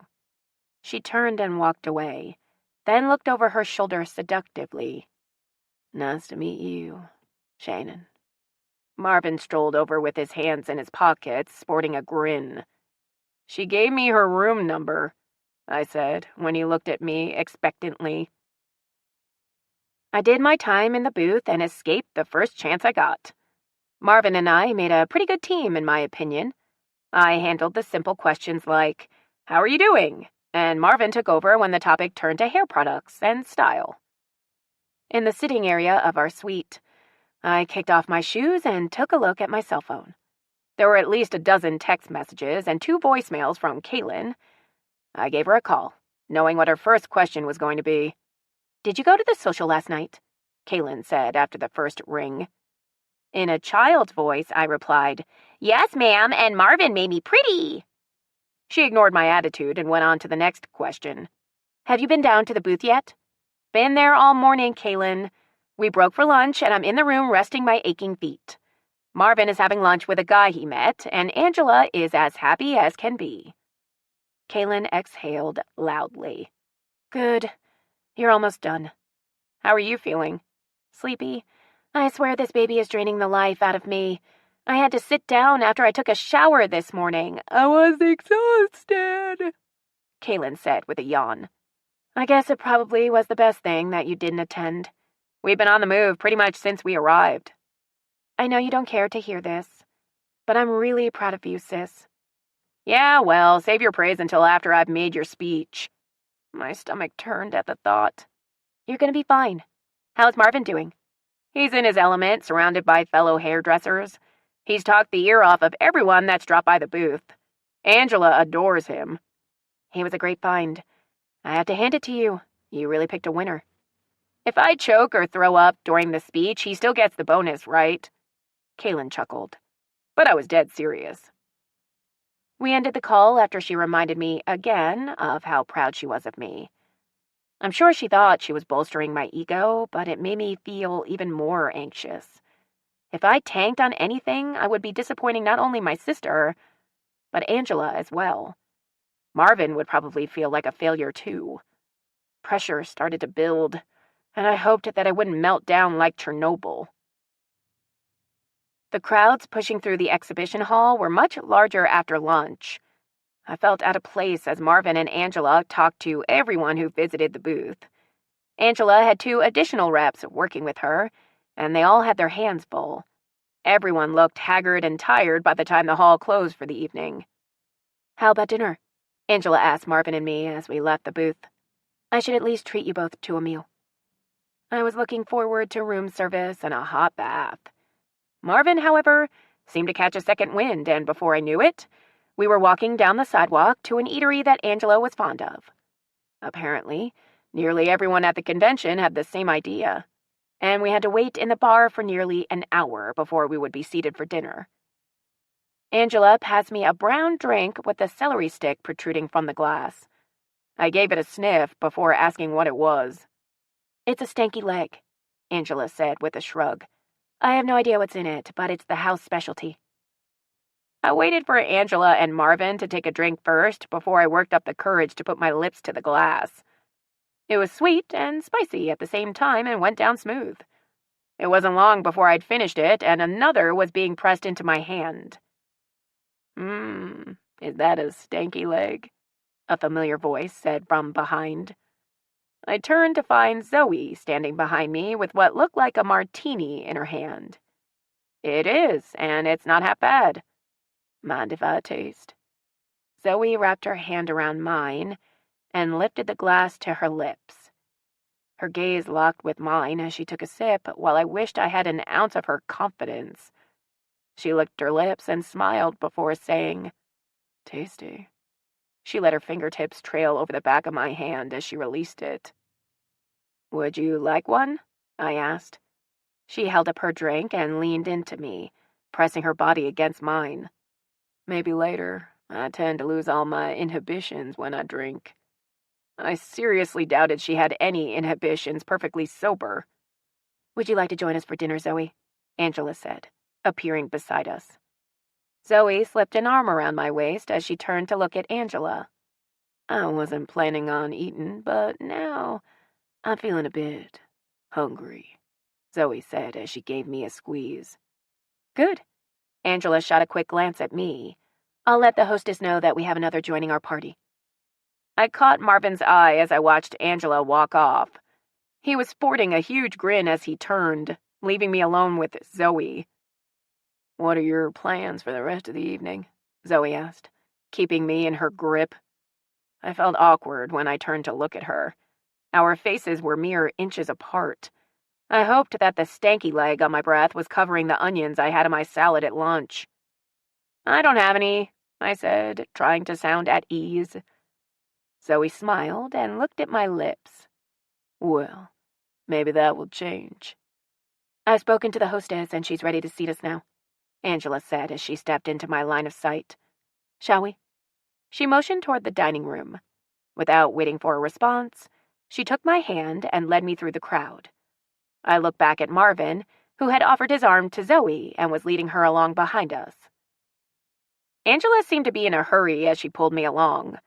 I did my best to keep up and stay upright in the high heels I rarely wore. I got the distinct impression that she was uncomfortable with the way Zoe and I were behaving. When we were led to the table, she inserted herself between Zoe and me so that we were forced to sit across from each other. So, Shannon, are you nervous about the presentation tomorrow? Angela asked after she ordered another round of Stankies for us all. I wanted to say no, but since I was doing this for her, I felt she should share in some of the nervous anticipation that I was feeling. I'm terrified. You've spoken publicly before, Angela said with a smile that faltered. Haven't you? I shook my head. Kaylin is the mouth and I'm the brain. I chanced a quick glance at Zoe, who seemed to be enjoying Angela's unease. The speech has already been prepared and Shannon knows it in her sleep, Marvin said. Angela nodded and looked back at me. Let me give you some advice. First, get a good night's sleep. Angela jumped like she'd been kicked under the table. She glanced angrily at Zoe for a fleeting second and looked back at me. You don't really need to come to the booth tomorrow. Have a massage in your room. That's what I do when I have to give a presentation. You'll be nice and relaxed, and the speech will be over before you know it. I find the jacuzzi to be equally as relaxing, Zoe said. She tilted her head and looked at me with a smoldering gaze. I have one in my room. I couldn't look at Zoe for more than a second. The promise of sex practically oozed from her pores. I looked back at Angela. Then the muscles in her jaw twitched. She seemed pissed. Marvin gazed back at me and smiled when I looked at him. As though my discomfort was obvious, he spoke up. Ladies, I think all this relaxation talk might be making things worse. I nodded and looked around the table sheepishly. What I need right now is some food. These stanky things are going straight to my head. We ordered dinner, and the tension between Zoe and Angela seemed to lift. The discussion went back to the convention, and the gossip that was floating around among competing salons and vendors. I had no interest in any of it, so I concentrated on my steak. The food seemed to clear some of the haze from my brain. I ate fast, hoping that I could somehow draw this evening to a quick close. Excuse me, I said, hoping that I wasn't going to stagger. I'm going to the ladies' room. Zoe looked as though she were about to get up as well when Angela jumped up and took my arm. I'll go with you. Angela stood with her arms folded, leaning against the vanity when I came out of the bathroom stall. Feeling all right? I washed my hands and wet a towel that I held to my neck. Are you and Zoe? I let the meaning of my question hang in the air. God, no, she's a pariah, and I'm straight. Then what's the deal? Your sister gave me strict instructions to keep you away from her. She likes to brag about her conquests. If she beds you, everyone will know about it before breakfast. Then why did you invite her to dinner? I asked, feeling a bit pissed that I was being chaperoned by not only Marvin, but Angela, too. She's a client, Angela sighed. I'll make it easy on you, I said, feeling very tired and longing for bed. Alone. I'm ready to turn it in for the night, and not with Zoe. My cell phone buzzed in my pocket. I fished it out and looked at the screen. She's headed for the bathroom. Somebody stopped her. Don't know how long. Zoe's on her way in here, I said quickly and stuffed my phone into my pocket. Maybe it was the stanky legs, or maybe it was just spite, but I pulled Angela into my arms and laid one on her. I heard the bathroom door open and Zoe say, then chuckle. I tried to appear surprised at the interruption. Angela didn't have to act as she stood there with her lipstick smeared. We don't tell anyone. I gestured between Angela and me. It might be considered unprofessional. Your secret is safe with me, Zoe said with a smirk as she slipped into one of the stalls. This time, I took Angela's hand and led her back to the table. I motioned for the check once we were seated. I looked over at Angela, who still looked stunned. I don't think either of us has to worry about Zoe now. I reached over and wiped some of my lipstick off of Angela's bottom lip. And tell my sister that I can take care of myself. Chapter 20. Valium is not my friend. The next morning, Marvin was still laughing at my antics from the previous evening. He begged to be the one to tell Kaylin what happened, but I thought it would have more impact if Angela passed the story on. I wanted to laugh along with him, but the stanky legs gave me one hell of a headache. Marvin ate his breakfast quickly, eager to get down to the booth and see what Angela had to say. I took her advice and stayed in the room. I spent the morning reading and rereading the speech. I wasn't satisfied until I'd memorized the whole thing. I stood in front of the bathroom mirror, reciting it to my hungover reflection, trying to look confident and composed. I failed, miserably. Even alone, I couldn't stop myself from fidgeting. I knew in front of a room full of people, I'd be worse. By the time lunch rolled around, I was ready to jump out the window. Marvin brought me something to eat, but I couldn't force anything down. My stomach was a bundle of nerves. The massage was a good idea. Marvin looked at me compassionately. If we pay a little extra, we might be able to get someone up here on short notice. Want me to try? I nodded as I chewed at my nails. I'd never done it in my life and wondered what the appeal was. I grabbed a pillow off the sofa and tried to squeeze it to release some tension. That didn't work either. Someone will be up within the hour, Marvin said as he took a seat next to me. Angela didn't say a thing about last night. I waited all morning for her to bring it up, but she was tight-lipped. I finally asked what happened in the bathroom, and she told me that you put Zoe in her place. Marvin threw back his head and laughed. That's all she would say, but she sure had a funny look on her face. I wanted to laugh, too, but I couldn't. I felt a little bad for what I'd done. I probably didn't do Angela any favors with that stunt, and I felt even more pressure to do well in the speech. Marvin left me alone with the masseuse. She was a tall woman with broad shoulders. I figured she'd wrench every kink out of my body with a flick of her wrist. She kept telling me to relax. At one point, she had to tap me on the shoulder to get me to release the legs on the table so that she could work my arms. When it was all said and done, I was no better off. I soaked in the tub and sipped on the water that she told me I had to drink. I was just about to call Marvin up to the room and tell him that he'd have to give the presentation when I remembered the Valium that Kaylin had given me. I got out of the tub and dug out the bottle with the 2 tiny pills. There was a V stamped in the middle of each one, and I wondered how that wafer-thin tablet was going to calm me down. Half of it was missing because of the logo. I looked at the clock and realized that I had less than 2 hours to make a fool of myself and ruin Angela's career. I popped a pill in my mouth and swallowed it with what was left of my water. 30 minutes later, I didn't feel any different, so I made myself a strong Bloody Mary. As I showered, I felt a calmness wash over me. I can do this, I thought. Marvin commented on how relaxed I looked as he did my hair and makeup. He thought it was the massage, and I didn't tell him about the wonder pill. After we were dressed, we went downstairs to have a cocktail with Angela. I had another Bloody Mary, and I was feeling good. I leaned against the bar and listened to Marvin and Angela chat about their day in the booth. I couldn't keep from smiling, even though they were talking about colors and rinses. It sounded perfectly delightful. Shannon, do you have... Marvin began as he turned and looked at me. His jaw slid open, and one eye began to twitch. Good God, you're drooling. Angela had turned and begun talking to someone else.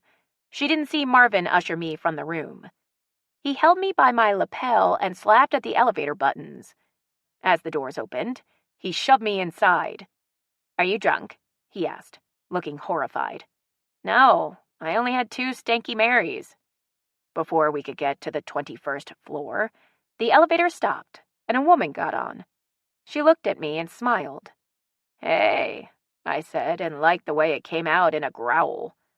Marvin moved between us and began fussing with my face. Your lipstick is smeared, honey, he said cheerfully, but his eyes were huge. He held a finger to his lips. Are you shushing me? I asked with a grin. When we got back to our suite, he ran around the room for a minute, cussing and screaming. I just stood there giggling. He was so funny. He picked up his cell phone, then threw it down, picked it up, and threw it again. Okay, we need coffee. He went to the bar and pulled out the pot. I watched as he put 2 pre-measured packets in the strainer. Shannon, your pupils are huge. Are you sure you only had 2 drinks? I held up 4 fingers. Yep, only 2. And I took one of Kaylin's pills. Marvin stopped what he was doing and walked over to where I was kind of standing. What pills? She gave me those pills with the little V carved in them. Marvin pulled me over to the couch and sat me down. He went to the coffee pot and poured me a cup. Have you ever taken Valium before? He asked when he returned. Yep, that's what they're called. And no, I've never taken one before. I'll tell you what, though. I'm going to take them all the time now because I feel good. Let's go downstairs. I'm ready. Marvin looked at his watch and whimpered. Drink this, he said as he shoved the coffee cup into my hands. Do you remember any of the speech? I took a sip of the coffee. It tasted like burned oil. I want another Stanky Mary. I shoved the cup back into his hands. Shannon, focus. Do you remember the speech? I cleared my throat and sat up straight. Hello, motherfuckers. It's a pleasure to be with all of you fur jockeys tonight. Oh, my God, Marvin screamed and pulled at his carefully coiffed hair. Give me the speech, Shannon. Hey, I said smoothly as I pointed at my head. It's all in here, no need to worry, you need a Stanky Mary. Marvin sank down onto his knees and looked at me beseechingly. You cannot rewrite Kaylin's speech. You cannot call these people motherfuckers. Now, Shannon, please, he said as he took my hands into his. Where is the speech? I don't know. Marvin jumped up and ran into my room. I could hear him throwing things around. He ran back into the sitting area and searched around the bar, then buried his face in his hands. Good evening, ladies and gentlemen. It's an honor to be among you tonight. Yes, that's it. Marvin crossed the room and knelt in front of me again. Drink more of this. He handed the coffee to me, and I did as he asked because he was so damn funny with his hair sticking out on all sides. I had to pee 3 times before we left the room. Marvin insisted that I drink every bit of the coffee he'd made. Though it wasn't a Stanky Mary, I still felt pretty damn good. As we rode down the elevator, I stood leaning against the wall, calm as a cucumber. Marvin stood in the corner praying aloud. Where have you been? Angela asked when we met her in the hall. Wardrobe malfunction.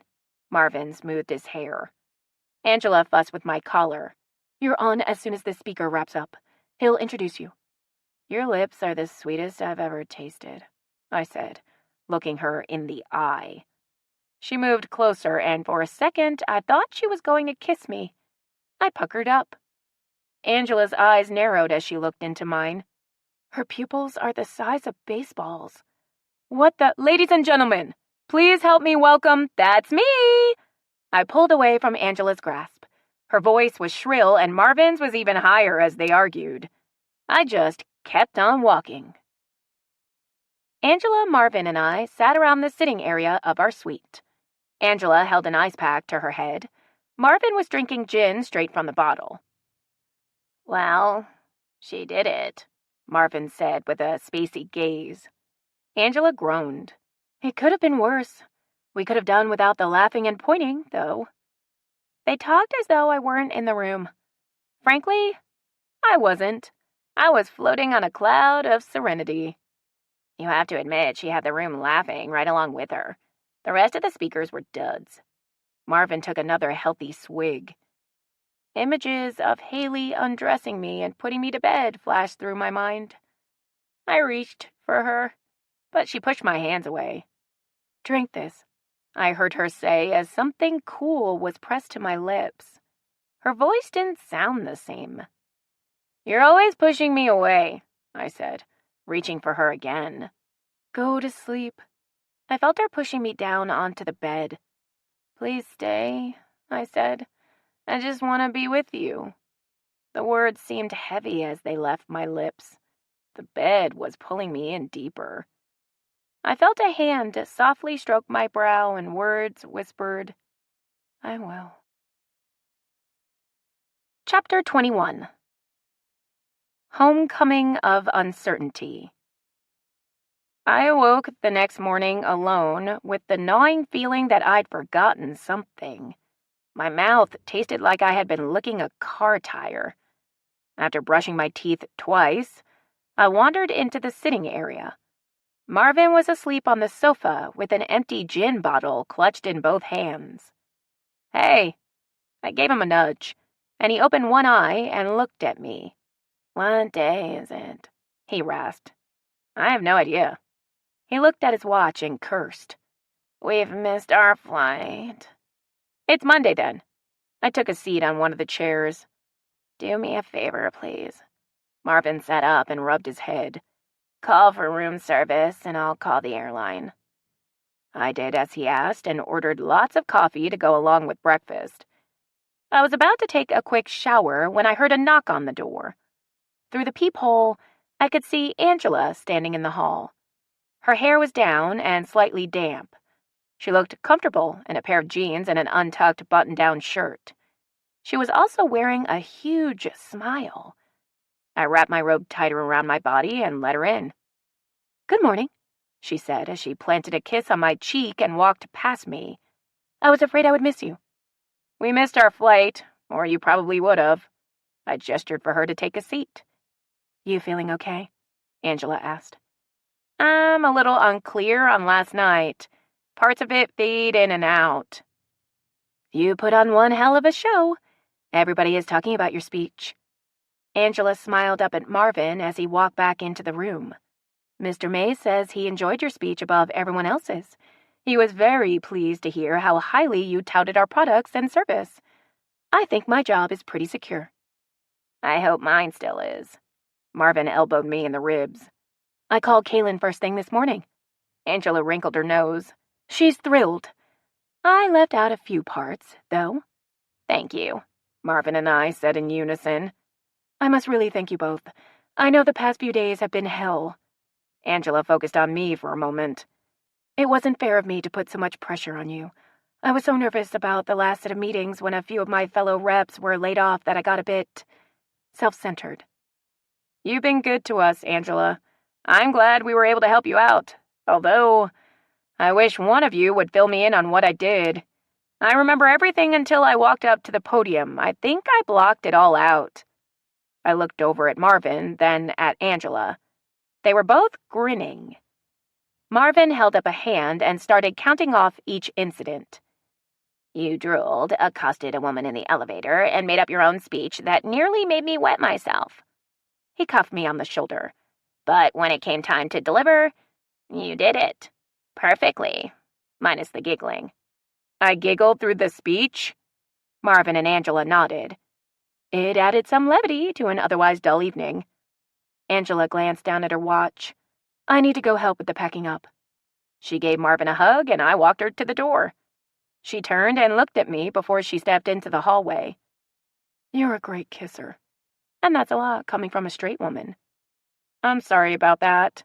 Blame it on the stanky leg." I looked away in embarrassment. "I'm not mad," Angela said with a smile as she moved into my line of sight. "Maybe now Zoe won't hit on me so much when I visit her salon." "I seriously doubt that," I said with a grin. "Oh, I put your jewelry in your cosmetic bag." Angela tucked her hair behind her ear. "I put you into bed last night. Marvin didn't seem comfortable with the idea."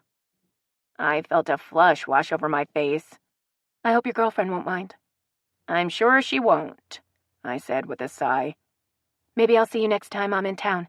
It might be kind of fun to tell Kaylin that story." "Fun for you, yes, but I'll hear about it for the rest of my life." "Take care of yourself, Shannon," Angela said as she walked away.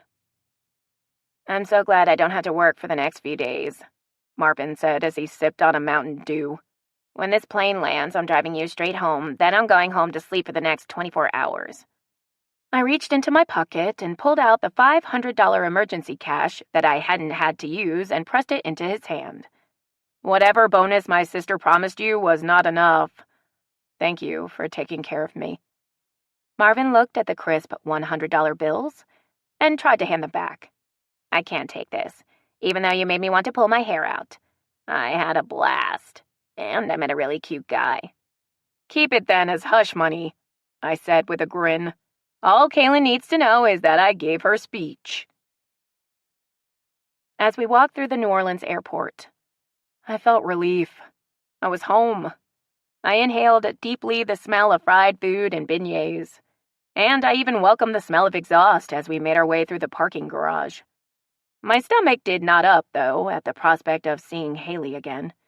Invariably, we'd run into each other at the apartment. It was going to be awkward and kind of sad not to have her in my daily life. "Sure you won't take the cash back?" Marvin lowered my suitcase to the sidewalk in front of my building a little later. "Sure you won't tell Kaylin anything?" Marvin laughed and gave me a quick hug. "I won't say anything, cash or not." As I walked through the courtyard, I felt relieved to be home. But there was a pang of sadness, too, as I looked at the empty bench where I usually found Haley. With the distraction of the trip behind me, I realized that I missed being with her. I wondered if maybe she missed me, too. A glance at my watch told me that she should be home from work by now, but there was no sign of her. I tried to tell myself it was all for the best as I rode in the elevator to my floor. I unpacked my things and started the laundry.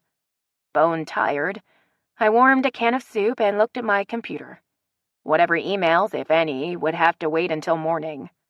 I took my bowl and a packet of crackers to the sofa and ate while watching TV. I only meant to lounge for a while, but the next morning, I awoke fully dressed with the remote still in my hand. A knock at the door halted my trip to the shower. I fully expected it to be Kaylin ready to hear a first-hand report on the trip, but when I looked through the peephole, I was surprised to see Haley. I looked down at my wrinkled clothes and figured that the rest of me was equally frightening. I ran my hands through my hair and opened the door with a shy smile. Haley's brows rose as she took in my appearance. "Rough night?" "Rough week." I opened the door wider and motioned for her to come in. She looked uncomfortable as she brushed past me and leaned against the bar. One of the suitcases that I was too lazy to put away the previous evening lay in the middle of the living room floor. I watched as Haley glanced at it and back at me. "Business trip or just a getaway?" "Business, unfortunately." I walked into the kitchen and set up the coffee pot. The tension between us seemed more solid than the bar that separated us. "And your trip was—" I tried not to sound bitter. I watched out of the corner of my eye as she shrugged. "I needed time to think." "When did you get back?" I measured the water for the coffee. "The day you left. I wanted to talk to you then, but you were gone before I worked up the nerve to come up here." She was silent for a moment. "I watched you leave from my window." "Why didn't you call me?" "Because I thought it would be better to talk face to face." I could hear the scraping of the bar stool as she pulled it back and took a seat. I couldn't make myself look at her. I heard finality in her tone, and even though I figured whatever we had was over, I wasn't looking forward to hearing her say it. "Want coffee?" I watched the dark liquid fill the pot. "Sure," she said after exhaling a long breath. "I need to explain something to you, Shannon." I folded my arms and closed my eyes, dreadfully waiting for her to continue. "You've no doubt heard the saying, 'What goes around comes around'?" "Many times, yes." I poured her coffees and turned to slide hers across the bar. When our gazes met, she looked tired. Her eyes didn't have the familiar sparkle. "I haven't let myself get close to anyone since the divorce, mainly because I'm afraid that if I get attached, I'll get hurt the same way I hurt my husband." Haley's hands shook slightly as she lifted the cup to her lips. "I was attracted to you the minute we met," she said after she swallowed. "And when I realized that it was actually you I was talking to online, I tried to back off. You were just so damned irresistible, and I felt myself giving in. Referring to me in the past tense as she did made my heart sink. I sagged against the counter, suddenly feeling exhausted and longing for my bed. When you came home from visiting your family, you seemed so distant, and the warning bells started to go off. I panicked. I guess I felt a little panicky too. I didn't want to have to admit that I had some fears of my own, especially after Kaylin had gotten through with me. There's something I need to know. Like what happened to the woman you had the affair with? Haley's face showed surprise and her lips tightened and formed a straight line. She lost interest after the divorce. I think it was a thrill for her to sneak around. Once the marriage ended, so did we. So that's not where you went when you left? Of course not. Anger flashed in Haley's eyes. I went to the corporate apartment to think things over. Haley stared down at her cup for a minute. When she looked up at me, her eyes were teary. I don't think I'm ready for anything serious. I am, I said with resignation. I hadn't realized it until that moment. I didn't want to casually date. I just wasn't cut out for it. Once I found someone I was truly interested in, I didn't want to play the field to see what else was out there, and unfortunately, I was still very infatuated with Haley. I wanted to tell her that I'd wait forever for her to come around. But as I looked into Haley's misty eyes, I felt myself giving in, and I let her off the hook as gently as I could. I don't want it to be awkward when we pass each other in the hall, but I think it's best that we give each other some room. Haley's lip quivered as she wiped at her eyes with the back of her hand. I wish I was in a better place because you're a great catch. You are too, I said. One day, I hope you'll be able to accept that. Haley tried to smile. Thank you for the coffee, but I need to get back to my place and get ready for work. She looked so miserable as she stood. I wanted to take her into my arms and tell her everything would be okay. But my heart was breaking along with hers.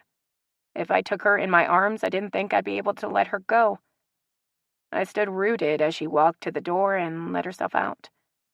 Maybe it was just exhaustion, but I felt my own eyes well up as I stared down at her coffee cup. I took a long shower and crawled into bed. Maybe it wouldn't sting as much after a long nap. But I doubted it. Chapter 22. Kaylin plus pizza equals indigestion. For weeks, I did my best to avoid Haley. Instead of cutting through the courtyard, I used the garage entrance to come and go. Not that I went anywhere much. I found myself often watching Haley in the courtyard from my window as she walked Fuzzy. She'd bounce the ball for a while, but Fuzzy would take it and drop it in a flower bed before returning to rest her head on Haley's knee. Even Fuzzy seemed to be sad. So I was surprised to see Kaylin letting herself into the courtyard on a dismal Saturday morning. As she made her way up the walk, I saw Fuzzy dart toward her. My heart thudded when Haley came into view, and Kaylin shook her hand while pointing up to my window. I stepped back when Haley looked in my direction. A little while later, I opened my door to Kaylin, who stalked past me. I picked a shitty day for a walk. Kaylin started to strip away her wet things in the middle of my living room. Do you have some sweats I can borrow? I'm soaked to the bone, she said through chattering teeth. Take a shower and thaw out. I pushed her toward the bathroom. You didn't walk all the way from your house, did you? I had Todd drop me off a few blocks from here. Kaylin pulled off her shirt, revealing a slight pooch in her belly. It started to rain on the last block. I reached over and patted her stomach. Is this the baby showing already? No, that's fat, Kaylin said with a sob. I'm gaining weight so fast, but I can't stop eating. She grabbed me by the shoulders with tears on her cheeks. Let's eat pizza. Todd has been following me around with fruits and vegetables. If I'm going to puff up, I want to at least enjoy what I'm eating. I'll order it right after I find you something to wear. Kaylin hugged me tightly and went back to tugging off her wet clothes. After I found something for her to put on and ordered the pizza, I warmed some milk for her hot chocolate. Kaylin looked better when she came out of the bathroom.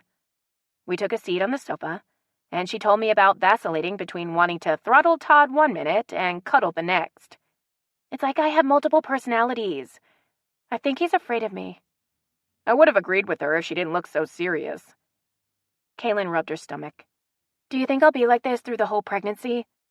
You'll have to ask Mom about that. I have no clue. Kaylin smiled at me. I think you'd be so cute pregnant. I do not. I jumped up when my cell phone rang. Pizza's at the gate. I'll be right back. I answered and told the delivery guy that I'd be right down. I took the stairs instead of the elevator, kidding myself that the exercise would combat the calories I was about to inhale. I trotted through the courtyard and opened the gate. A teenage boy balanced the pizza in one hand while he petted Fuzzy. I looked up to see Haley making her way slowly toward us. As I paid for the pizza, Fuzzy bumped my leg with her ball. I missed you, I said in a whisper as I scratched her behind the ears. Haley held the gate open for me. How are you? She asked when I moved past her.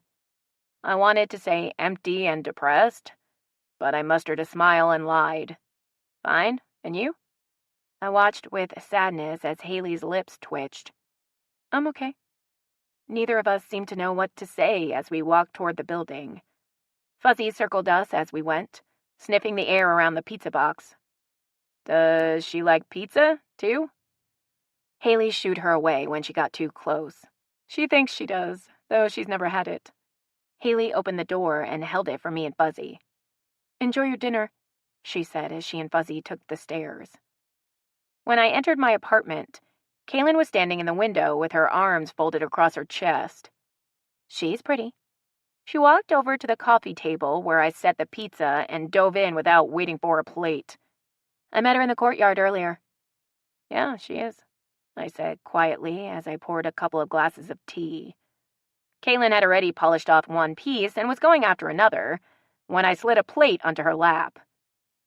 You're seeing her, aren't you? No, she broke it off with me. I met Kaylin's glance. She was up front and said she didn't want anything serious. Kaylin bit into her pizza, watching me. This is why you've been hiding yourself away lately, she said after she chewed. I've had a lot of work to catch up on. Atlanta put me behind. After one slice, I was full. I put my plate on the coffee table and sipped my tea. Kaylin dipped into the box for another piece. You can't give up, Shannon, just because this didn't work out. There are still a lot of nice women out there. I know, but right now I'm not interested. I toyed with the string on my sweatpants, aware that Kaylin had stopped eating and turned her full attention on me. I can't go out with someone else while I'm thinking about her. She watched you the whole time you were paying the pizza guy. That's not helping. I tossed my napkin onto the table. I think she wants to be with me, but she's as scared of me as I am of her. You know the saying, once a cheater, always a cheater? You have to let her go. I wanted to argue the point. Dad would have been the example, but that would have devastated Kaylin even after all these years. You don't think there are people that realize the terrible mistake they've made and resolve never to do it again? Not from what I've seen. Remember Meredith's husband? She's caught him so many times that she's just given up. The only reason she stays is because of the kids. There's not a day that I don't go to work and hear that someone's husband was caught running around. I think Haley's case is different. She didn't cheat because she couldn't keep it in her pants. She was coming to terms with the fact that she's gay. Kaylin looked at me squarely. That doesn't give anyone the license to cheat. I was growing weary of the conversation. It doesn't excuse anything, but her reason sounds a hell of a lot better than just some horny man or woman doing it for the thrill. Kaylin pivoted and stretched her legs out on the sofa, making it clear she didn't have any plans to leave soon. You only have her word to go on. We don't know anyone she knows, so we can't get another perspective. Candace knew her cousin, but she left out the part that Jackie had a temper that one day will land her in jail if it hasn't already. I threw my legs out alongside hers. There's no need to discuss this any further anyway. She dumped me, remember? Kaylin put her hands behind her head and grinned. Okay, next topic. What was it like kissing Angela? I know she saw my shocked expression before I could hide it. She told you. Oh, yeah, Kaylin said with a note of satisfaction. Are you insane? She's straight. Well, that might be debatable because for a second, she kissed me back. Angela doesn't strike me as the experimental type. You must have been mistaken. Kaylin pinched at my arm with her toes. I didn't mistake her tongue in my mouth, I said, slapping her away. Kaylin's eyes went wide. She didn't. Oh, yes, honey, she did. Sometimes Kaylin was so easy. When she was telling you about the kiss, did she also mention that she had my ass in both hands? Her breasts are so firm. I held up my hands. They fit perfectly in these. You are such a liar, Kaylin shouted and dissolved into laughter. Okay, yes. We didn't grope each other, but she did slip me the tongue. Kaylin pinched the shit out of me with her toes. Did you get all tingly from that kiss? Not in the least. It was all for show. Zoe didn't bother me again after that, I said with a triumphant air. Kaylin looked at me with a serious expression. Have you kissed Haley? I felt my smile slide from my face. Yes. Kaylin's eyebrows rose. Spark? Fireworks. Kaylin grabbed my leg and squeezed. Is that all you did?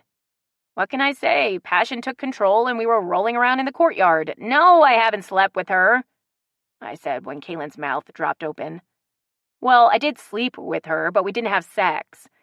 The night you called me about Dad, I was at her place. Kaylin made a face like she didn't believe me. You slept in the same bed but didn't do anything, She didn't try anything? I rolled my eyes, earning myself another pinch. I was worried about Dad, and she held me. That's all that happened. Kaylin rolled her eyes then. Sweet. She is sweet, jackass. I pinched her on the wrist with my toes until Kaylin squealed. You could hurt the baby, she said as she slapped me away. Rub my feet now, I need a nap. Call Todd, I'm not touching those nasty things. I just washed them with your loofah, they're clean. Kaylin threw her feet up on my chest. Rub for 5 minutes and I'll shut up. The 5-minute rub was actually 10. 5 minutes each, nasty foot. Kaylin was snoring when I pushed her foot off me. We dozed for about an hour when I heard Kaylin fooling with the pizza box. I opened one eye and watched her inhale 2 slices before she caught me watching her and informed me that I would be driving her home. When I pulled back into the garage, my headlights swept over the back of Haley's SUV. A new Louisiana license plate had taken the place of the Georgia tag. Apparently, she had plans to stay in New Orleans. Part of me was pleased. The other part sort of wished I didn't have to run into her. The saying, absence makes the heart grow fonder, was very true in my case. Chapter 23. Duty Calls. On Monday morning, my phone rang at 5:30. No one called at that hour unless it was an emergency. Hello, hello? I said into the alarm clock before I realized the phone was still ringing. I managed to grab it just before the answering machine picked up. Hey, what are you doing? Kaylin said groggily. Are Mom and Dad okay? What's wrong? I scrambled out of bed and fumbled around until I found the light switch. They're fine. What's wrong with you? My frantic search for clothes stopped. What do you mean, what's wrong with me? You called me at 5:30. I thought there was an emergency. Did you set your clock to Pacific time? Kaylin asked, annoyance tempering her tone. It's 7:30. I staggered into the living room as the adrenaline rush faded. My cell phone confirmed what Kaylin said. It was 7:30. Our power went off and on last night. Apparently yours did too. Kaylin yawned loudly. Time to replace the backup battery in your clock. It's still early. Why are you calling? I asked as I set up the coffee pot. The flu is going around and my doctor says I need to avoid sick people if I possibly can. We have 3 people out at the Canal Street salon, and they need some help. I wanted to whine and complain, but I couldn't. I knew that Kaylin would gladly step in and help if she could. What do I need to do? I asked with a sinking feeling. Answer phones, wash a head or 2. Blitz will help you with anything you need. Kaylin yawned again. This time she apologized. I'm sorry to ask this of you, sis, but I'm out of options. No need to apologize. I'll hit the shower and be there for opening. Thank you. I owe you big. Blitz looked stunned when I walked in. She glanced down at her watch and back up at me. Kaylin asked me to come in and help, I said. Where do you need me? She took in my black slacks and turtleneck sweater. You're dressed too nice to clean tanning beds. She shrugged her shoulders. Want to be the receptionist for the day? Sounds easy enough. Something in the way Blitz arched an eyebrow told me it was anything but. She picked up a headset and cleaned it liberally with alcohol before she handed it to me. Bonnie has the flu, Blitz said as she went to work on the mouse and keyboard. If I were you, I'd keep a bottle of hand sanitizer close and use it often. Blitz looked at me skeptically. Can you multitask? I can walk and chew gum at the same time. Blitz's eyebrow arched again. From the look on her face, if I were anyone else, I'd be out on the sidewalk at that moment. She wiggled the mouse, and a colorful calendar appeared on the screen in front of us. Anything related to tanning or nails is transferred to those departments. They handle their own scheduling. You're strictly hair. I nodded as I looked at the screen. Haley Morgan at 11 o'clock jumped out at me like a snake. Blitz looked at me oddly as I recoiled. Is that today? I pointed at her name. Blitz nodded. You won't have to do much with today's schedule unless someone calls to reschedule. Matter of fact, you really don't have to worry about Tuesday or Wednesday. We're booked. Don't worry about trying to fill a slot if someone cancels. We pack 'em in tight and the stylists will be grateful for the wiggle room. Blitz went on to explain how to use the computer program. It seemed fairly easy to handle. My brain began to scramble as she explained how to book each type of appointment. Claire and Sandra are new, so you can't really load them up or they get behind. Marvin, Jacob, and Sloan can handle anything you throw at them, and they expect to stay hopping, so schedule them tight. Each stylist's name was in a color-coded bar. Marvin's was pink. I wondered for a half a second if he had requested it before Blitz moved on to the next topic. Our regulars are in the computer. All you have to do is print out a slip with their next appointment date and time. It's already set up in the system. For other customers, you'll have to schedule and print their slips. You know how to use a credit card machine? Yes. I looked over at the phone and felt squeamish. It looked like something I'd seen 911 operators use on TV. Blitz explained the difference between park and hold and what seemed like a heartbeat. You may be tempted to use the mute button on your headset, but I'd advise against it. Your sister made a mistake with that once and cost us a customer. Use the hold button. Blitz squeezed a glob of hand sanitizer into her palm and turned to me. What can I get you to drink? Coffee, soda? You don't have to wait on me. I can get my own drinks. Blitz pursed her lips as her eyebrow rose again. I wondered if her head ached at the end of the day or if her brow ever froze in that position. Once these phones begin to ring, you won't be able to move from where you're sitting. If you need something or need to go to the bathroom, you're going to have to flag me down for it. My eyebrow rose this time. Is it that bad? It's how you choose to look at it. Every time that phone rings, we're poised to make money, so that's not bad. Blitz smiled. Coffee? Yes, and thank you. I turned and looked at the intimidating bank of phone lines, then at the computer. I hope the coffee was extremely strong. Wow, who do we have here? Marvin leaned on the counter with a broad smile. A scared shitless temp? It's not that bad. Marvin guffawed. I've seen Bonnie ring up a customer, schedule an appointment, and file her nails at the same time. You've got this. I wasn't so sure. Marvin slapped out a tune on the counter. Guess who's coming to see me today? Haley, I said dryly. Marvin frowned. Still no good with you two. I opened my mouth to reply when the phone rang. That bitch didn't stop. It rang so much that at one point I thought I could hear it ringing when there wasn't a call. To make matters worse, I was slow. It took me most of the morning to get used to scheduling the appointments. When I had to go to the bathroom, I was forced to wave Blitz over and write it down for her because I couldn't stop speaking long enough. She moved in behind me like she was taking the wheel of a car flying down the highway, reaching over me to take the controls. At 11, it all became one monotonous blur as Haley came through the door. The air around her seemed infused with electricity. She took off her rain-splattered overcoat and hung it on the rack. The silver-gray pantsuit hugged every delicious curve and made my mouth go dry. When she turned toward the receptionist station, her eyes widened when she saw me. A slight smile curved her lips. I held up a finger as she approached, and the phone rang again. Marvin intercepted her before we had a chance to speak.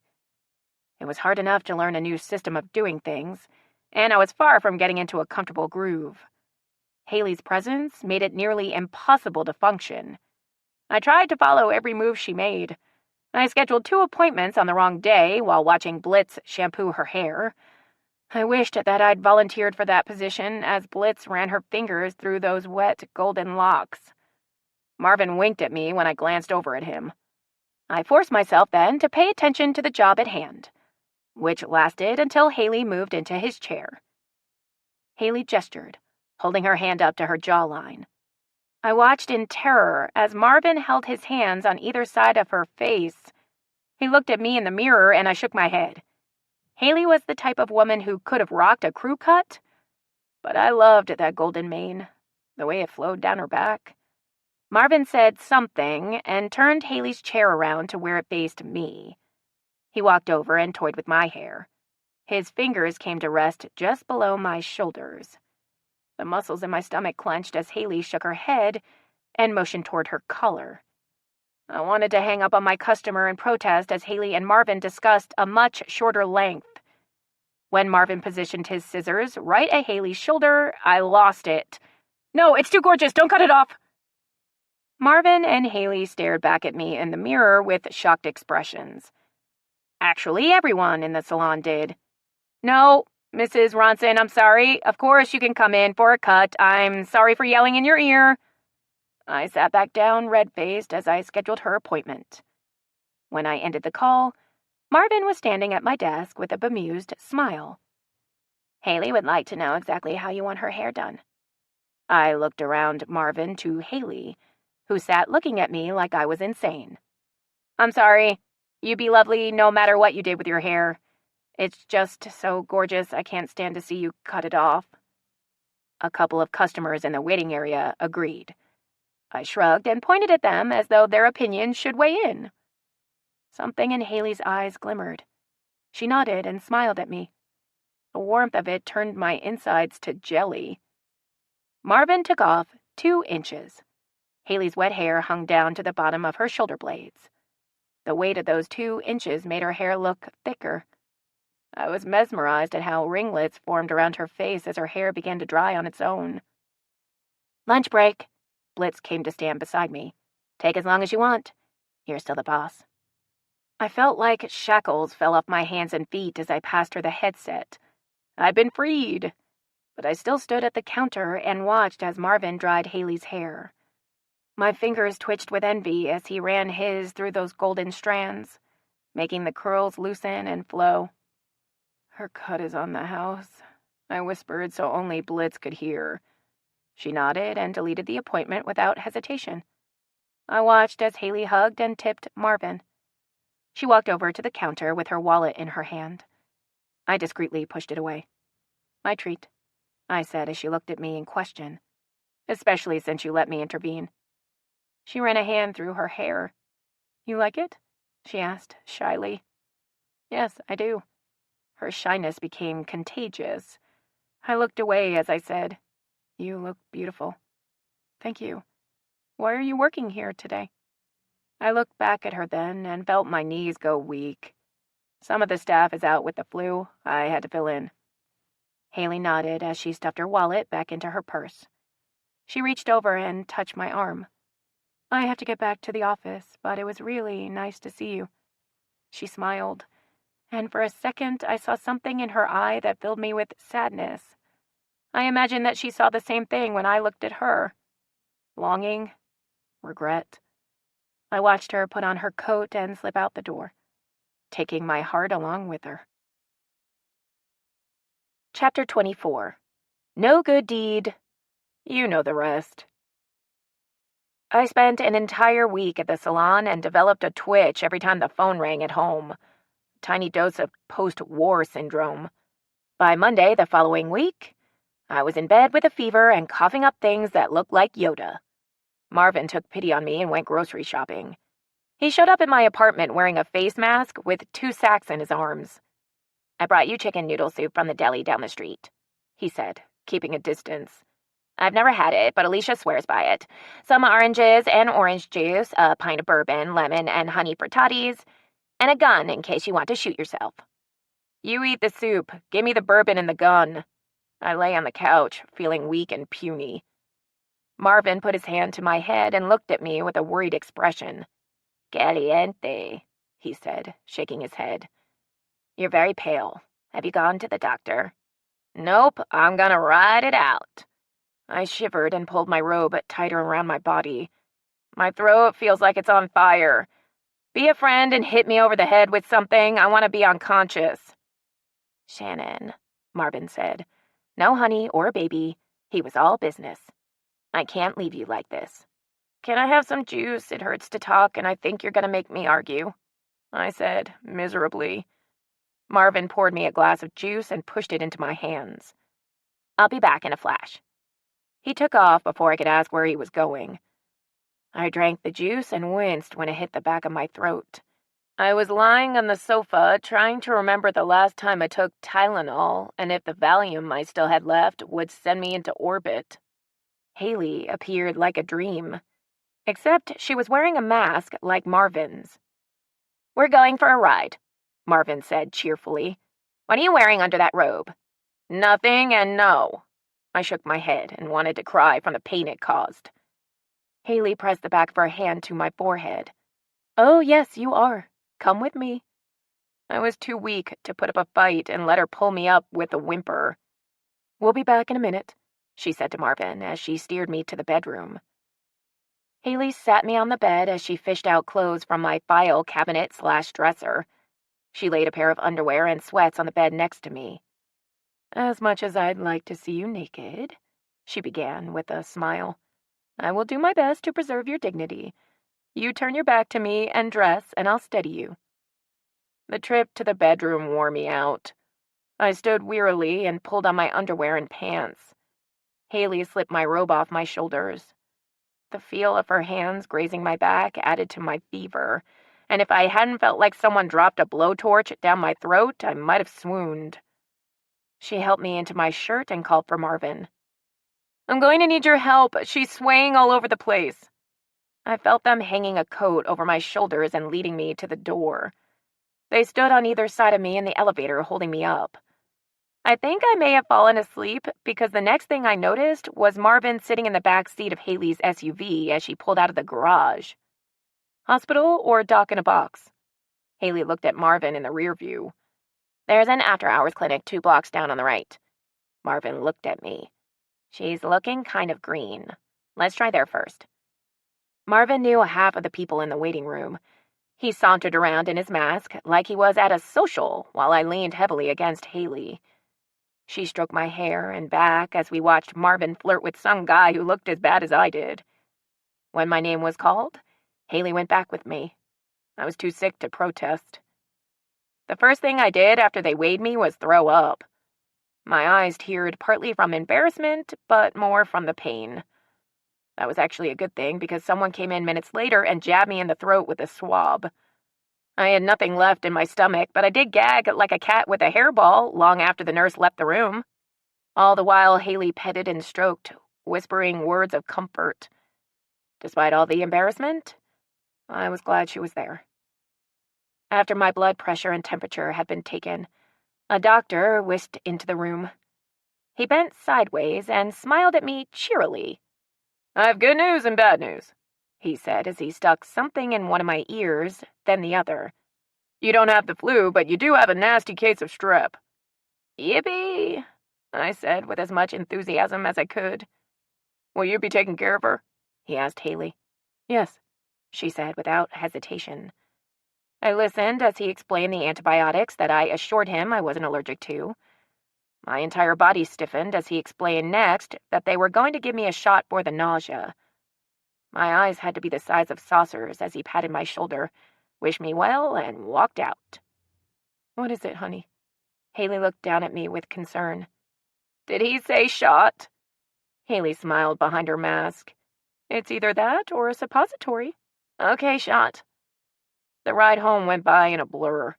I was barely awake as they half-dragged me back into my apartment. I had a vague recollection of Fuzzy circling my bed with a mask on her head before I slipped off into merciful oblivion. Chapter 25. Breakfast and Haley in bed. My phone rang once before I heard Haley answer it. She was close by and talking softly. I heard her cell phone ringing, but I didn't feel right answering it. Pause. She's okay, but she has a bad case of strep. Pause. Yes, Marvin and I took her to the doctor last night. She's on antibiotics and is still sleeping off the nausea medicine. Long pause. I took off from work. I'll be with her as long as she needs me. Another long pause. I know she would do it for me. It's no problem, really. Pause.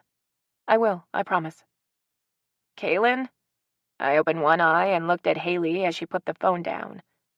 Sorry, I tried to get it before it woke you. I guess that's good in a way. It's time for you to eat and take your meds. You took off work, I croaked out. Don't worry about that. Haley put her hand on my forehead. She was still wearing the same clothes she had on the night before. She looked worn out. Stayed here all night? Uh-huh. Her tired eyes twinkled. After you eat and take your meds, I'm going to borrow your shower, if that's all right. Make yourself at home. Is that grease I hear? Haley smiled back at me as she walked toward the door. Yep. Is it too loud? I can have Fuzzy turn it down. I smiled weakly and shook my head. Haley returned 5 minutes later with buttered toast, juice, and a banana. Have you eaten? I asked as she set a tray over my lap. She patted the tray. Brought this from home. I like to eat breakfast in bed and watch TV on lazy mornings. And yes, I have eaten. Thank you. I nibbled on a piece of toast as she watched me. I can't tell you how much I appreciate what you and Marvin have done for me. You should have called me. Haley handed me the juice and waited for me to take a sip. I had no idea you were so sick. Thought I could tough it out. Marvin bought you popsicles and sherbet last night when he went to the pharmacy, although I wouldn't suggest trying that until we see if you can hold breakfast down. I managed to eat the 2 pieces of toast and half the banana. Haley gave me the pills I was supposed to take and went off to take a shower. As soon as the bathroom door closed, I heard the ticking of nails on the floor beside my bed. Fuzzy looked up at me with a dog smile. I patted the bed. Want to come up here and... She was on the bed curled up next to me before I could finish the sentence. I turned on the TV and flipped through the channels. Fuzzy yipped when I landed on the Home Shopping Network. Surely you jest, I said in disgust. She looked back at me as if to say, I jest not, leave it there. What about the Sci-Fi Channel? She grimaced. Animal Planet? We came to an uneasy truce with America's Funniest Videos. When Haley came into the bedroom a while later, she looked at Fuzzy and me. Did you invite her up there? I did, so don't fuss at her. She's very sensitive. They're doing a segment on funny cats. We haven't seen a dog yet. Haley felt my brow and frowned. You're still a little warm. How's your stomach feeling? Better, but my throat feels like hamburger. Haley made a face. How about a popsicle? Grape would be good. I felt like I was 5, but I had to admit it was nice to be taken care of. You can sit on the bed with us, I said when Haley returned with my popsicle and a coffee for her. All right, but let me know if we keep you awake. She settled on the other side, propped a pillow against the headboard, and immediately started laughing at the show. I have pay-per-view. We could order a movie if you'd like. Haley looked at me and smiled. Maybe later. Your eyes look like 2 slits. I doubt you'd make it through the first scene. She reached over and took the melting popsicle from my fingers and wiped my hand with a tissue. I fell into a restless sleep. All sorts of weird dreams played through my mind. I was on the podium at the conference, and Haley was in the audience watching me as Zoe shaved her head. I tried to yell, but couldn't make a sound. I couldn't move, either. My feet were stuck to the floor. It switched to me and Haley being in the back seat of my car while someone drove us around. The car started to go faster, and as we began to complain, we realized that Fuzzy was at the wheel. I awoke to find Fuzzy draped over my legs and Haley curled up in a ball next to me. They were sound asleep. Both of Haley's hands were tucked beneath her chin. She was off deep in dreamland as her eyes moved beneath closed lids. I wondered if Fuzzy was chauffeuring her as well. It felt good to have her there. I could see us on Sunday mornings with the newspaper spread out across the bed, both of us nibbling on something and drinking coffee as Fuzzy dozed at our feet, playfully arguing over whom would cook dinner, me winning, her cooking, and choosing what movie we'd see that afternoon. Okay, maybe I'd cook, I thought as I drifted off with a blissful image imprinted on my brain. A shower? Haley shook her head. I don't know. You were staggering all over the place last night. I just polished off a bowl of soup and was feeling stronger. I stink. I've been sweating and my hair feels awful. It'll make me feel better. Haley pursed her lips. If you can make it to the bathroom without stumbling, it's a deal. But I'm going to sit outside the door. If I hear anything that scares me, I'm coming in. I made the short trip without incident and closed the door in Haley's and Fuzzy's faces. The warmth of the shower and the feeling of being clean made me feel better. When I dropped a bottle of lotion, the door opened a crack. I saw one green eye and a snout much lower that sniffed and backed away. I'm dressed. You can open the door if it'll make you feel better. Haley put the lid down on the toilet as I brushed my teeth. You can sit here and I'll blow dry your hair. Her nails against my scalp felt like heaven. My hair didn't look like it did when Marvin got a hold of it, but I have to say, I enjoyed Haley's technique much better. Haley switched off the dryer. I've changed your sheets, so everything is all fresh. Time for you to go back to bed. That is so sweet. I looked forward to snuggling in it. How am I ever going to make this up to you? She ignored my question and smiled. They were easy to find since you had them filed in the cabinet marked sheets. You're just jealous, I said as I climbed into bed. Not everyone is as organized as I am. Haley looked kind of awkward as she watched me get settled. Climb in. I tossed the covers back on what I considered her side of the bed. She smiled and crawled in. Fuzzy took that as an invitation for her as well and hopped up on my side. I'm sorry. Haley sat up and opened her mouth to say something to Fuzzy before I stopped her. She's fine. She keeps my feet warm. Let her stay. We decided that a scary flick was perfect for the overcast gray day. A haunting in Connecticut scared the shit out of us. After it was over, we lay a bit closer while we told scary stories of our own. I was terrified of the house we lived in when I was a little girl, Haley confessed. It was old and it creaked all the time. When Dad was away, which was often, I used to crawl into bed with my mom. I couldn't help but smile at the mental image I had of Haley as a child, all curls with big green eyes beaming out beneath them. I don't know why, but my mother's closet always gave me the jitters.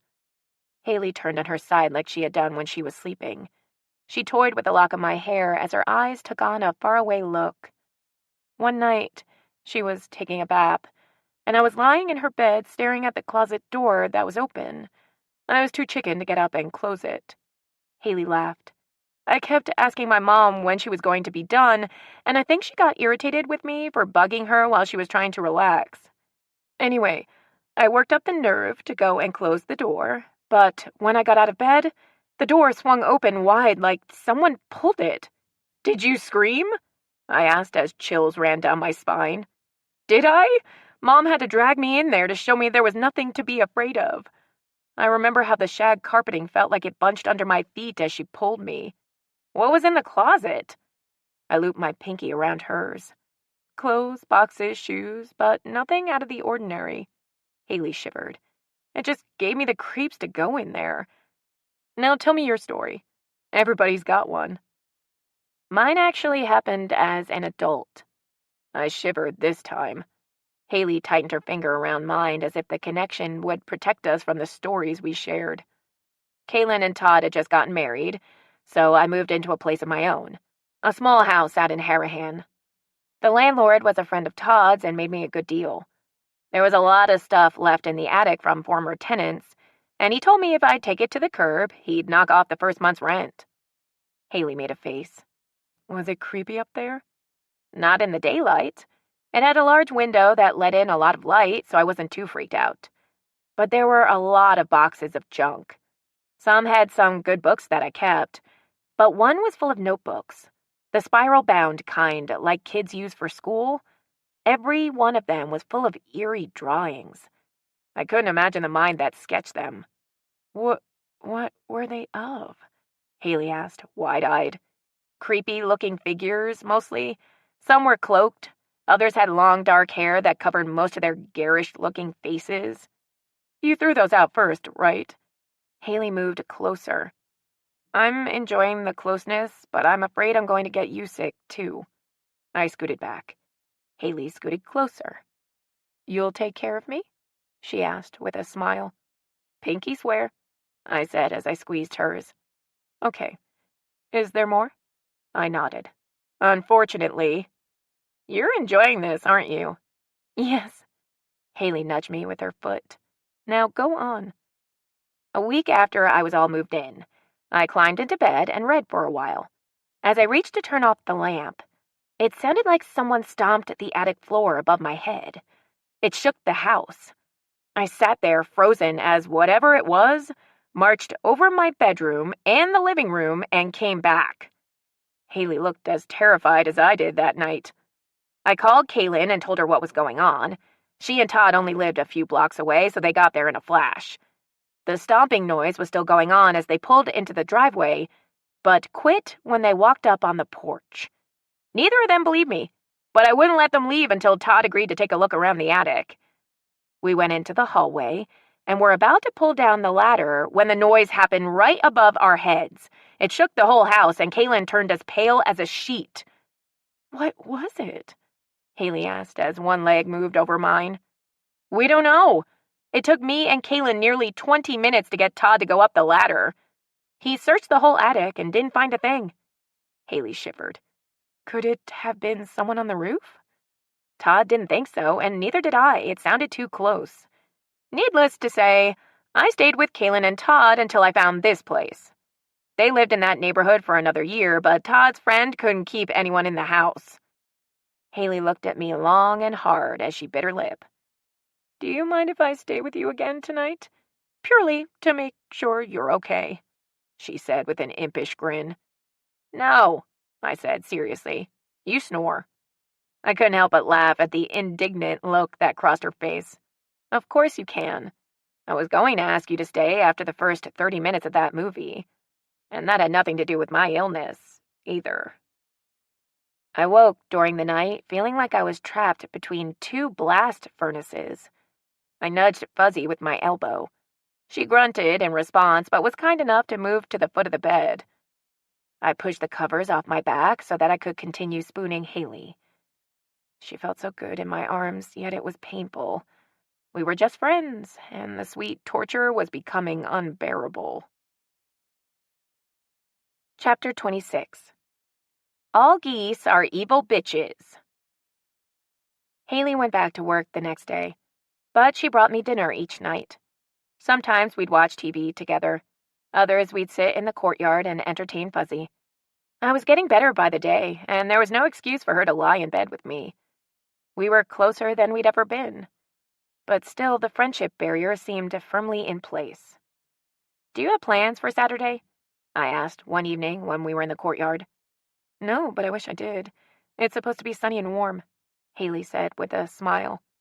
I was thinking about going to the park. We could pack a lunch and make a day of it. I took a turn bouncing the ball for Fuzzy. It'd be something all three of us could enjoy. I would absolutely love to do that. What can I bring? The sparkle in her eyes sent a thrill through me. Just you, Fuzzy, and tennis balls. I half expected the weatherman to recant on his forecast and tell us to expect cold wind and rain. Louisiana winters were nothing if not unpredictable. It could be warm enough for shorts one day, and the next, you'd need a coat. But the forecast was dead on, and I dressed in shorts and flip-flops with a sweatshirt, just in case it was cooler than expected. Haley had the same idea with a pair of cargo capri pants and a t-shirt, and a hoodie draped over her arm when I picked her up. "What's in the bag?" I asked as we drove to the park. "A half loaf of stale bread for the ducks." I looked at my side view mirror and smiled at Fuzzy as she rode in the back seat with her head protruding from the window. Her nostrils were flaring as she took in the scents around us. "How does Fuzzy feel about the ducks?" Haley pushed her sunglasses up onto her head, in an attempt to tame her hair that was being whipped around. "She's good about leaving them alone now, but when she was a puppy, it was a nightmare. I had to take her to a professional trainer to teach her to stand down. She'd get so focused on catching one that she wouldn't listen to me at all." "Do the ducks eat out of your hand?" Haley looked at me with a grin. "You've never fed ducks?" I shook my head. "My mom couldn't swim. She was terrified of the water, so we never went anywhere near the park lakes as kids." "You're in for a treat, then," Haley said with a satisfied smile. We picked a nice sunny spot near the lake to spread our blanket. Fuzzy got reacquainted with the frisbee, and we ran her until she sprawled out in the grass and gnawed a hole in it. I impressed Haley with lunch, which consisted of chicken salad sandwiches, fruit, and a nice bottle of red wine, despite the meal. "Couldn't have asked for a nicer day, could we?" Haley leaned back and basked in the sun. "Perfect day, perfect company. Everything is just perfect." "I'm glad you're happy with it." I stretched out on the blanket and rested on my elbows. Haley looked over at me, and her expression grew serious.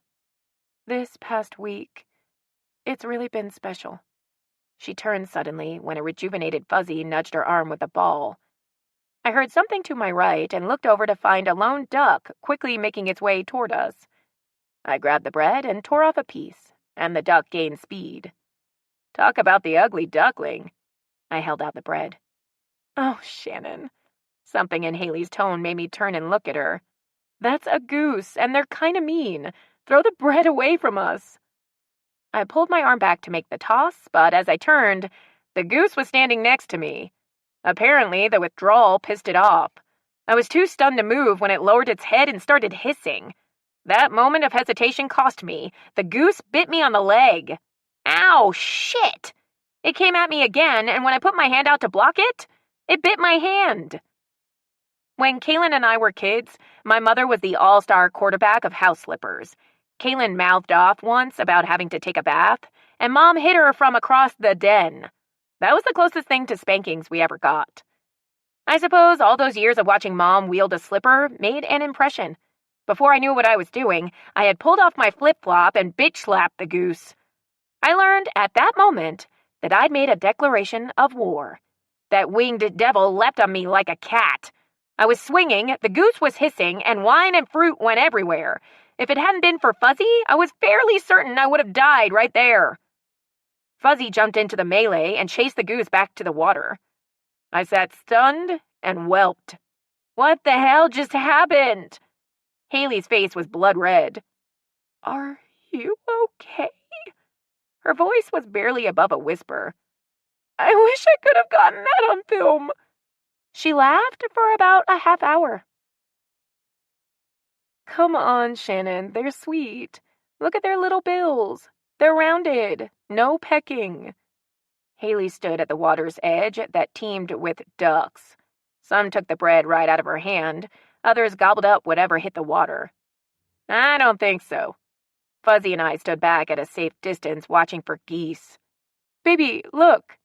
Haley pointed to a mother duck, warily approaching with a string of ducklings trailing behind. Her face colored as she looked back at me. "I mean, don't be a baby. Come here." Her slip got to me, and I moved alongside her. She stuck a piece of bread in my hand and instructed me to tear it apart.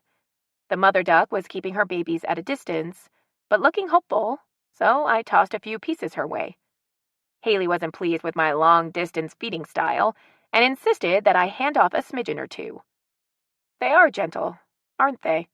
I said as one snapped a piece from my fingers. Haley nodded and smiled. "Excitable but sweet. They're nothing like a goose." And totally disloyal. The minute the bread was gone, so were the ducks. Haley looped her arm around mine as we walked back to the blanket. I'm so proud of you. I think you're ready to go to the Global Wildlife Center next. I've been reading about it, and it's not far from here. Maybe we'll have another nice weekend soon and can check it out. I'd seen the commercials. They stuff you in a wagon and drag you through a field of wild animals that know you have feed for them. I couldn't think of anything more horrifying, especially after my encounter with the goose. Sure, sweetie, that sounds like fun. Haley seemed surprised by the term of endearment, but she didn't release my arm. A shy smile crept across her face.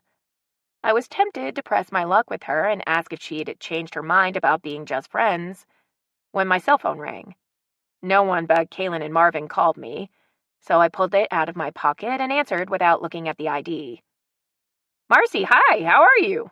I blurted out, surprised to hear her voice. I closed my eyes when Haley's arm slipped from mine. I just wanted to call and see how you were doing, and to let you know we're having a pet adoption day. I was thinking you might be interested in having a pet. I can give you the address to the clinic if you think you'll come. Actually, I'm sharing a dog with my neighbor right now. Haley moved away, but I knew she could probably hear what I was saying. I don't think I'm ready for that kind of commitment. Well, if you change your mind, it's next Saturday from 11 to 4. Marcy was talking really fast, like she was nervous, and that made me nervous because I didn't know if the pet adoption was the only reason for the call. So, how are things working out for you? Fine. I just got over a nasty case of strep, but otherwise everything is good. And you? Oh, I'm good. Been working a lot. There was an awkward pause. If you find that you're interested in going out again, give me a call. Okay, I will. It was nice hearing from you. I felt bad as we ended the call. I was fairly certain that Marcy knew I wasn't going to call, and Haley had walked away, putting distance between us in more ways than one. Are you and Marcy seeing each other again? Haley asked, lightly. She didn't turn my way as she threw the ball for Fuzzy. No, she called to tell me about a pet adoption day at her clinic. I guess she figured since I didn't have a pet that I might want one. I laughed. I told her I was sharing a dog. Apparently, I was the only one who got the joke. Haley gave me a sideways glance. It's getting kind of cool. Are you ready to call it a day? She was right. The late afternoon breeze was getting cooler, and the air between us was becoming more frigid by the second. We didn't talk much as we gathered everything and hiked back to the car. I took that as a good sign. Haley was obviously put off by Marcy's call. For someone who wanted to be just friends, she appeared a mite jealous to me. This was a moment that I could have seized upon and might have gotten Haley to admit she wanted more, but I was too chicken. As bad as I wanted her, to be rejected again would have been just too damn much. Want to pick up something for dinner? I asked as we headed home. I'll take a rain check on that if you don't mind.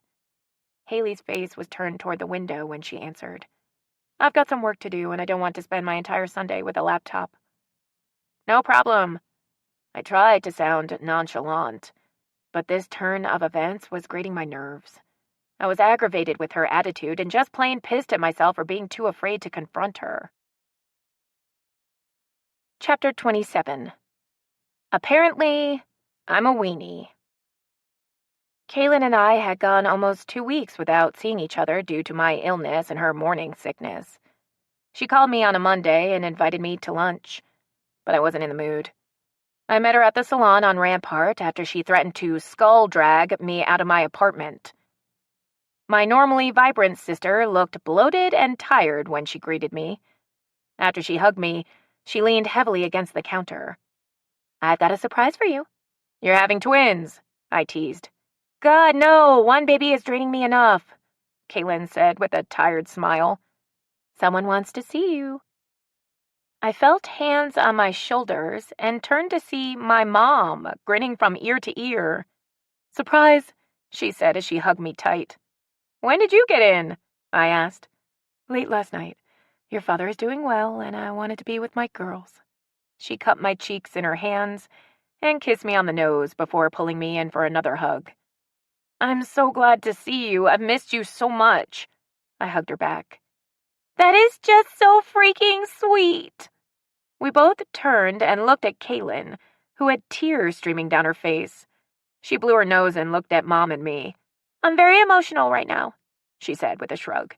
"Somebody needs to feed me or I'm going to pass out." Mom took us to her favorite New Orleans haunt, Masborough's. In her mind, a shrimp po' boy could mend anything, including morning sickness that in Kaylin's case lasted all day.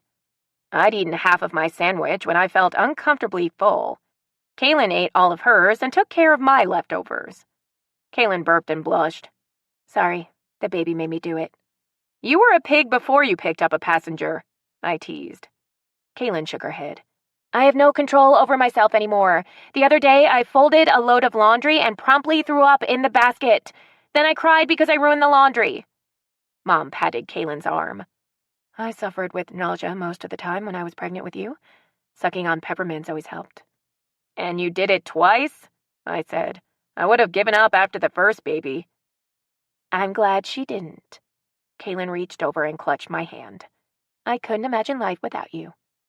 "What has gotten into you?" I asked Kaylin with mock disgust. "You've gotten all affectionate and warm and fuzzy. It's gross." "I know it's weird.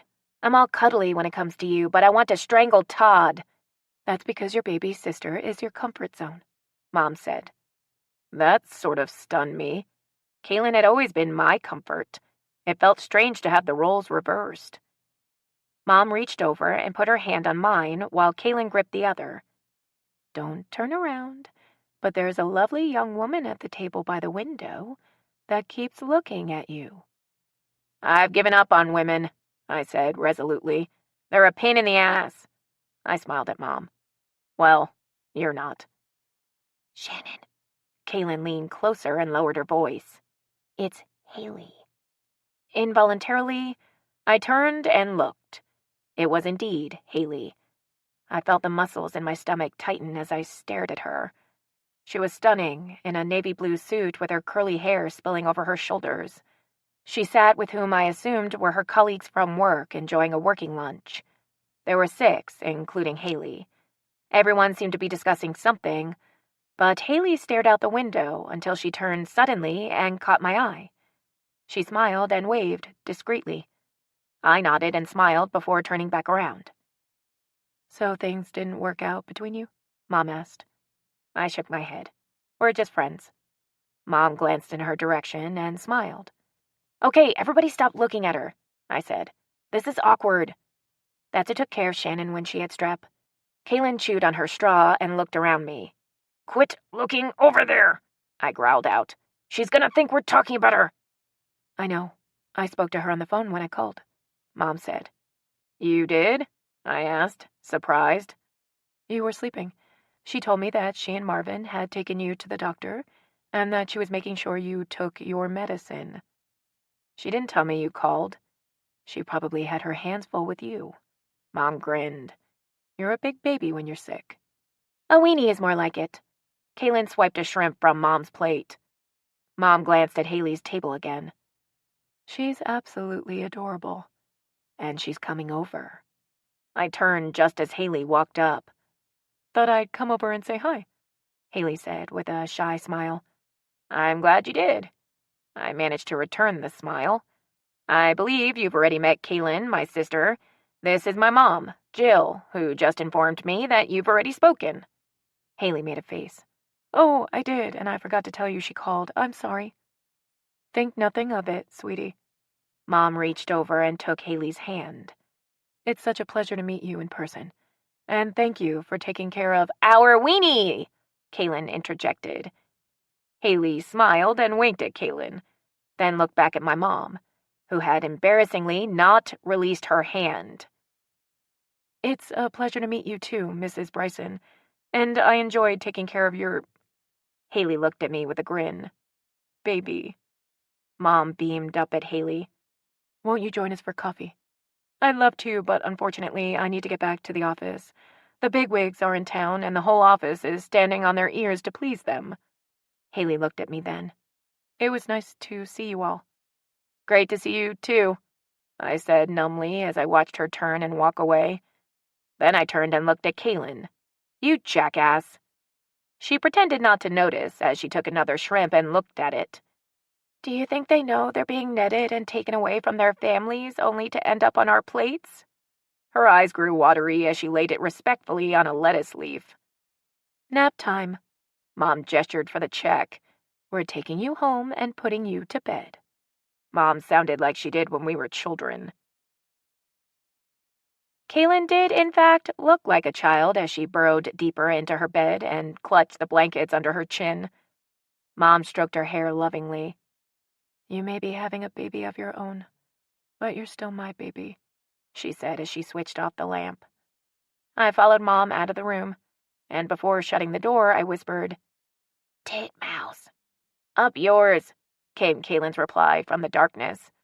I smiled. That was the sister I knew and loved. Shannon, honey, I don't know how to work Kaylin's coffee maker, Mom said, eyeing the brew station. Would you make us some, please? I did as she asked while she took a seat at the kitchen table. Just friends, huh? Mom said with a chuckle. Unfortunately so. I leaned against the counter and folded my arms. I don't think so, Mom said with a shake of her head. That's not what her eyes say, nor yours. Well, her mouth says it just wants to be friends. I filled Mom's cup and set it on the table. That woman is crazy about you, and you can be a total tool when you're sick. I whirled around and looked at Mom. Where did you learn that term? Kaylin, that's what she calls Todd when she's mad at him. You need to ask Haley out again. I filled my cup and joined Mom at the table. I can't, I said as I stirred cream into my coffee. Why not? Because I'm a weenie, and I don't want to hear her tell me that she doesn't want anything serious again. Oh, honey, Mom said with a knowing smile. It's already serious. I told her about how Haley acted when Marcy called, and Mom rolled her eyes. You're missing all the cues. She may be saying she doesn't want to be serious, but what she's really saying is that she's scared. She's basically admitted that before. I know you're scared too, given what you've told me about her past. Mom took a sip of her coffee and grimaced. Cream, pass the cream. I'd forgotten about New Orleans coffee being so strong. After she added a considerable amount of cream, she took a sip and sighed. She adores you, Shannon. Ask her again. I left Kaylin's and bought flowers. Not for Haley, but for Marvin. He was grinning like a schoolgirl when I presented them. Thank you for taking care of me, and one night, when you're free, I'd like to take you to dinner. Marvin batted his eyes. If you were a man, I'd take you in the back and have my way with you. Thanks. I backed away a step. He reached out and grabbed my arm. Come back here. Let me look at this hair. He fingered the ends of my strands and made a face. It grows so fast. You need a trim, little monkey. I had a cancellation. You walked in at the right time. My hair was washed, and I was sitting in his chair before I knew what hit me. So, Marvin began with a grin. Did Haley take good care of you? I nodded. She did. Marvin planted his fingers firmly on the top of my scalp. Don't nod. Never nod when I'm cutting your hair. I nodded again out of reflex. Do you secretly want to be bald? Marvin asked as his eyes went round.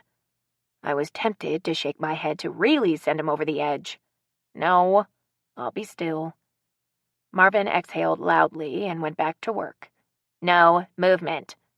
Did she stay with you that night? Because she said she was. She did, and the next night too. Oh, she's so sweet. Marvin smiled as he moved around me. I bet she'll say yes if you ask her out again.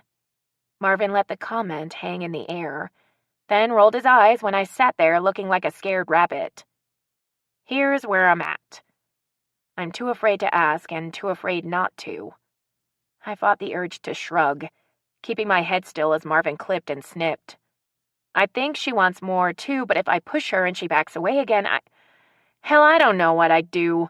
Chase or run, it's all so frustrating. But I have to do something or I'll lose my mind. When I looked at Marvin in the mirror, he was sporting a toothy grin. What? I asked, annoyed that he found my dilemma amusing. I don't suppose that either of you realizes that you've basically been... He held up his fingers and made quote marks. Courting each other. You're on a collision course with love, and one of you has to make the next move to advance to the next level. He leaned down and pressed his face against mine. catching my eyes in the mirror's reflection. "It's gonna have to be you." Marvin went back to trimming as I mulled what he had to say. As I thought back on my previous relationships, I'd always been the passive one, waiting for someone else to make the first move. I'd made a first move with Haley once when I kissed her in the courtyard, only to have her withdraw a few days later. This game of tug-of-war was making me weary. I kept waiting for a pull from Haley's side of the rope, but all I got was a few brief jerks. "She's afraid. She's admitted that, and you are too. But I'm not so sure it's rejection. I think you're more afraid of what's going to happen between the two of you when things go well." Marvin cocked his head and winked. I swallowed hard. He was right. It was time to confront the niggling fear that I kept tucked away in the recesses of my mind.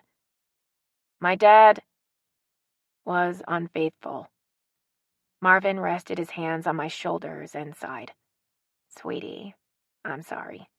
Kaylin never knew, just me and Mom. I think that's why I'm so shy and she's just so out there. I was so afraid that someone would take the place of my mom. Like, Dad would move her out and bring someone else in." I smiled ruefully. I used to cling to her leg whenever we had company. If she was going, I was going too. Marvin looked as though he would cry. "Haley cheated on her husband," she told me. "I know in my heart that things can be good between us, but I'm afraid that I'll ruin everything, worrying that one day she may replace me." A hairdresser, like a bartender, is often privy to secrets. Marvin squeezed my shoulders gently. "I listen to men and women." He lowered his voice. "A few that work here included. Brag about their infidelity like it's the latest fashion. Haley's ashamed of what she did. You can see the pain in her eyes when she talks about it." Marvin shook his head. "Cheating is never justified, but she didn't step out on her marriage because she was bored, but because she was coping with her sexuality." I digested what Marvin had to say as he dried my hair. Maybe I hadn't been tugging on the rope as hard as I thought I was. But it was time to start. Chapter 28. Fuzzy Favors. On the drive home, I mentally rehearsed several scenarios for asking Haley out. I prepared myself for possible rejection, but Haley was going to have to come right out and tell me that she didn't want me before I'd give up. And if she did, I was moving to Peru. When I got off the elevator, I found Haley standing in front of my apartment with a leash in her hands. Her eyes were red and puffy when she looked at me. With a small cry, she moved into my arms and held me tight. "Fuzzy ran away," she said with a sob. "I can't find her anywhere." With one arm around her waist, I opened the door to my apartment and pulled her inside. "Just let me change my shoes and we'll go look together," I said as I reluctantly let her go. I ran into my room and tossed my boots into the closet and grabbed my sneakers. "Where were you when she got away?" I asked when I came back into the room. Haley turned from my window. "We were in the park. I was talking to this guy who had a dog that sort of looked like her, and when I turned around, she was gone." Haley's face transformed from sadness to panic. "She's never run away. Do you think someone took her?" The same thought went through my mind as I pulled her into my arms. "Maybe she chased a squirrel or something. I promise that we'll turn this city upside down until we find her." We left the building on foot, retracing their steps toward the park with both of us yelling, "Fuzzy!" at the top of our lungs. Someone yelled back, "Navel!" At any other time, I would have found that hilarious, but Haley looked so distraught. "Was she wearing her collar?" I asked. "Yes, it has my phone number on it. Hopefully, someone will call me." Haley patted her jacket pockets frantically until she found her cell phone. "Wouldn't you call if you found a dog roaming?" Of course I would. I tried not to let Haley's panic infect me as we walked. One of us had to keep a cool head, though horrible scenarios were running through my mind. Cars barreled through the narrow streets of the quarter without regard for pedestrians, much less an animal. I worried with every corner we turned that we'd find Fuzzy lying in the street. I couldn't bear the thought of Haley seeing that. We passed another couple walking their dog along the street. "Have you seen a blonde, fluffy dog that sort of looks like a golden retriever?" I asked. The woman looked at us with compassion and shook her head. "We'll keep an eye out for her," her husband offered. "Do you have a number we can call if we spot her?" I gave him my number and Haley's that he jotted on a card in his wallet. "There's a $500 reward for anyone who finds her." "Shannon," Haley began when we walked away. "I'll pay it." I wiped the tear that streaked her cheek. "I would pay anything to wipe that painful look from your face." Haley smiled through her tears, but I didn't allow her to say anything as I took her by the hand and hurried toward the park. "We were right here," Haley said as we stood on the winding park walk. "See? Here's her ball." Haley bent down and scooped up the dirty tennis ball with a sob. "I shouldn't have let her off the leash, but there's a gate, and I didn't think she'd be able to get out." We walked every inch of the park, weaving through branches of live oaks, calling for Fuzzy. Then we circled the outside. Haley checked her cell phone nearly every step. My heart was growing heavy as dusk approached. "Do you walk the same route every time you come home?" I asked. Haley frowned. "No, I switch it up all the time." "Okay, let's take every one. Maybe she's following her trail home." We walked back to the apartment twice, and still no Fuzzy. In my mind, I was designing flyers that we would pin to every pole within a 10-mile radius. I looked over at Haley. Her shoulders slumped in defeat and exhaustion. "Once more, okay?" I rubbed her shoulders. She nodded wearily as we trekked back toward the park. Knowing Fuzzy as we did, we should have hiked the last route first. The smell of Chinese food wafted on the breeze. Haley and I looked at each other and quickened our pace. In front of her favorite restaurant sat Fuzzy, looking expectantly at the doors. Haley sank to her knees and hugged the stupid mutt's neck, while Fuzzy looked up to me as if to say, "I hope you brought your wallet. You owe me chicken on a stick." That was one reward she wasn't getting from either of us. "I came this way twice before I came to find you." Haley looked at me as she tugged the leash from her pocket and clipped it to Fuzzy's collar. She stood without a word and latched onto my neck, hugging me tight. "Thank you so much. You have no idea how much your willingness to help means to me." I allowed myself the enjoyment of being in her arms for a minute before saying, "I'd do it again and again. But if you buy her chicken on a stick any time soon, I will choke you both." Despite my aching feet, the walk back to our building was the most enjoyable stroll we'd ever taken together. Haley looped her arm through mine as Fuzzy led us at a leisurely pace. "I didn't realize that I was starving the whole time we were looking for Fuzzy," Haley said when we entered the courtyard. "Would you join me for a late dinner?" There was no hesitation as I jumped at the offer. "I'm sure I'll enjoy whatever you're serving, even if it's liver." Haley made a disgusted face, but Fuzzy seemed interested. "I was thinking more along the lines of eggs and fried potatoes and maybe some bacon." "Much better than liver." "I'll peel the potatoes," I said with a smile. Fuzzy made no complaints about eating her dog food, after which she sprawled out on the living room floor and actually snored while Haley and I ate. "She's a cute little shit," I said between bites. "I didn't want to tell you, but I was so afraid that we wouldn't find her." "I could see it on your face." Haley looked over at me. "You were so reassuring, but I could see the worry in your eyes. That was more comforting to me than anything you said. It shows you care." "I won't deny that I'm attached to her chicken-chasing ass, but if I were to be honest, I'd have to say that I was equally worried about you, if not more so."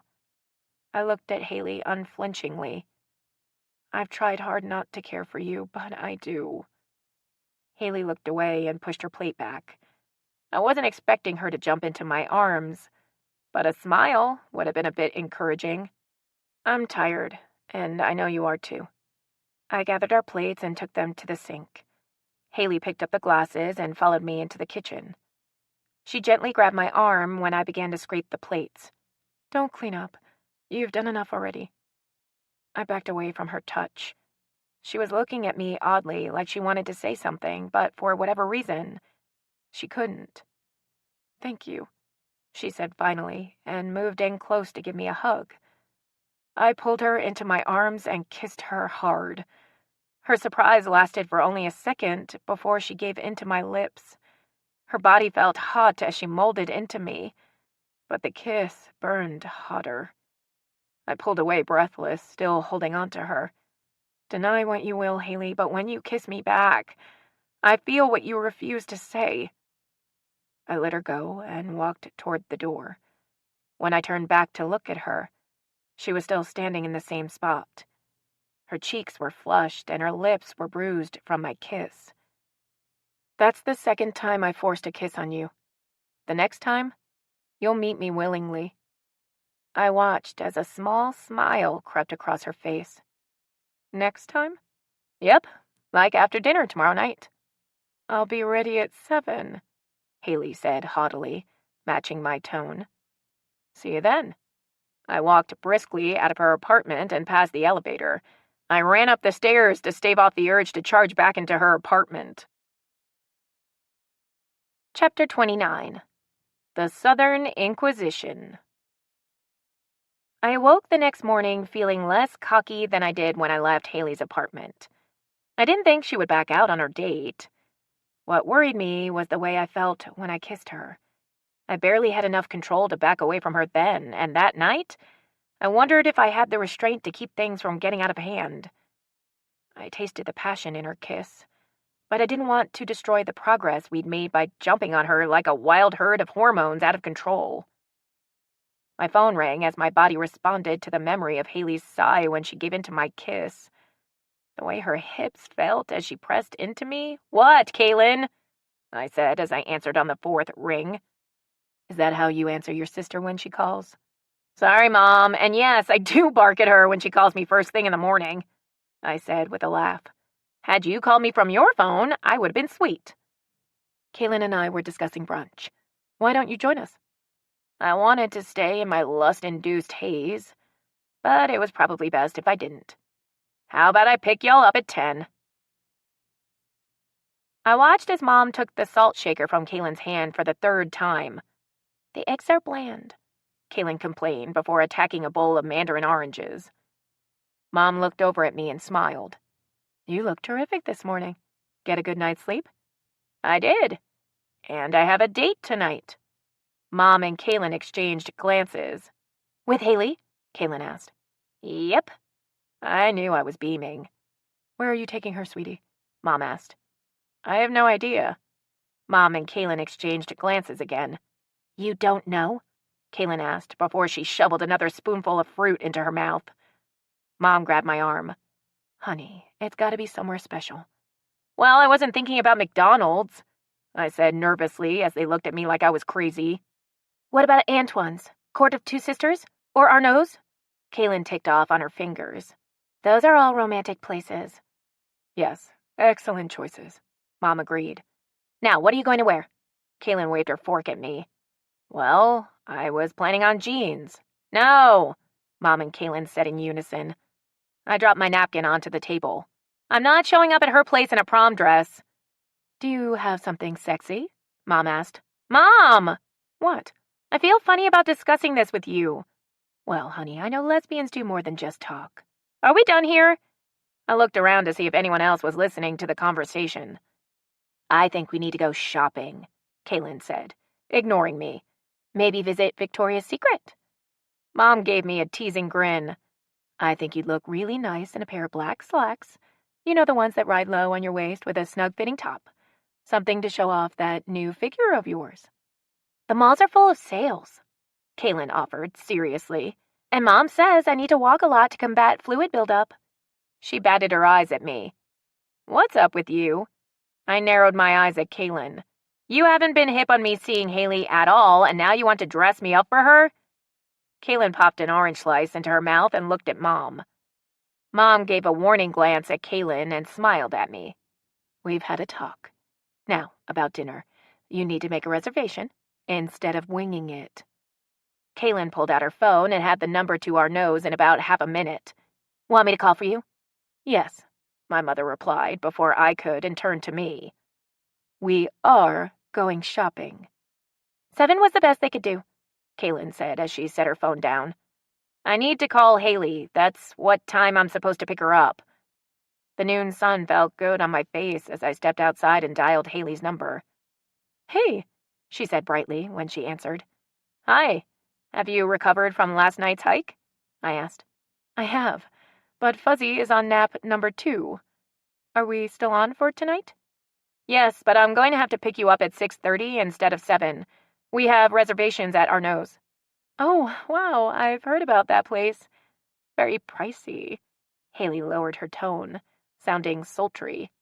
Are you trying to impress me? Yes, Haley laughed. I'm already impressed. Dinner at McDonald's wouldn't diminish that. I look forward to spending time with you tonight. Me too, Haley said, sounding suddenly shy. See you soon. Chapter 30. Steak, crab, and, In hindsight, it was good to spend time with Mom and Kaylin. Their playful banter and being dragged from store to store made the day pass quickly. Otherwise, I would have sat home and waited impatiently for the hours to tick by. I returned home to relax for a while and launder my new outfit. Now, as I stood in the mirror, I was actually happy that Mom and Kaylin were so insistent on dressing me for the occasion. The black slacks and the lightweight burgundy sweater showed off the figure that I'd worked for. It wasn't so dressy that I felt uncomfortable, yet the ensemble looked a lot dressier than jeans. I slipped into the matching blazer and wished for a second that Marvin had been around to do my hair and makeup. I rode the elevator down to Haley's floor with a grin. My arms were full with flowers for Haley and a gift bag for Fuzzy, since her chicken hunting stunt provided the perfect segue for me to ask Haley out. Wow, you look amazing, Haley said when she opened her door. I wanted to return the compliment, but it froze on my tongue when I took in the black cocktail dress she'd chosen for the evening. It hugged every delicious curve and left me breathless. Is it too much? Haley asked when I stood there gawking. No, Oh my God, you're beautiful. I felt as awkward as a schoolboy as I presented the flowers. These are for you. A small show of gratitude for taking care of me when I was sick, and a thank you for agreeing to accompany me tonight. Haley sniffed at the one red rose in the center of the bouquet. And this dinner, is this some sort of show of gratitude? No, I said, looking deep into her eyes. This is just about wanting to spend time with you. Haley sighed as she looked at me. A small smile pulled at the corner of her mouth. I'll put these in water. This is for you. I looked down at Fuzzy. I opened the gift bag covered in tiny dog prints and pulled out High School Musical 2, a chew bone with a chicken-flavored center, and a stuffed lamb. I figured that this might make you happy while I steal your mom away for a while. Fuzzy did a dance as I handed her the lamb. I'm going to get my coat, Haley said. If you'll unwrap the bone and put in the movie, I think Fuzzy will be grateful. I watched Haley walk from the room and looked down at Fuzzy, who seemed to say, Open the bone, fool!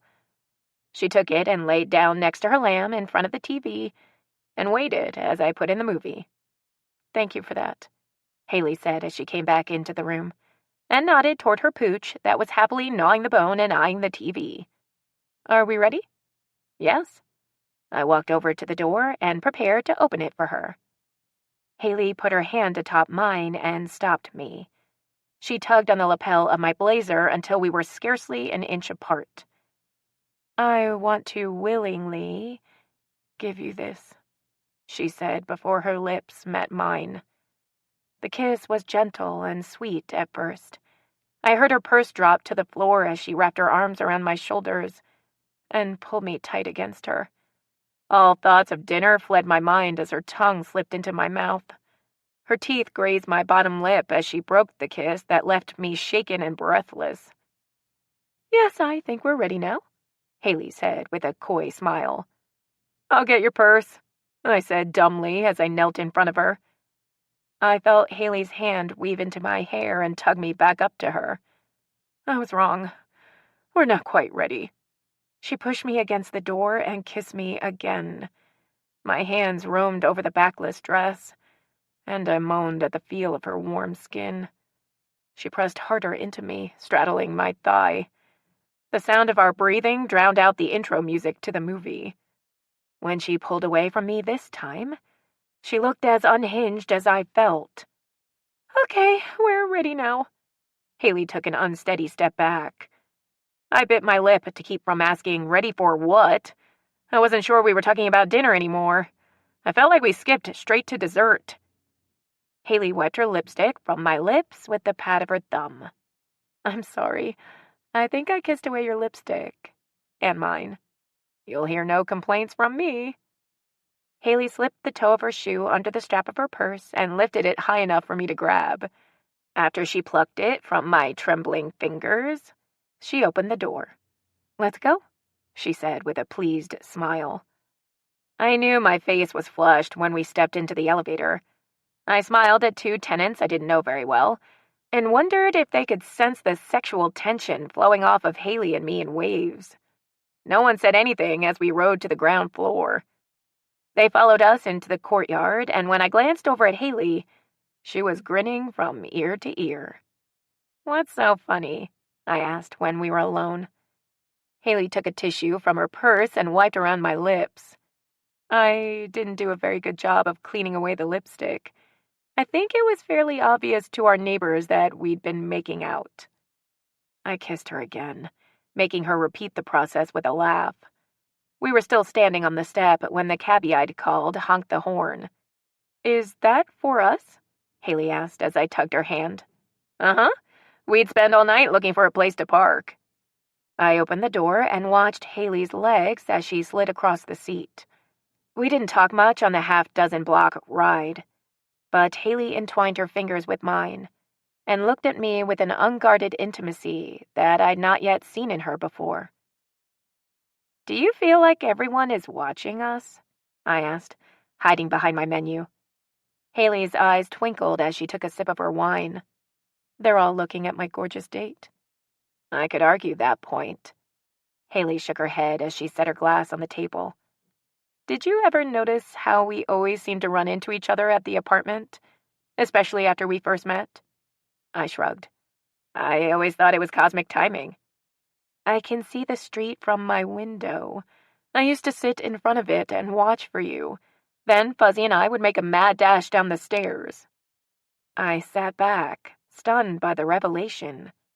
Haley made a face. I realize now that I've said it that I sound like a stalker. Not at all. It's a sweet surprise. Ladies, have we decided? The waiter asked as he came to our table. Haley winked at me. You go first.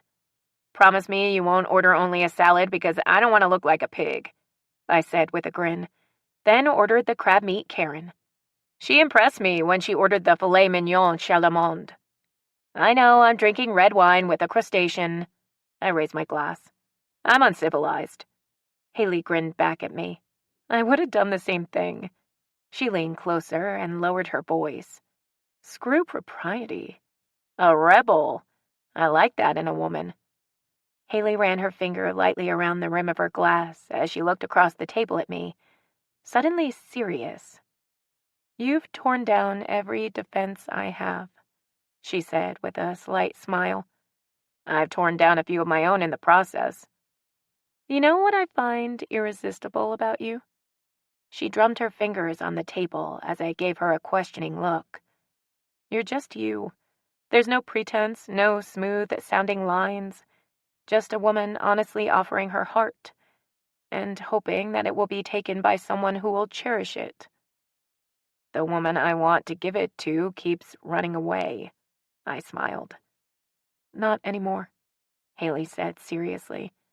There are some opportunities too sweet to pass up. Salads were placed in front of us, our wine glasses topped off. Thank you, I said, but my gaze was locked with Haley's. So this means we'll have a second date? I asked when the waiter left us.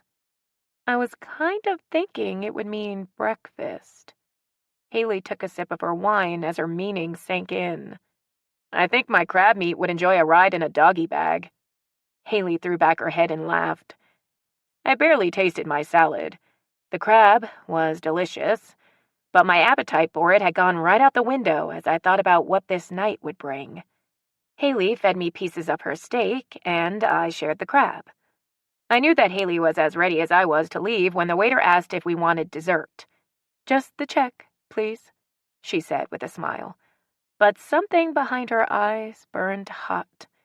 I took that as my cue to call the cab. The ride home seemed infinitely longer than it took to get there. I thought I would be nervous, but I wasn't. I felt longing and desire that I thought only happened in books and movies. I wanted to touch and be touched, to share a part of myself that I realized I'd never truly given to anyone else.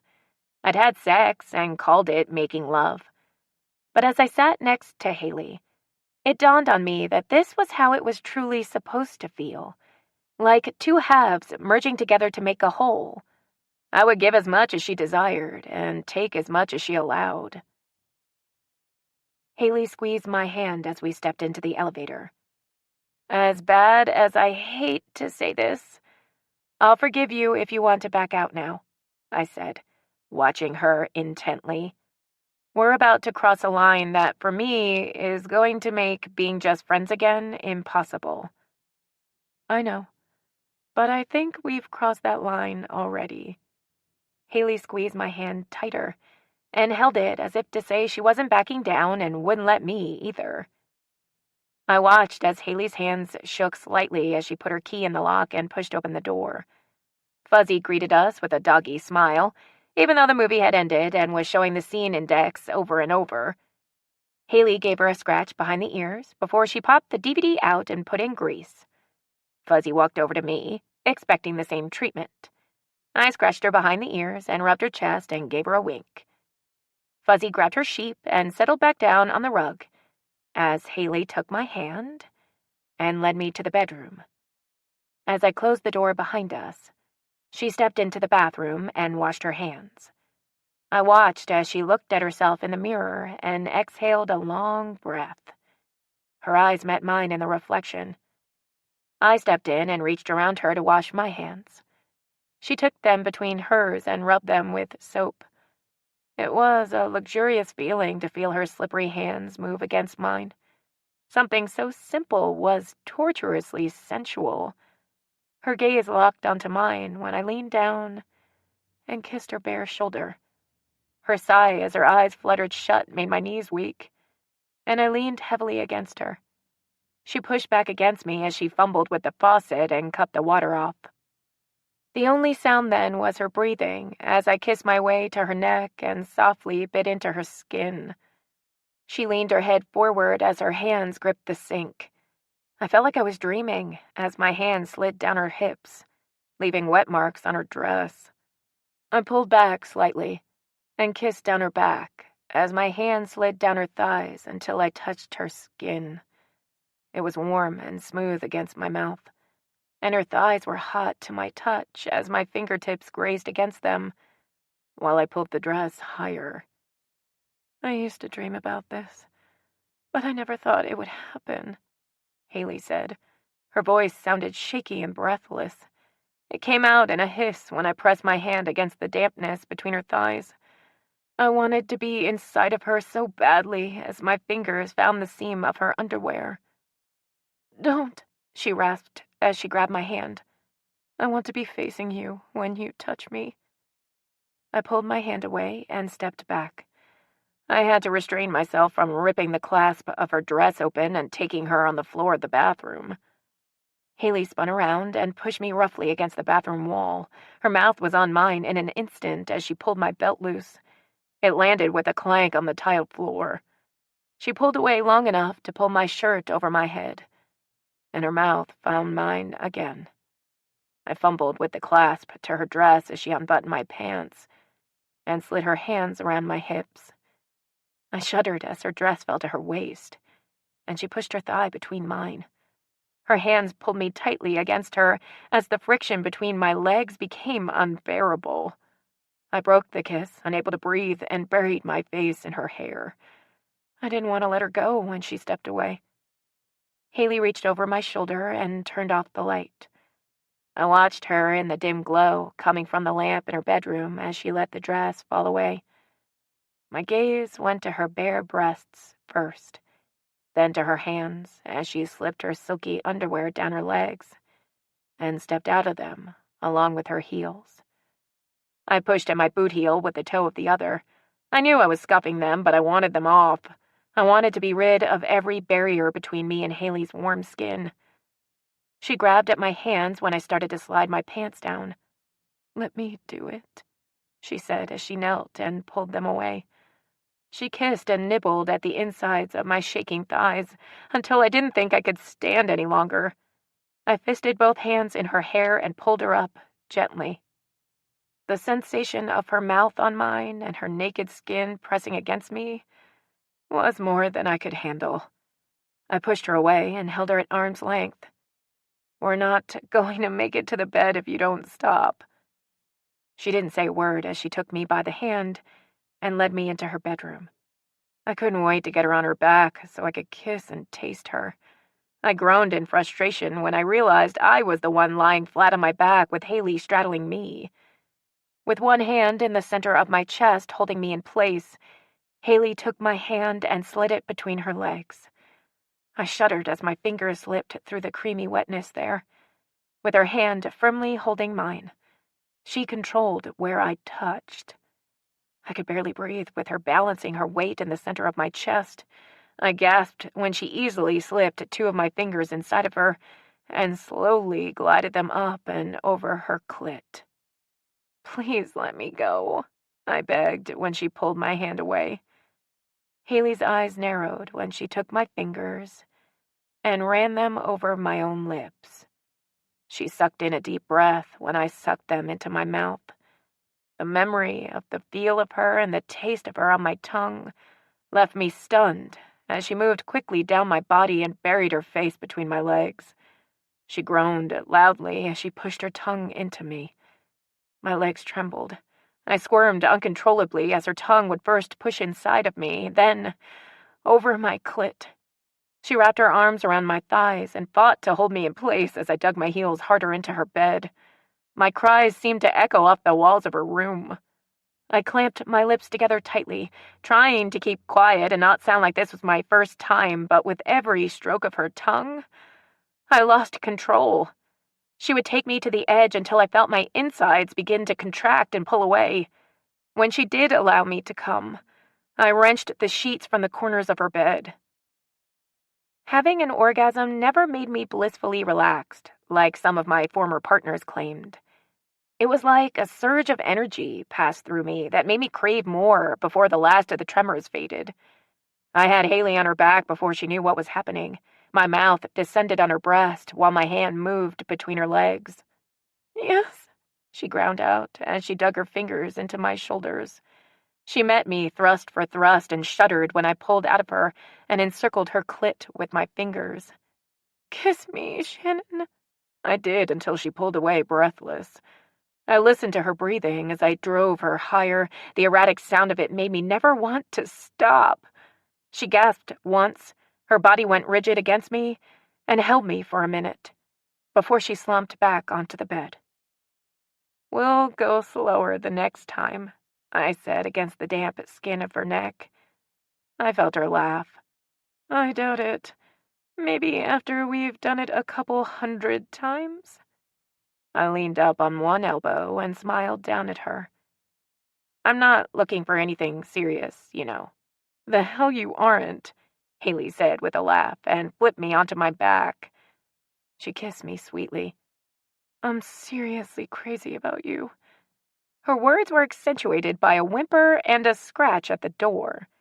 Haley groaned and rolled onto her back. "Fuzzy needs to go out."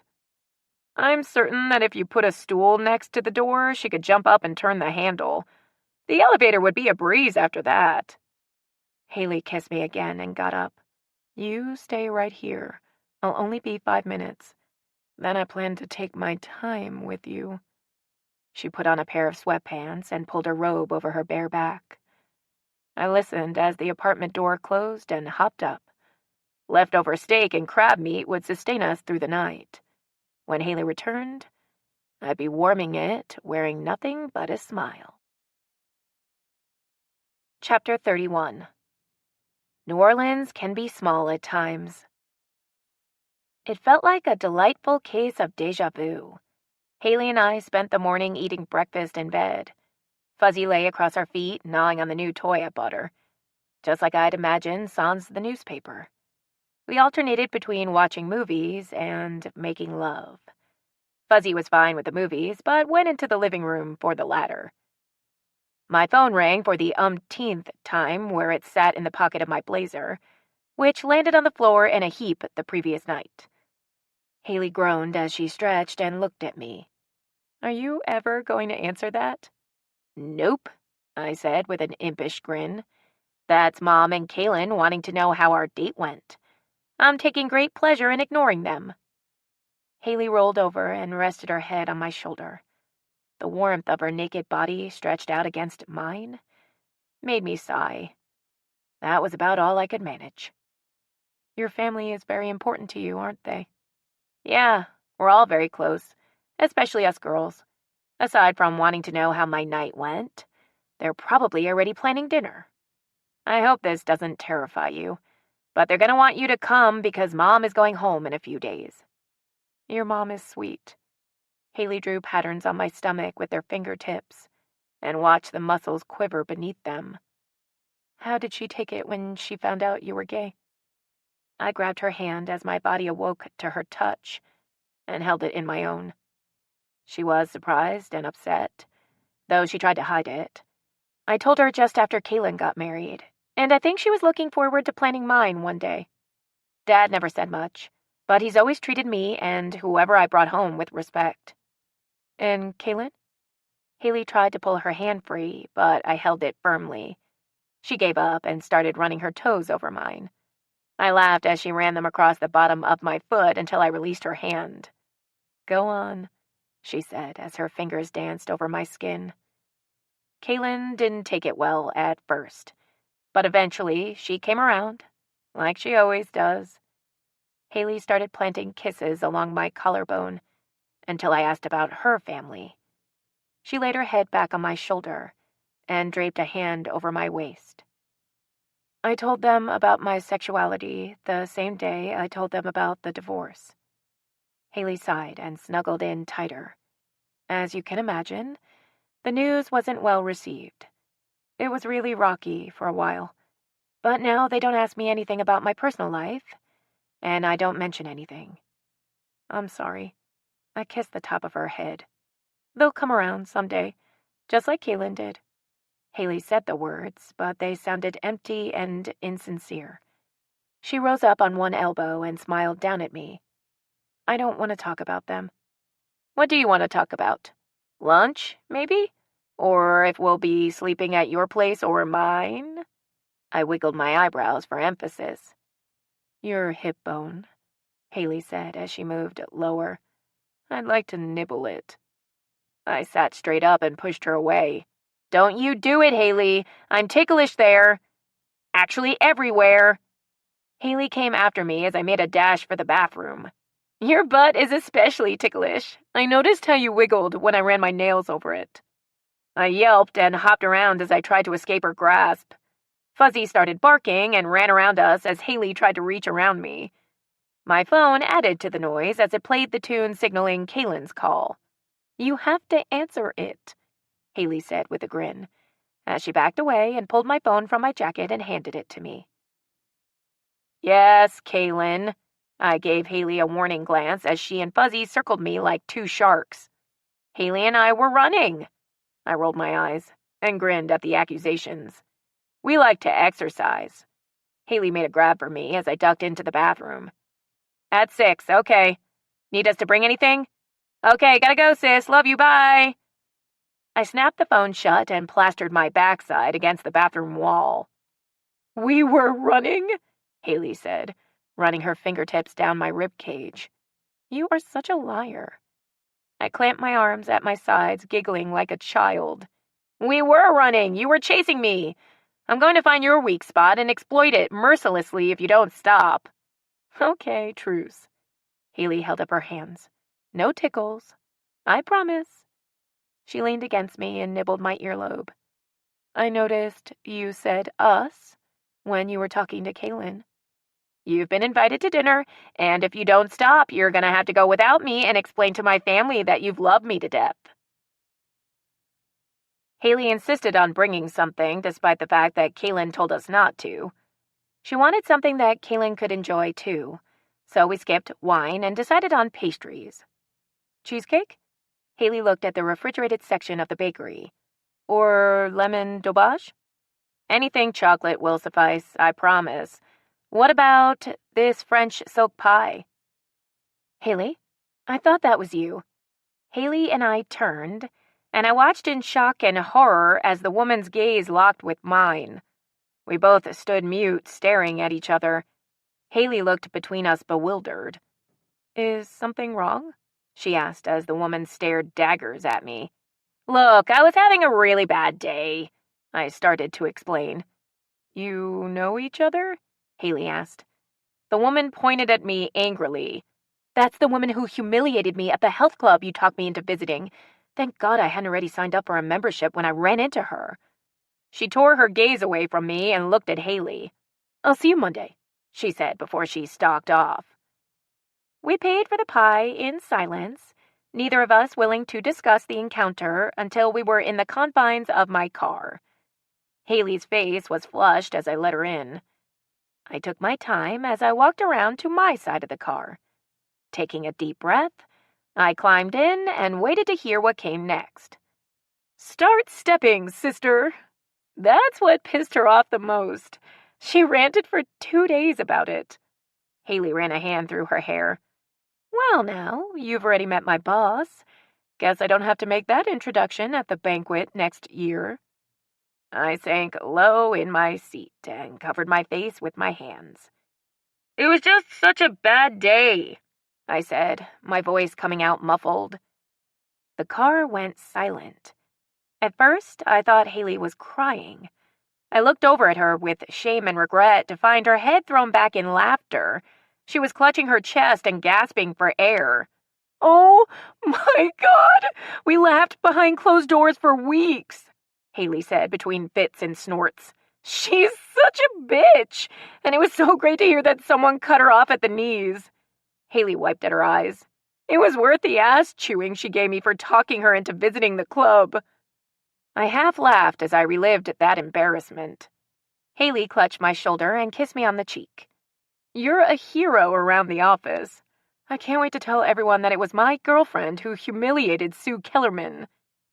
I felt so relieved that Haley didn't want to choke me, and even more elated when she referred to me as her girlfriend.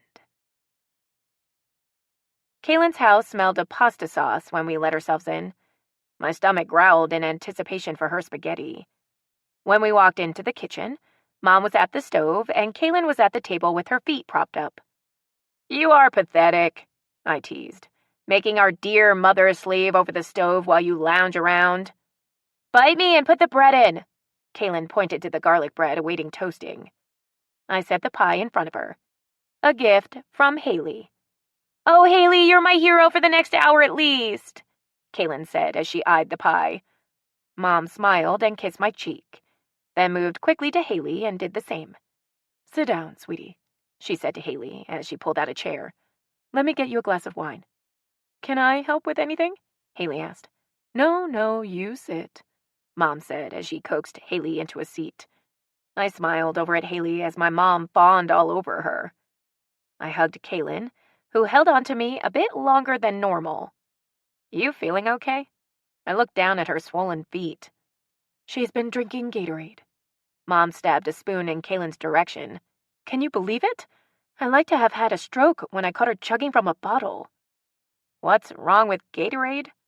I looked at Kaylin, who sank down in her seat the same way I did a while ago. Mom looked at me like I was insane. It's loaded with sodium.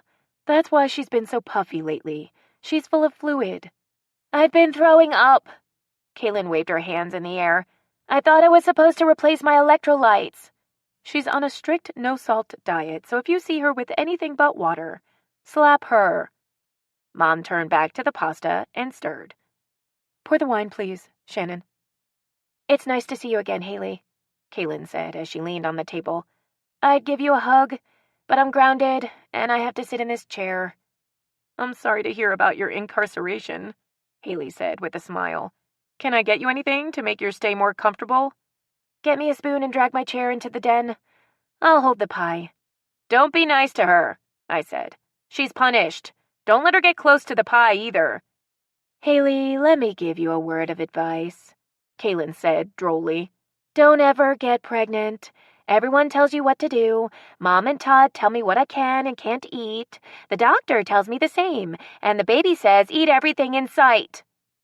Haley simply smiled in response. Did you girls have a nice time last night? Mom asked as she drained the pasta. Haley shot me a grin before she answered. We did. Dinner was lovely. Yeah, Kaylin drawled the word out. They must have eaten a lot because they went running this morning. Of course, my sister never runs unless I invite her to go antique shopping. Then it's the other way. I bumped Kaylin's chair when Haley's face began to flush. Where's Toad? I asked with a wink at Haley. He's having a boys' night out, Kaylin said. He and his buddies are holed up in some sports bar eating hot wings and swilling beer. Kaylin rubbed at her stomach. I hate beer, but I have the strangest craving for it now. Do you know the sex of the baby? Haley asked. No, we want to be surprised. Makes decorating the nursery kind of difficult, though. I'd love to show it to you if Mom will allow me to leave my chair. Mom looked at me and rolled her eyes. 5 minutes, and dinner will be on the table. That's all you get. Kaylin stood and rubbed her butt.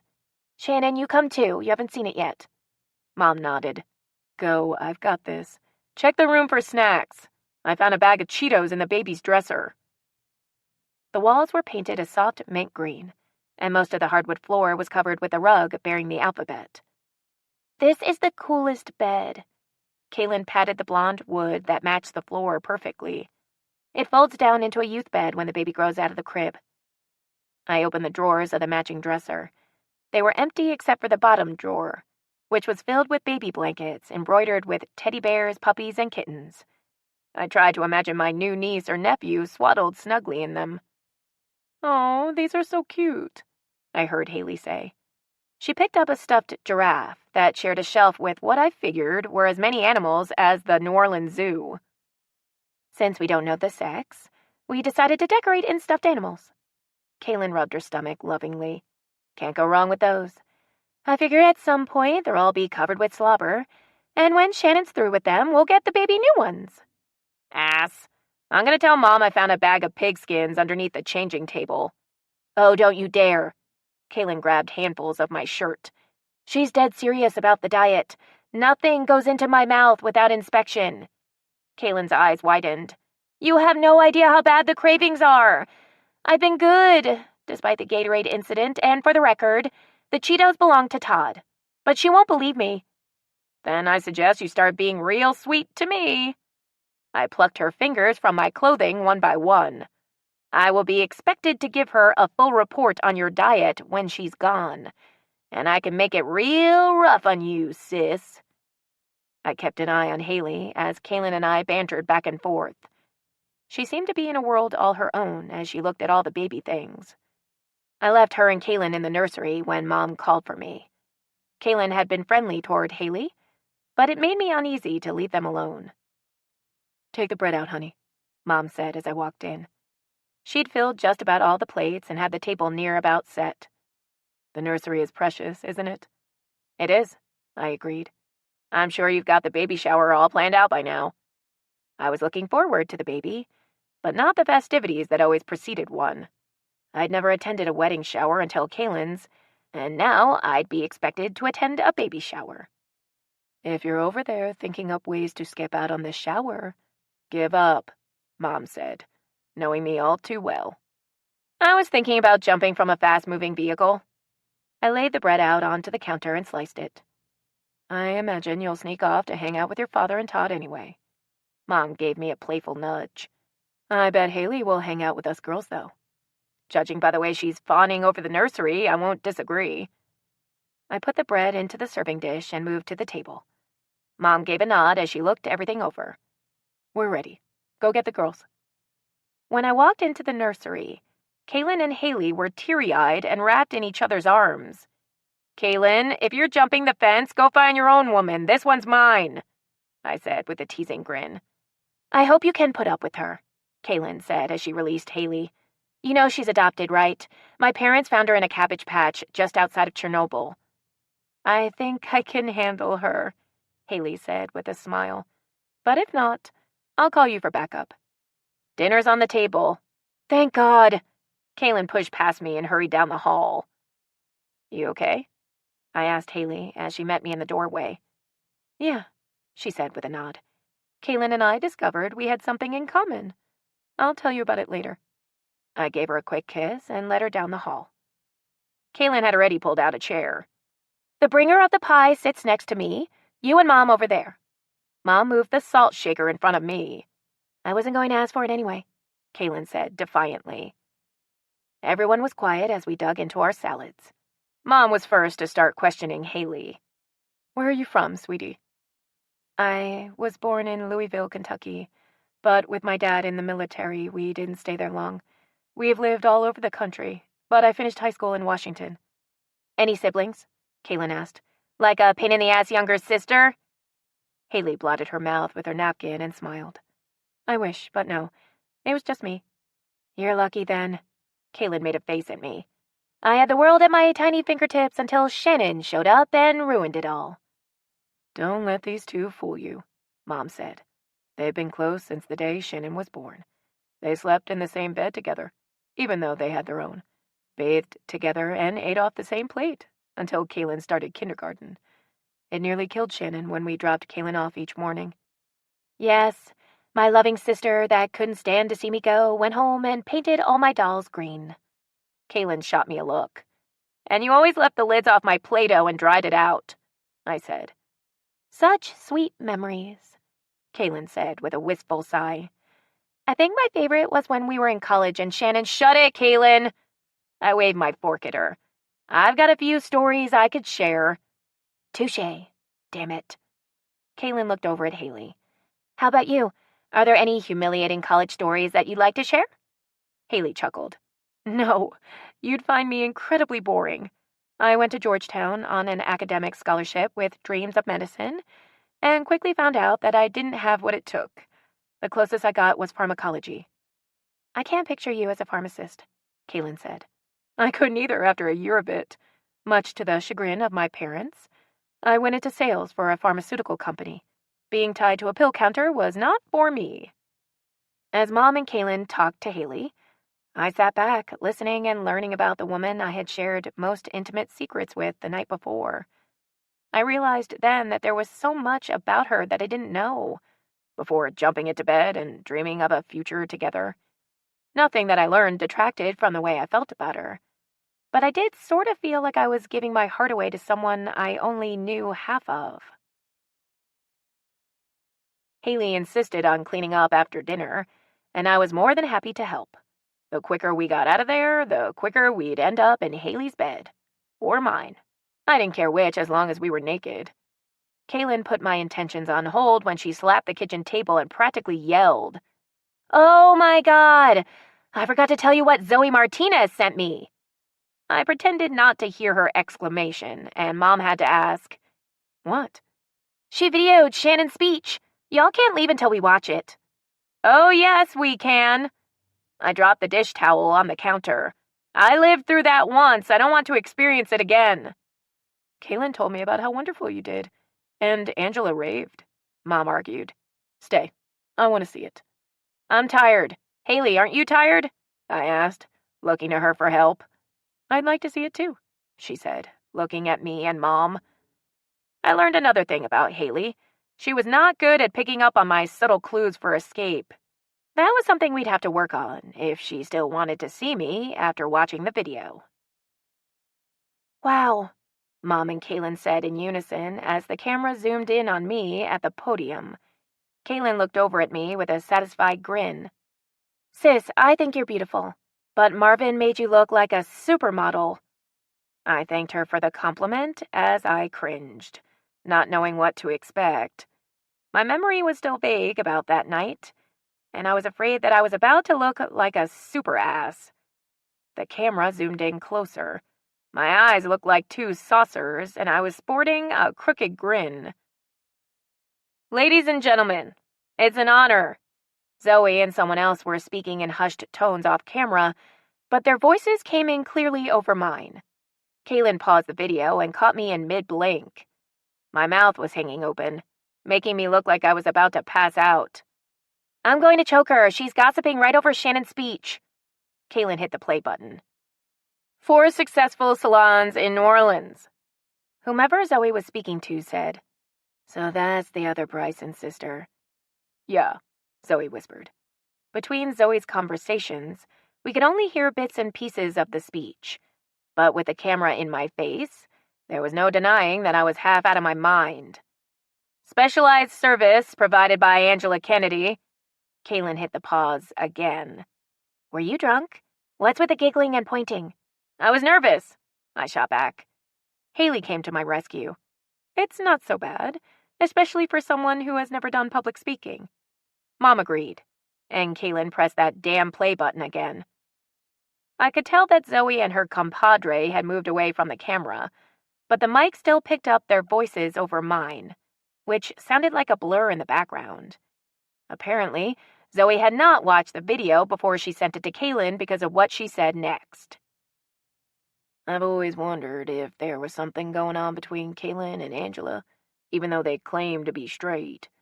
But I was wrong about which of the Brysons Angela was servicing. They were into it hot and heavy the other night in the bar bathroom. If I hadn't have walked in when I did, Angela would have been giving Shannon the works. The TV screen went blank. I looked over at Kaylin, who looked mournfully sad for me.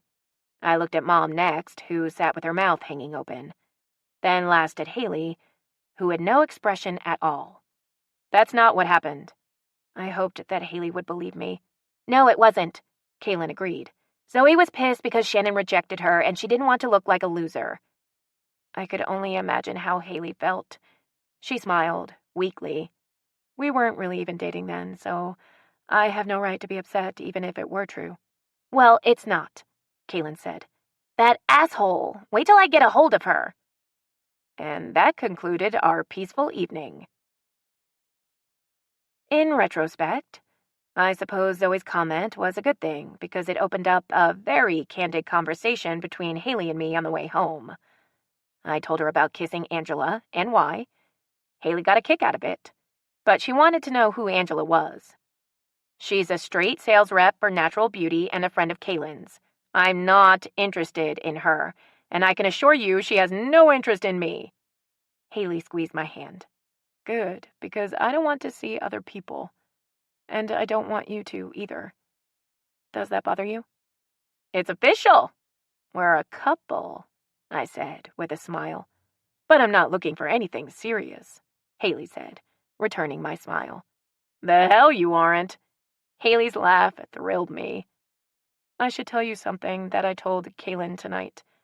I probably should have told you first, but I got so caught up in the baby talk that it all just came out. Her tone turned serious, somber. I waited silently for her to continue. I had a miscarriage. Well, actually an ectopic pregnancy in the 2nd year I was married. I was told it was going to be very difficult for me to conceive. Haley, I'm sorry. I wished she had waited until we were home to tell me, so I could take her in my arms. I wish I would have known. We would have skipped the nursery visit. No, Haley shook her head. If I'm going to be a part of your life, then Kaylin will be a part of mine, and I don't want either of you walking on eggshells around me. This is an exciting time, and I get to be a part of it, and that really makes me happy. I was truly excited about having a niece or nephew to spoil, but my own pitter-patter of little feet? No thanks, unless they were 4 fuzzy paws. And then a startling thought hit me. What if Haley did want a baby and wanted me to carry it? My palms started to sweat on the steering wheel, and the one that Haley had in her grasp was more than likely doing the same. That was a conversation we'd save for another day, preferably after I went through menopause. The following morning, Kaylin and I saw Mom off. We were all teary-eyed as we said our goodbyes. Kaylin promised to read the labels closer on everything she ate and drank. Mom turned to me. Take care of your sister and your new girlfriend. She winked. You're right about Haley. She is special. Kaylin and I stood back and watched her go through security. She looked over her shoulder and blew a kiss as she headed to her gate. Kaylin sniffed. I wish she didn't live so far away now. When your baby arrives, they'll be here so often that it'll feel like they live here. I took her by the arm and began leading her through the airport. You'll be begging for them to go back to Florida then. Kaylin wiped her eyes with the back of her hand. Was Haley upset about what Zoe had to say? Not after I explained to her what actually happened. I opened the door to the parking lot for Kaylin. Thank you for jumping in there and defending me. Kaylin gave me a sideways glance as she passed in front of me. I like her, even though I was poised not to. But she's sweet and seems to be very genuine. Thanks. I'm glad she has your approval. Look at it this way, I said with a smile. You and Toad have 2 babysitters now. Chapter 32. Belated Valentine's Day Gifts. Haley's favorite holiday is Valentine's Day, so we decided to have a belated celebration. Frankly, I just wanted a reason to spoil her rotten, and this was the perfect excuse. I sent Haley off to work with a toe-curling kiss and warned her to be prepared for spoiling when she got home. I'd already bought her gift, a diamond heart necklace, but Fuzzy and I had preparations to make. We went up to my apartment and gathered all the stuff that I'd been collecting. She was no help with the carrying, and I had to make 2 trips.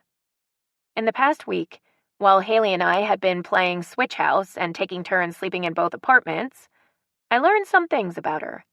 First, she spits toothpaste all over the mirror and faucet. I don't know how she does it because I've watched her brush, but it's there when she finishes. She doesn't eat leftovers.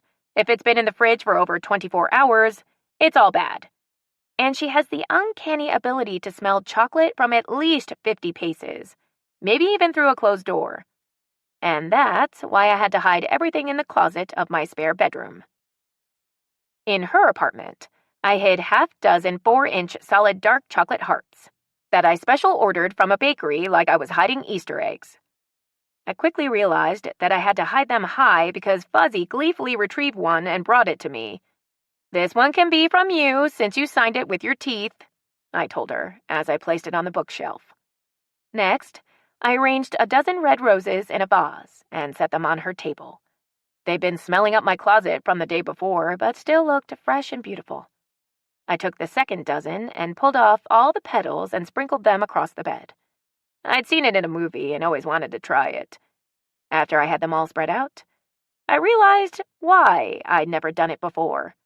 I'd have to clean them up later. Fuzzy jumped up in the middle of the bed and rolled in them with a look of complete joy as her tongue lolled out of her mouth. Get down! Oh, you're ruining it! I had a whole petal feng shui thing going there. I spent the next 5 minutes brushing them from her fur and rearranging them into the shape of a heart. Then I locked her ass out of the bedroom. After I'd put Haley's necklace into a gift bag and filled it with confetti hearts, I was ready to go back upstairs and work. Fuzzy the Destroyer went with me and spent most of her time in front of my TV watching music videos. I sat at my desk and tried to focus, but my mind kept wandering back to Haley and the night we'd spend. I'd just begun to make sense of the numbers when I heard a knock on the door. Kevin stood in the hall with a huge bouquet of flowers. Oh, Kevin, you shouldn't have. I'm spoken for. I wouldn't have, he said as he handed them to me. Something this size had to have cost a fortune. I closed the door, thinking that was probably why Kevin was still single. He was right, though. The arrangement was huge and filled with roses, lilies, and brightly colored flowers. The card written in Haley's own hand was sweet. You're the reason I've looked forward to this day. H. I sent her a text message saying that some woman named H sent me flowers, and she had some competition. Give me her address was the reply.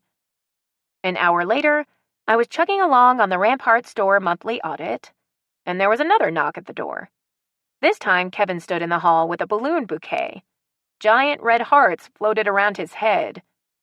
These are cheaper. Are they from you? I asked, batting my eyes. I could tell he wanted to grin. Instead, he said, no, as he handed them to me. The card was again inscribed with Haley's handwriting. I wish I were there with you, H. I sent another text message telling Haley that Ms. H had struck again, this time with balloons. She replied, "Wait till you see what I got you. You'll throw rocks at Ms. H." I laughed aloud when I heard a knock an hour later. Kevin wasn't laughing when he handed me a cookie bouquet filled with heart-shaped cookies and candies. "Let me tip you for your trouble." I handed him one of the larger cookies. "Thanks," he said as he retreated down the hall. "Haley, it's over. Ms. H has seduced me with cookies." Her reply, "Damn, you're easy." I wasn't surprised when an hour later there was another knock. "Kevin, now stop it. You're just being ridiculous."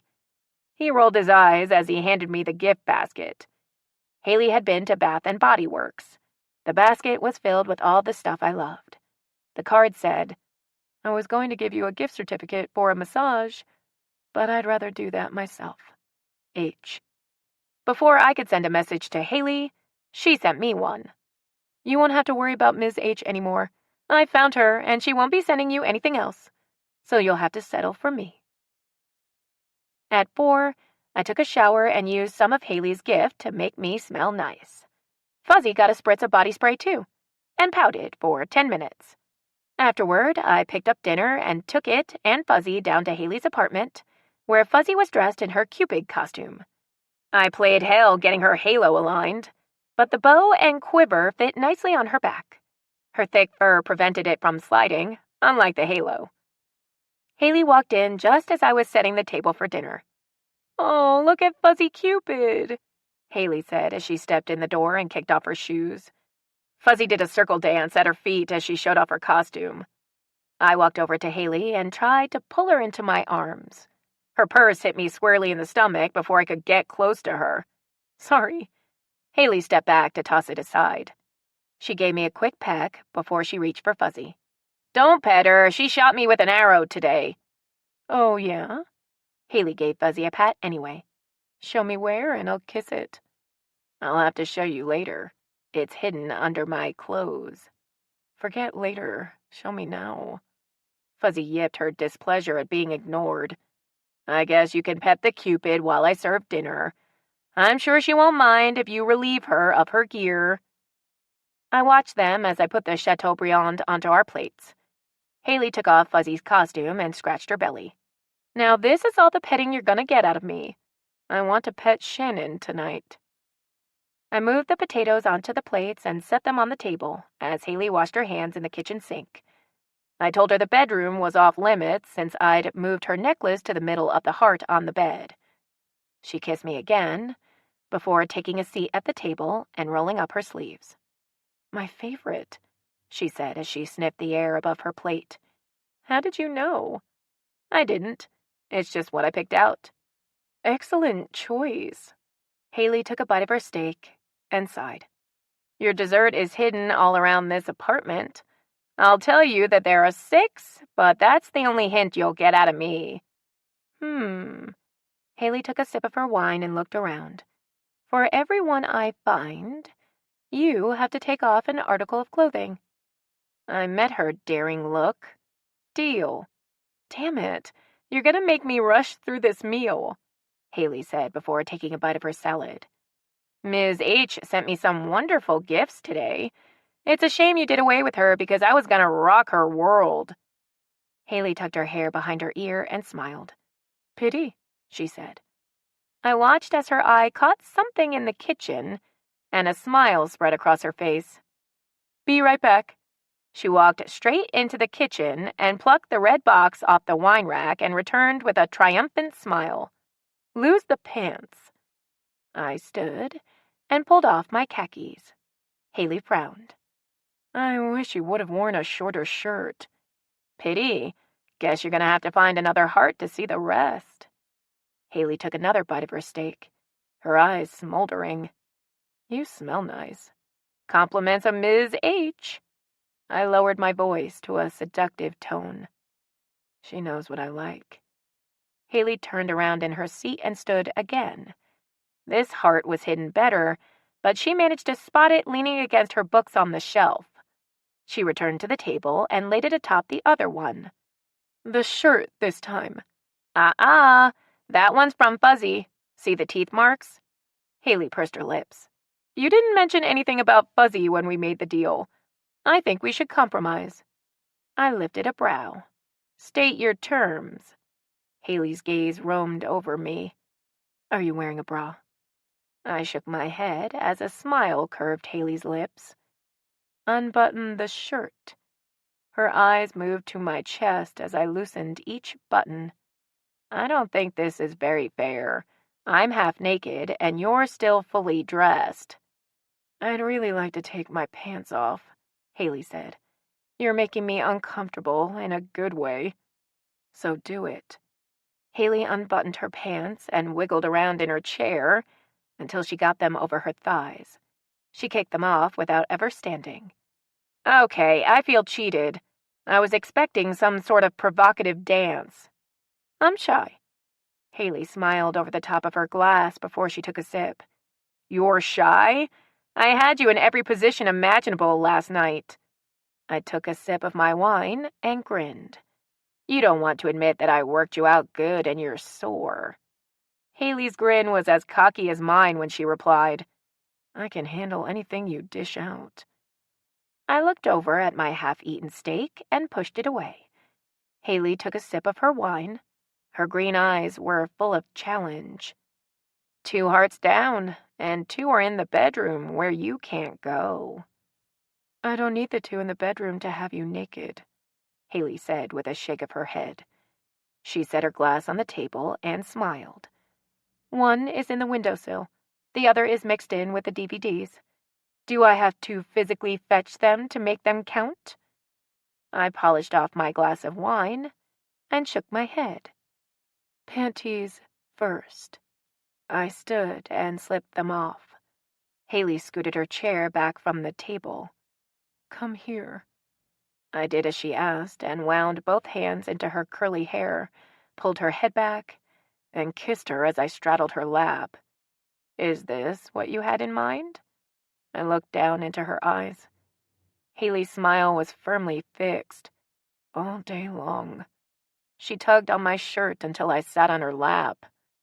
"Happy Valentine's Day," she whispered against my neck as she covered it with kisses. Something hard pressed against my stomach. I pulled back suddenly and nearly fell off her lap.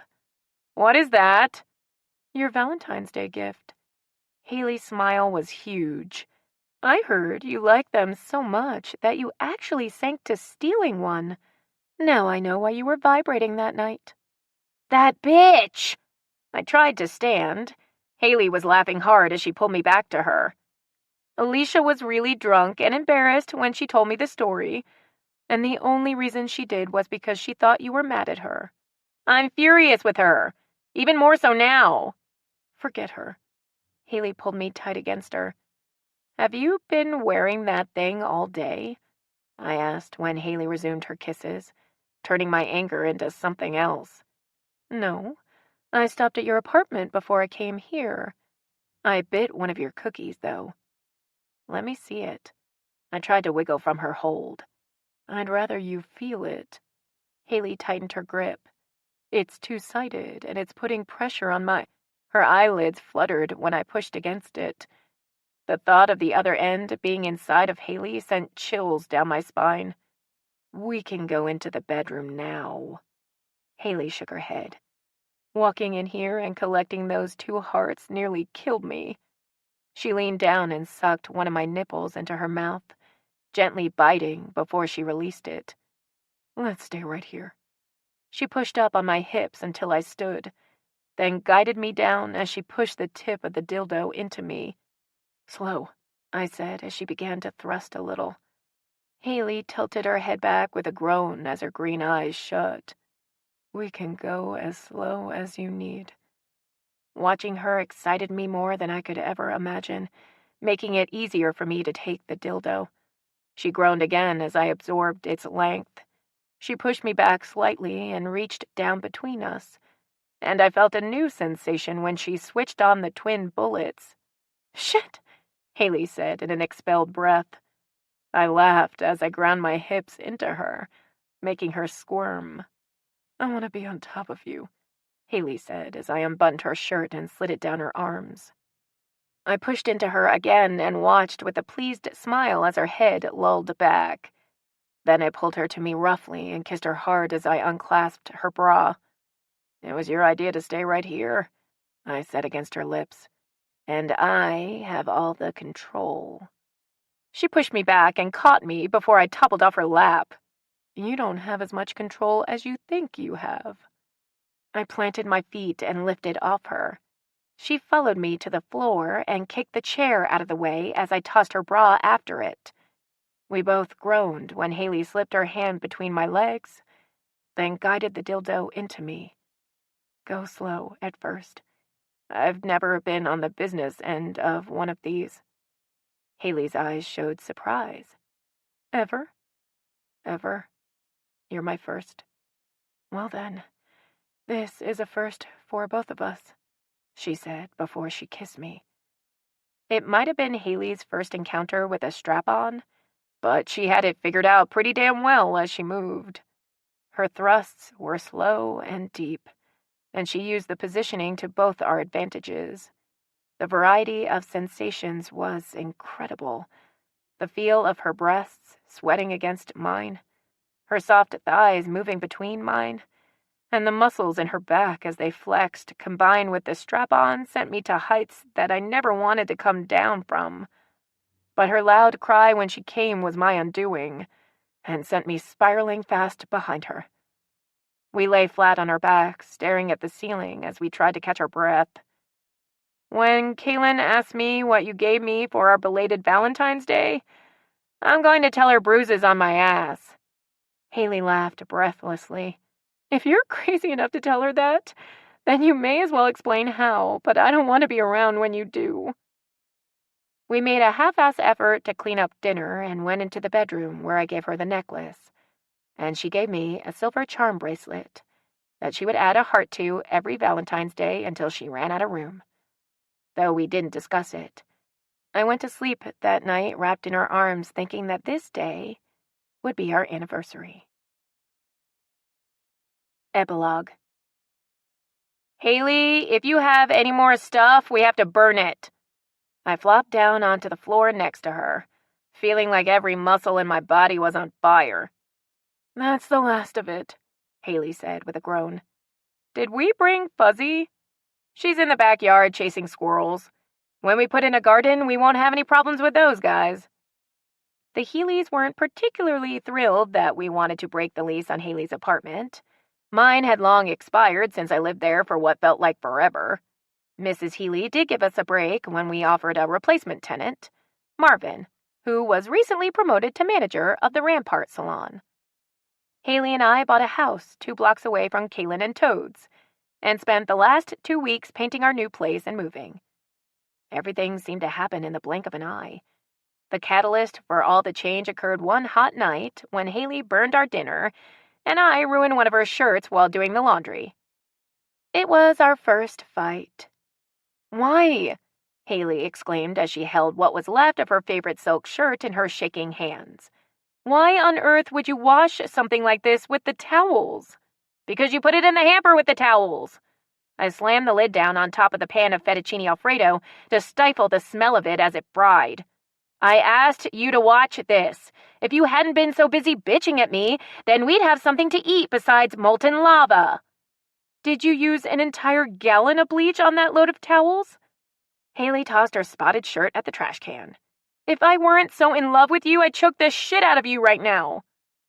We both froze and stared at each other. "Do you mean that?" "Yes, I want to choke you." A sliver of a smile tugged at Haley's lips. "I love you too, Haley. With all my heart." We started house hunting the next day. "I just want to shower and go to bed." Haley sat up and looked at me. "Or we could skip bathing and sleep right here on the floor." The sound of tires screeching and a horn blowing had us on our feet in an instant. I know we both had the same thought. Fuzzy escaped the backyard and had gotten into the street. Haley threw the front door open with me on her heels and stopped short. I nearly ended up on her back. Mom's head was hanging out the back window of Kaylin's car. "The baby's coming." Toad burned rubber backing out of our driveway, leaving us to stand bewildered in a cloud of exhaust fumes. "He's going the wrong way," Haley said as she followed me back into the house. "Lived here all his life, too." I found my car keys and pulled on my shoes. "Guess sleeping is going to be delayed a while." Haley was moving 90 miles an hour around the house as she brought in Fuzzy and set up the DVD player. We were on the road in less than 10 minutes, which in hindsight was stupid. We could have taken 10 showers and slept until 3 in the morning because that's when Brianna Page Kavanaugh made her arrival into this world. While Mom and Dad argued over holding the baby, and Toad and Haley slept despite sitting straight up, I sat on Kaylin's bed holding her hand. "She is the most beautiful thing I've ever seen," I said as I wiped my eyes. Kaylin smiled up at me wearily. "She is. Has all 10 fingers and toes." Kaylin looked past me to Dad, who had won the argument and was sitting in a chair holding his granddaughter. "He's crying." "He never cries." I sat for a long time watching Kaylin drift in and out of sleep. She'd open her eyes, look for the baby, and smile, then drift off. Her hair was a mess, makeup smeared from crying, and I thought she looked lovelier then than she ever had. My big sister was a mom. In the wee hours of that morning when Haley and I drove to our new home, we decided to start a family of our own. The next day, we made a visit to the hospital, then went straight to the place where the babies were kept. Haley and I separated as we walked along the rows of them crying out for adoption. I wanted to take them all and fill our house and yard with them, but we'd made a promise before we came. Only one. I stopped at one kennel that didn't have a dog scratching at the wire mesh. A sign said, "Male, 2 months." I bent and looked inside, and there he sat against the back wall. The ugliest thing I'd ever seen. He crouched against the back wall as if he knew no child would want him, when there were so many adorable younger and fluffier competitors.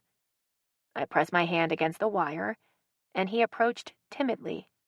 He sniffed at my hand and licked it. When his eyes met mine, I knew. "Is he snarling?" Haley came to stand beside me. "No." He's scared. I pointed to the smaller sign at the bottom of the door that explained that he'd been hit by a car and lost a portion of his top lip. "And he's perfect." "Can we take a closer look at this one?" Haley asked an attendant. The woman gave us a knowing smile as she opened the cage and lifted him out. His brown paws that gave way to black legs weren't that big. I watched his big brown eyes as they regarded Haley when she presented her hand for him to sniff. His tail thumped the keys hanging at the attendant's waist as he licked the back of Haley's hand. "He's smaller than he should be," the attendant said. "He was severely malnourished when he was brought in." I looked up to find Haley looking at me. She nodded. "We'll take him," I said. "What will we name him?" Haley asked as our new baby rode in the back seat with her. "Pitifully Ugly. PU for short." This concludes Pitifully Ugly by Robin Alexander.